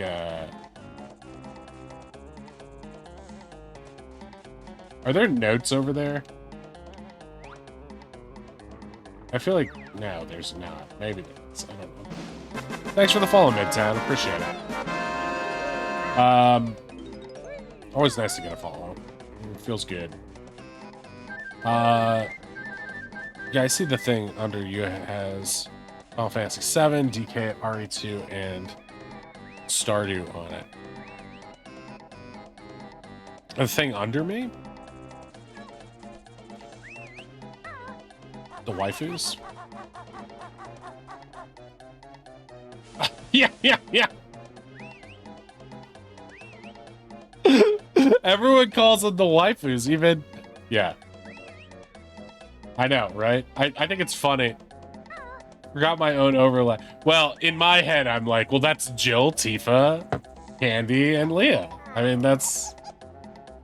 I thought you meant there was a, on my Twitch page, I wasn't realizing you meant under my own face. I thought you meant under the Twitch stream on where, like, the bio and sound alerts thing is. I thought you meant that, like I had put something in my bio that said, I love these franchises. Right. That's not the reason they're there. They're just, it became a thing. I don't think I have my girl gamer set up anymore, but it just became a running thing. We had a thing where if I was playing Overwatch, we did a thing where every time I won, I would put a waifu on screen, and every time I lost, I would put a picture of a cute animal, so that way chat wins either way. and then after I ran out of ideas for some, people were just suggesting different animals. We put some of chat's pets in there. That was really fun. So it just became a thing, and then I just started... We used to have Oz. Wait, where's Oz? Here he is. Yeah, we have Oz in here too, because he's Suspicious Owlbear's character in our Thursday D&D games. We do D&D on Thursdays here. There's your boy. Yeah, we'll put him back there. Let's put him behind Leah though, so he's got a little... Don't want to give Leah the shaft too much. There we go.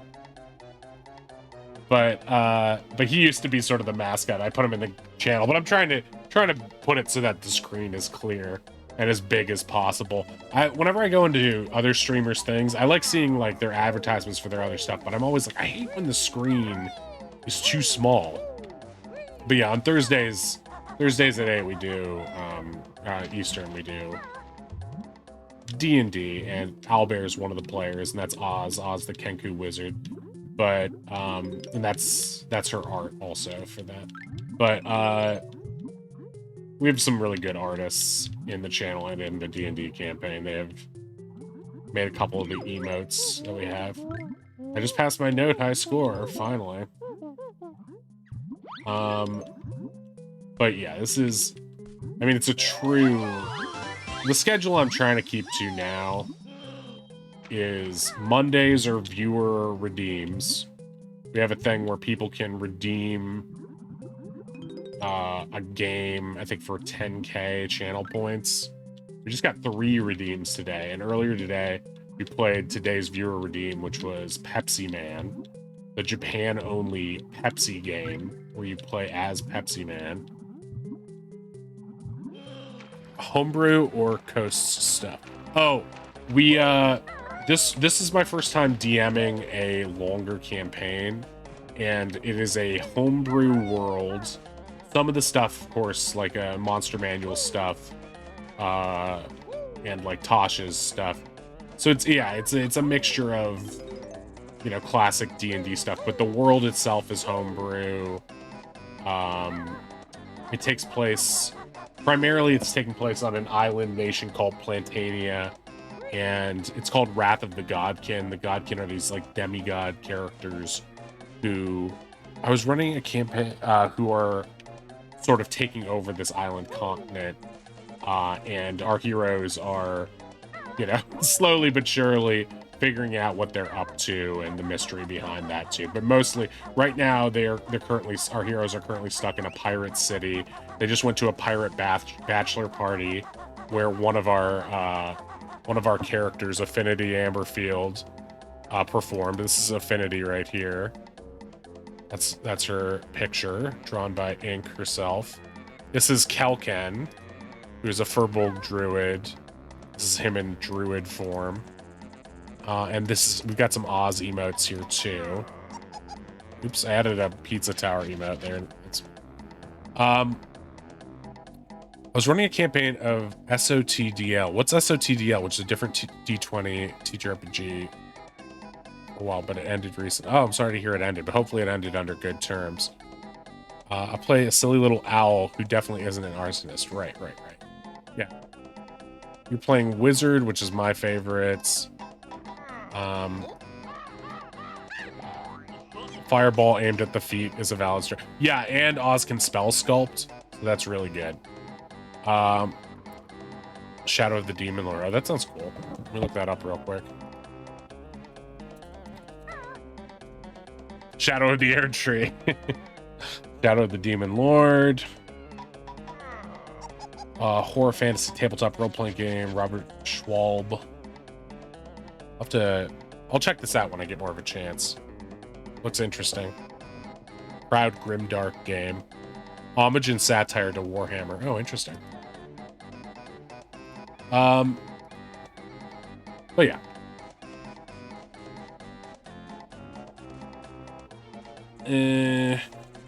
Okay, where are we on these? Okay, we need to get the ones inside the tomb, right? But yeah, we're having a lot of fun. We got some of my favorite people. We also do one-shots. I describe the world a bit like Diablo, the world-ending demonic presence literally bursts to the earth. Oh, very cool. We do one-shots that we schedule out of our Discord. They don't happen all the time, but when they do happen, they get filled very fast because people are very rabid about joining. But yeah, the disco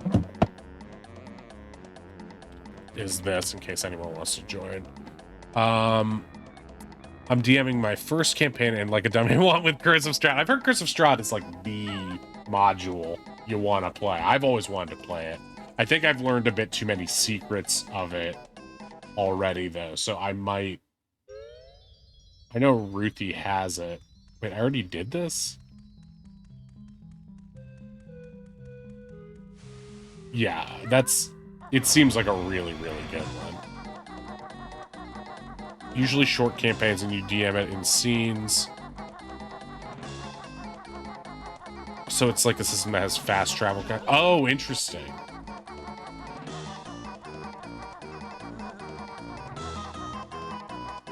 So you like jump ahead rather than doing every last scene. Got ads, but join Discord. Okay, gotcha.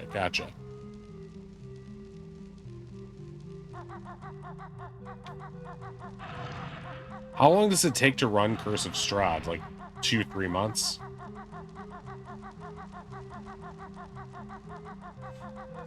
Strahd seems to be a character that DMs love to play.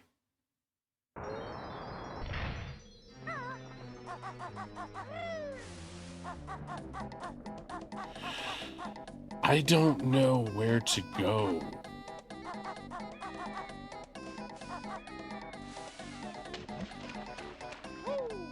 I would love to jump in a big thing of water right now.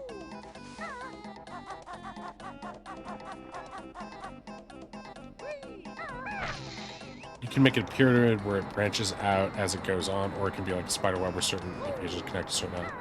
It's not necessarily linear just because it has some prep stuff. That's sort of how my campaign is structured too. It's like there's an overall linear thing going on, but I tried to have it open enough so that, oh shit, fuck you. Oh my god, why are you doing this to me?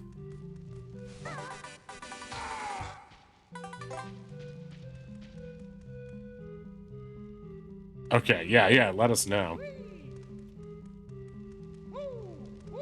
And yeah, thank you for joining. And I like to make living worlds in general so players are presented with the dilemma, and if they don't act on it, there's a world of consequence. Yeah, that's a good way to do it. Except one of my players in particular is like very antsy about that kind of stuff. So I try not to have a lot of like punishment consequences in terms of, well, you didn't do this fast enough, so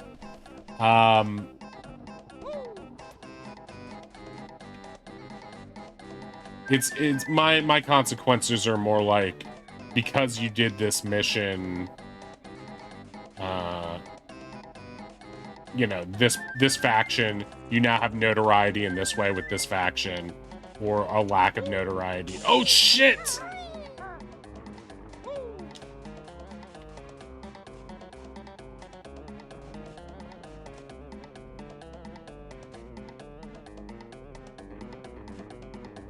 Yeah, I like one of the things that happened very early on in my campaign is that Owlbear's character was part of another character's magic show.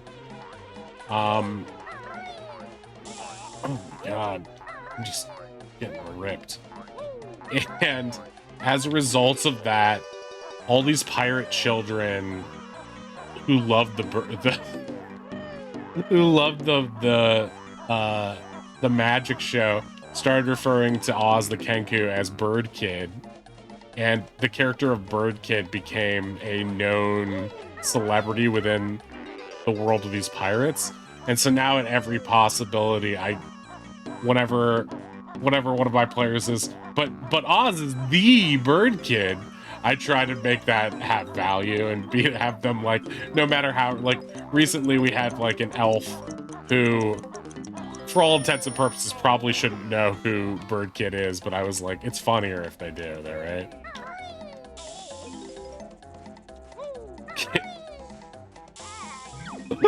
I really risked it on one honeycomb to get that last thing. Imagine if I whiffed it and had to do the whole fucking thing again. Story of this stream, right? Look how sad B and K are. Is there a way to get into that door? I feel like there should be. Or is that like one of those wait until Banjo Tooie thing? Oh my god, I could have just used a golden feather, right? No, I saved those clearly only for mummies. Friggin' wait until Banjo Tooie. I should play Banjo Tooie at some point. We'll do that at some point. I played like 3 levels of it when I was a kid, so I don't remember it very well. This game I remember a lot better. Obviously not as well as a speedrunner, but, you know, comparatively. But yeah. Highly recommend. I've been saying it to everyone who comes in. I've been obsessed with Animal Well, which just came out. If you like Metroidvanias or retro type games, play Animal Well. Really, really good. Banjo Tooie randomizer? Oh, damn. Yeah, we'll do that at some point. The one I really want to play is Ape Escape. I started Ape Escape via the PS. You hate Metroidvania? Well, this one might change your mind. I don't know. I don't know. It's really, really good. It's really good.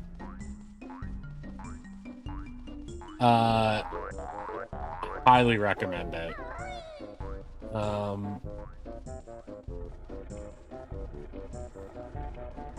Okay, now what?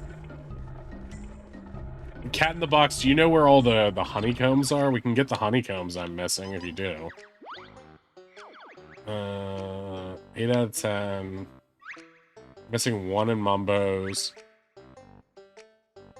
Well, I don't want to bore you if we're going to rely on you too much, but I feel like I should try to get those honeycombs at some point. Mad Monster Mansion we killed, so we just have to go to...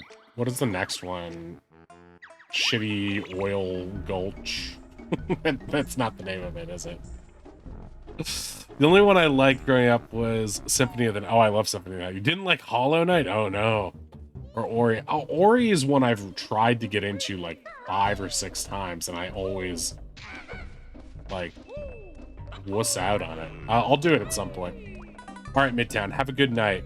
Yeah, welcome in. You're always welcome here.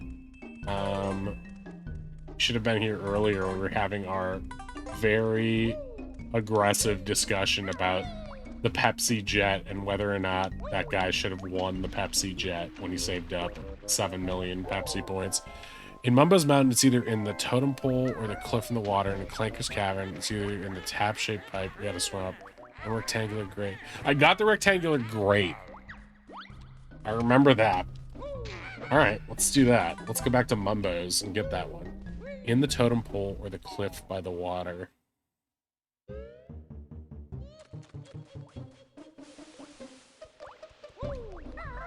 I forget how to get to the next level anyway, so this will be a good side mission.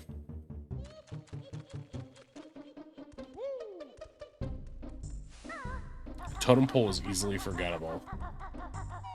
So where Clanker's left fin is, there's a shock pad jump, and right next to that is a sneaky pipe to swim. Yeah, I don't think I got that.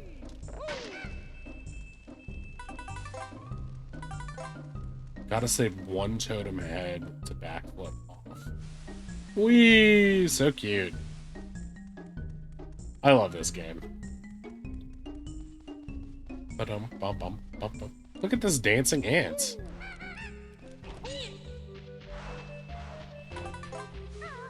I did get this, right? Hey! Let me up.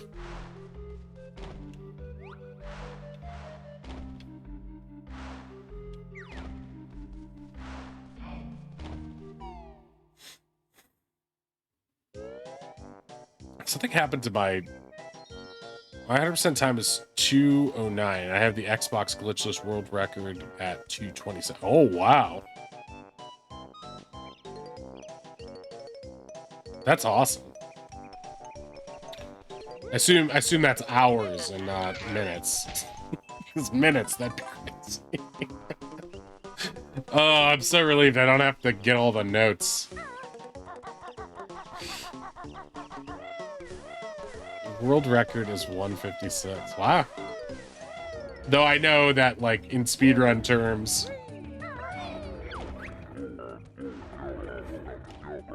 you know, you're fighting seconds there towards the end.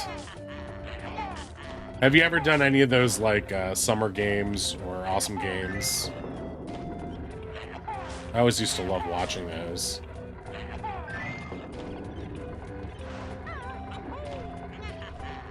Eh?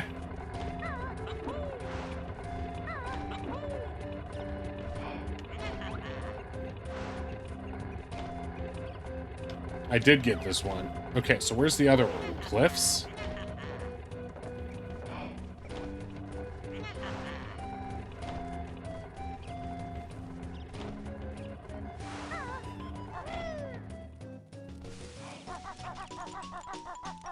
No time for termite.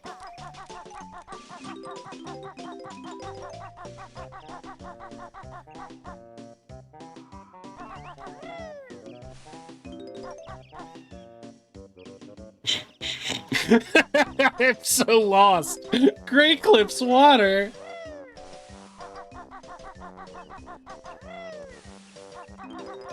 You must mean Stonehenge.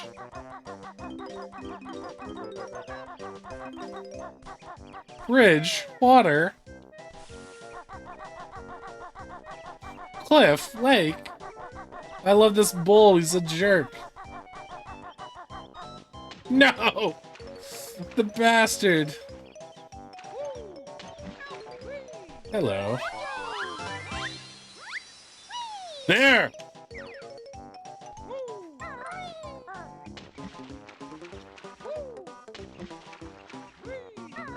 I never would have found that shit. Yeah! I could have been a voice actor in this game. Yeah!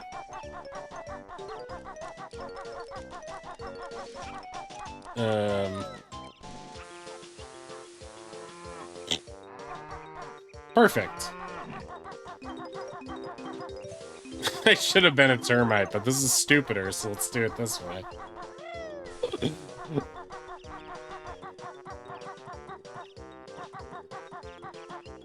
I see it! We're going for it! No! Yes! Yes! This is me at my finest. Run up on the flat part and then jump? Never! Stop with your sense making.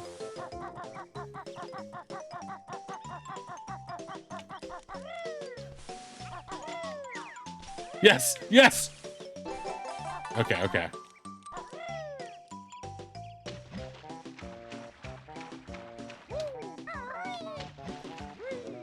Yeah, either way. It's fine.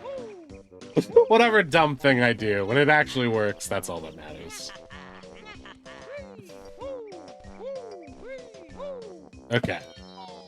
Success is success. Hey, thanks for the follow. Appreciate it. Math is math. Something weird happened with my chat box.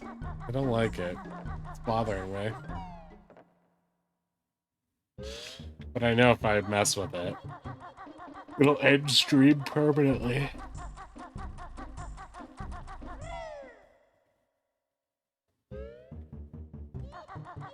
Okay, Clankers is this way?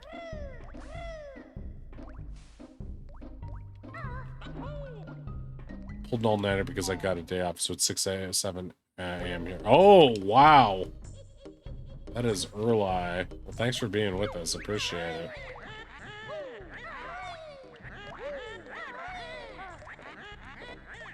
This game has body image issues. You don't need to be like Grunty to get a man.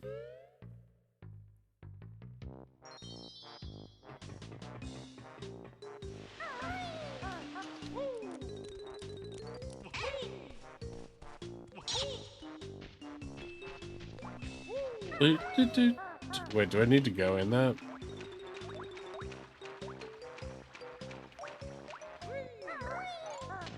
Every time I don't have to get all 100 notes, I'm so happy.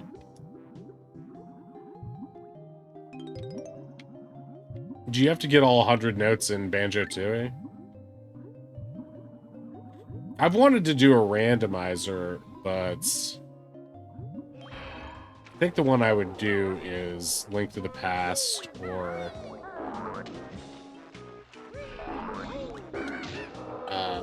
Ocarina of Time. The Ocarina of Time randomizer looks really funny.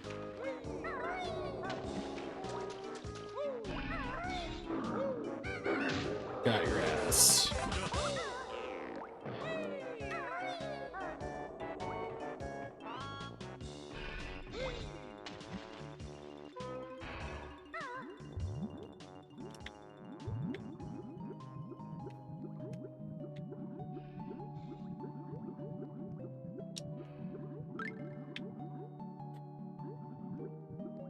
Oh my god. Yeah, I never would have found that. That's crazy. That's crazy well hidden. That's like why strategy guides were made. Okay. Somehow I dodged it, yeah, right? Oddish! Welcome in. How you doing? You missed us playing Pepsiman earlier. That was quite the trip. Okay, so we've gotten all the ones that we can so far. So we just need to get the ones from the last 2 worlds. Okay, I think we go out that way.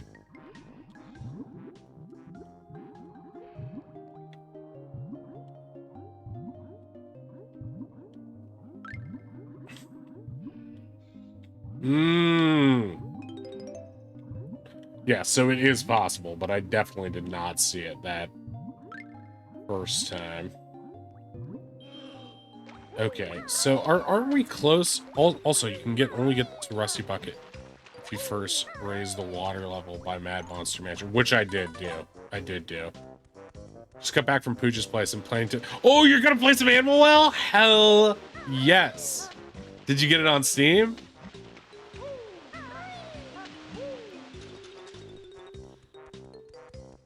Okay.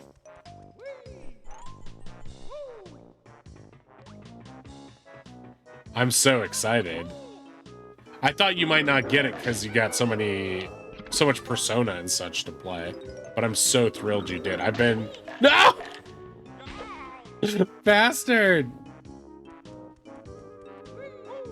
Dude, Oddish, you would have loved friggin' Pepsi Man earlier. It's so ridiculous.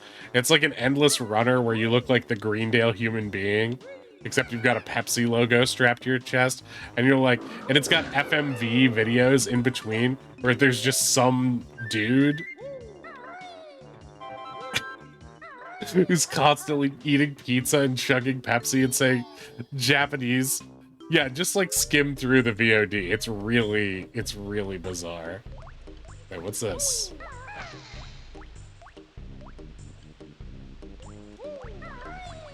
Isn't it this way? Pepsi Man! Yeah, it's incredible. We played through the whole thing. It was... No, wait, this isn't it. This is the way to Fort Knocker Wood.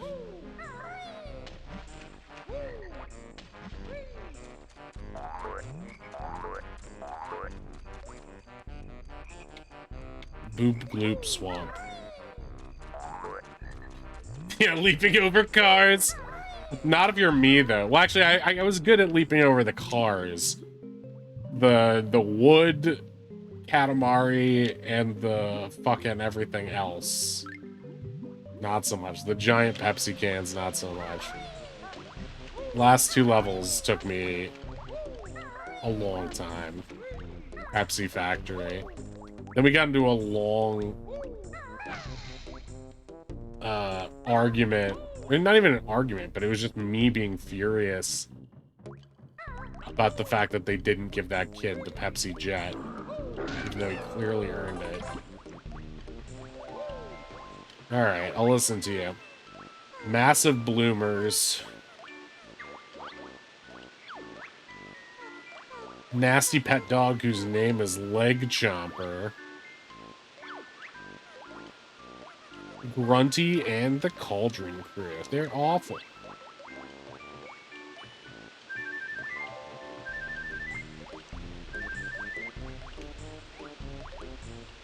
Eh? What's this do? Wait, how do I get to the friggin' level? It's not through here? I thought it was. Wait, I'm remembering it. I remember I've been there before. Because there's that other part. I think I have to go further up.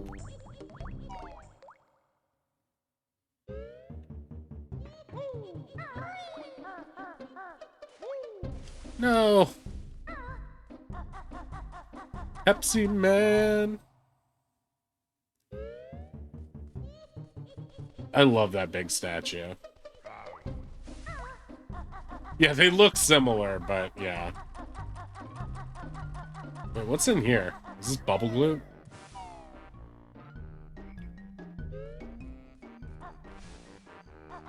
Oh yeah, yep. I know exactly what that is.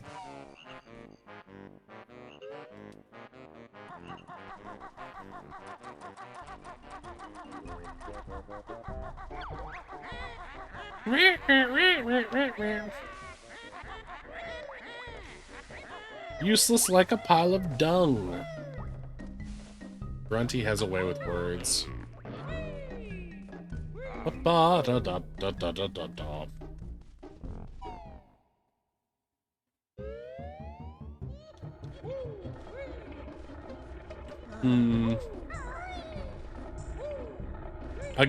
Oh, yeah. I think I saw those photos. Or I saw a photo. I'm not sure.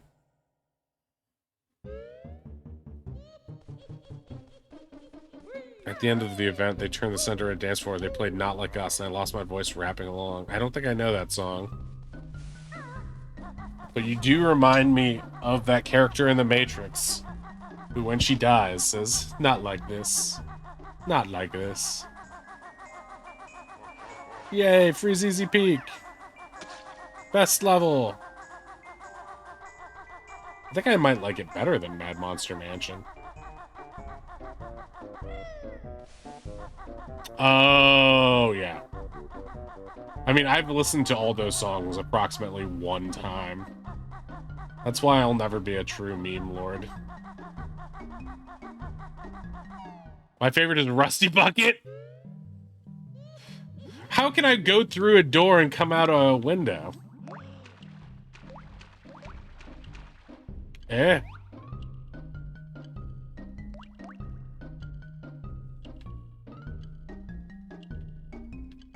What? Meownix! I mean, Meow-X. Whoa, look at those banjo-themed emotes. Oh my god, this is driving me freaking crazy.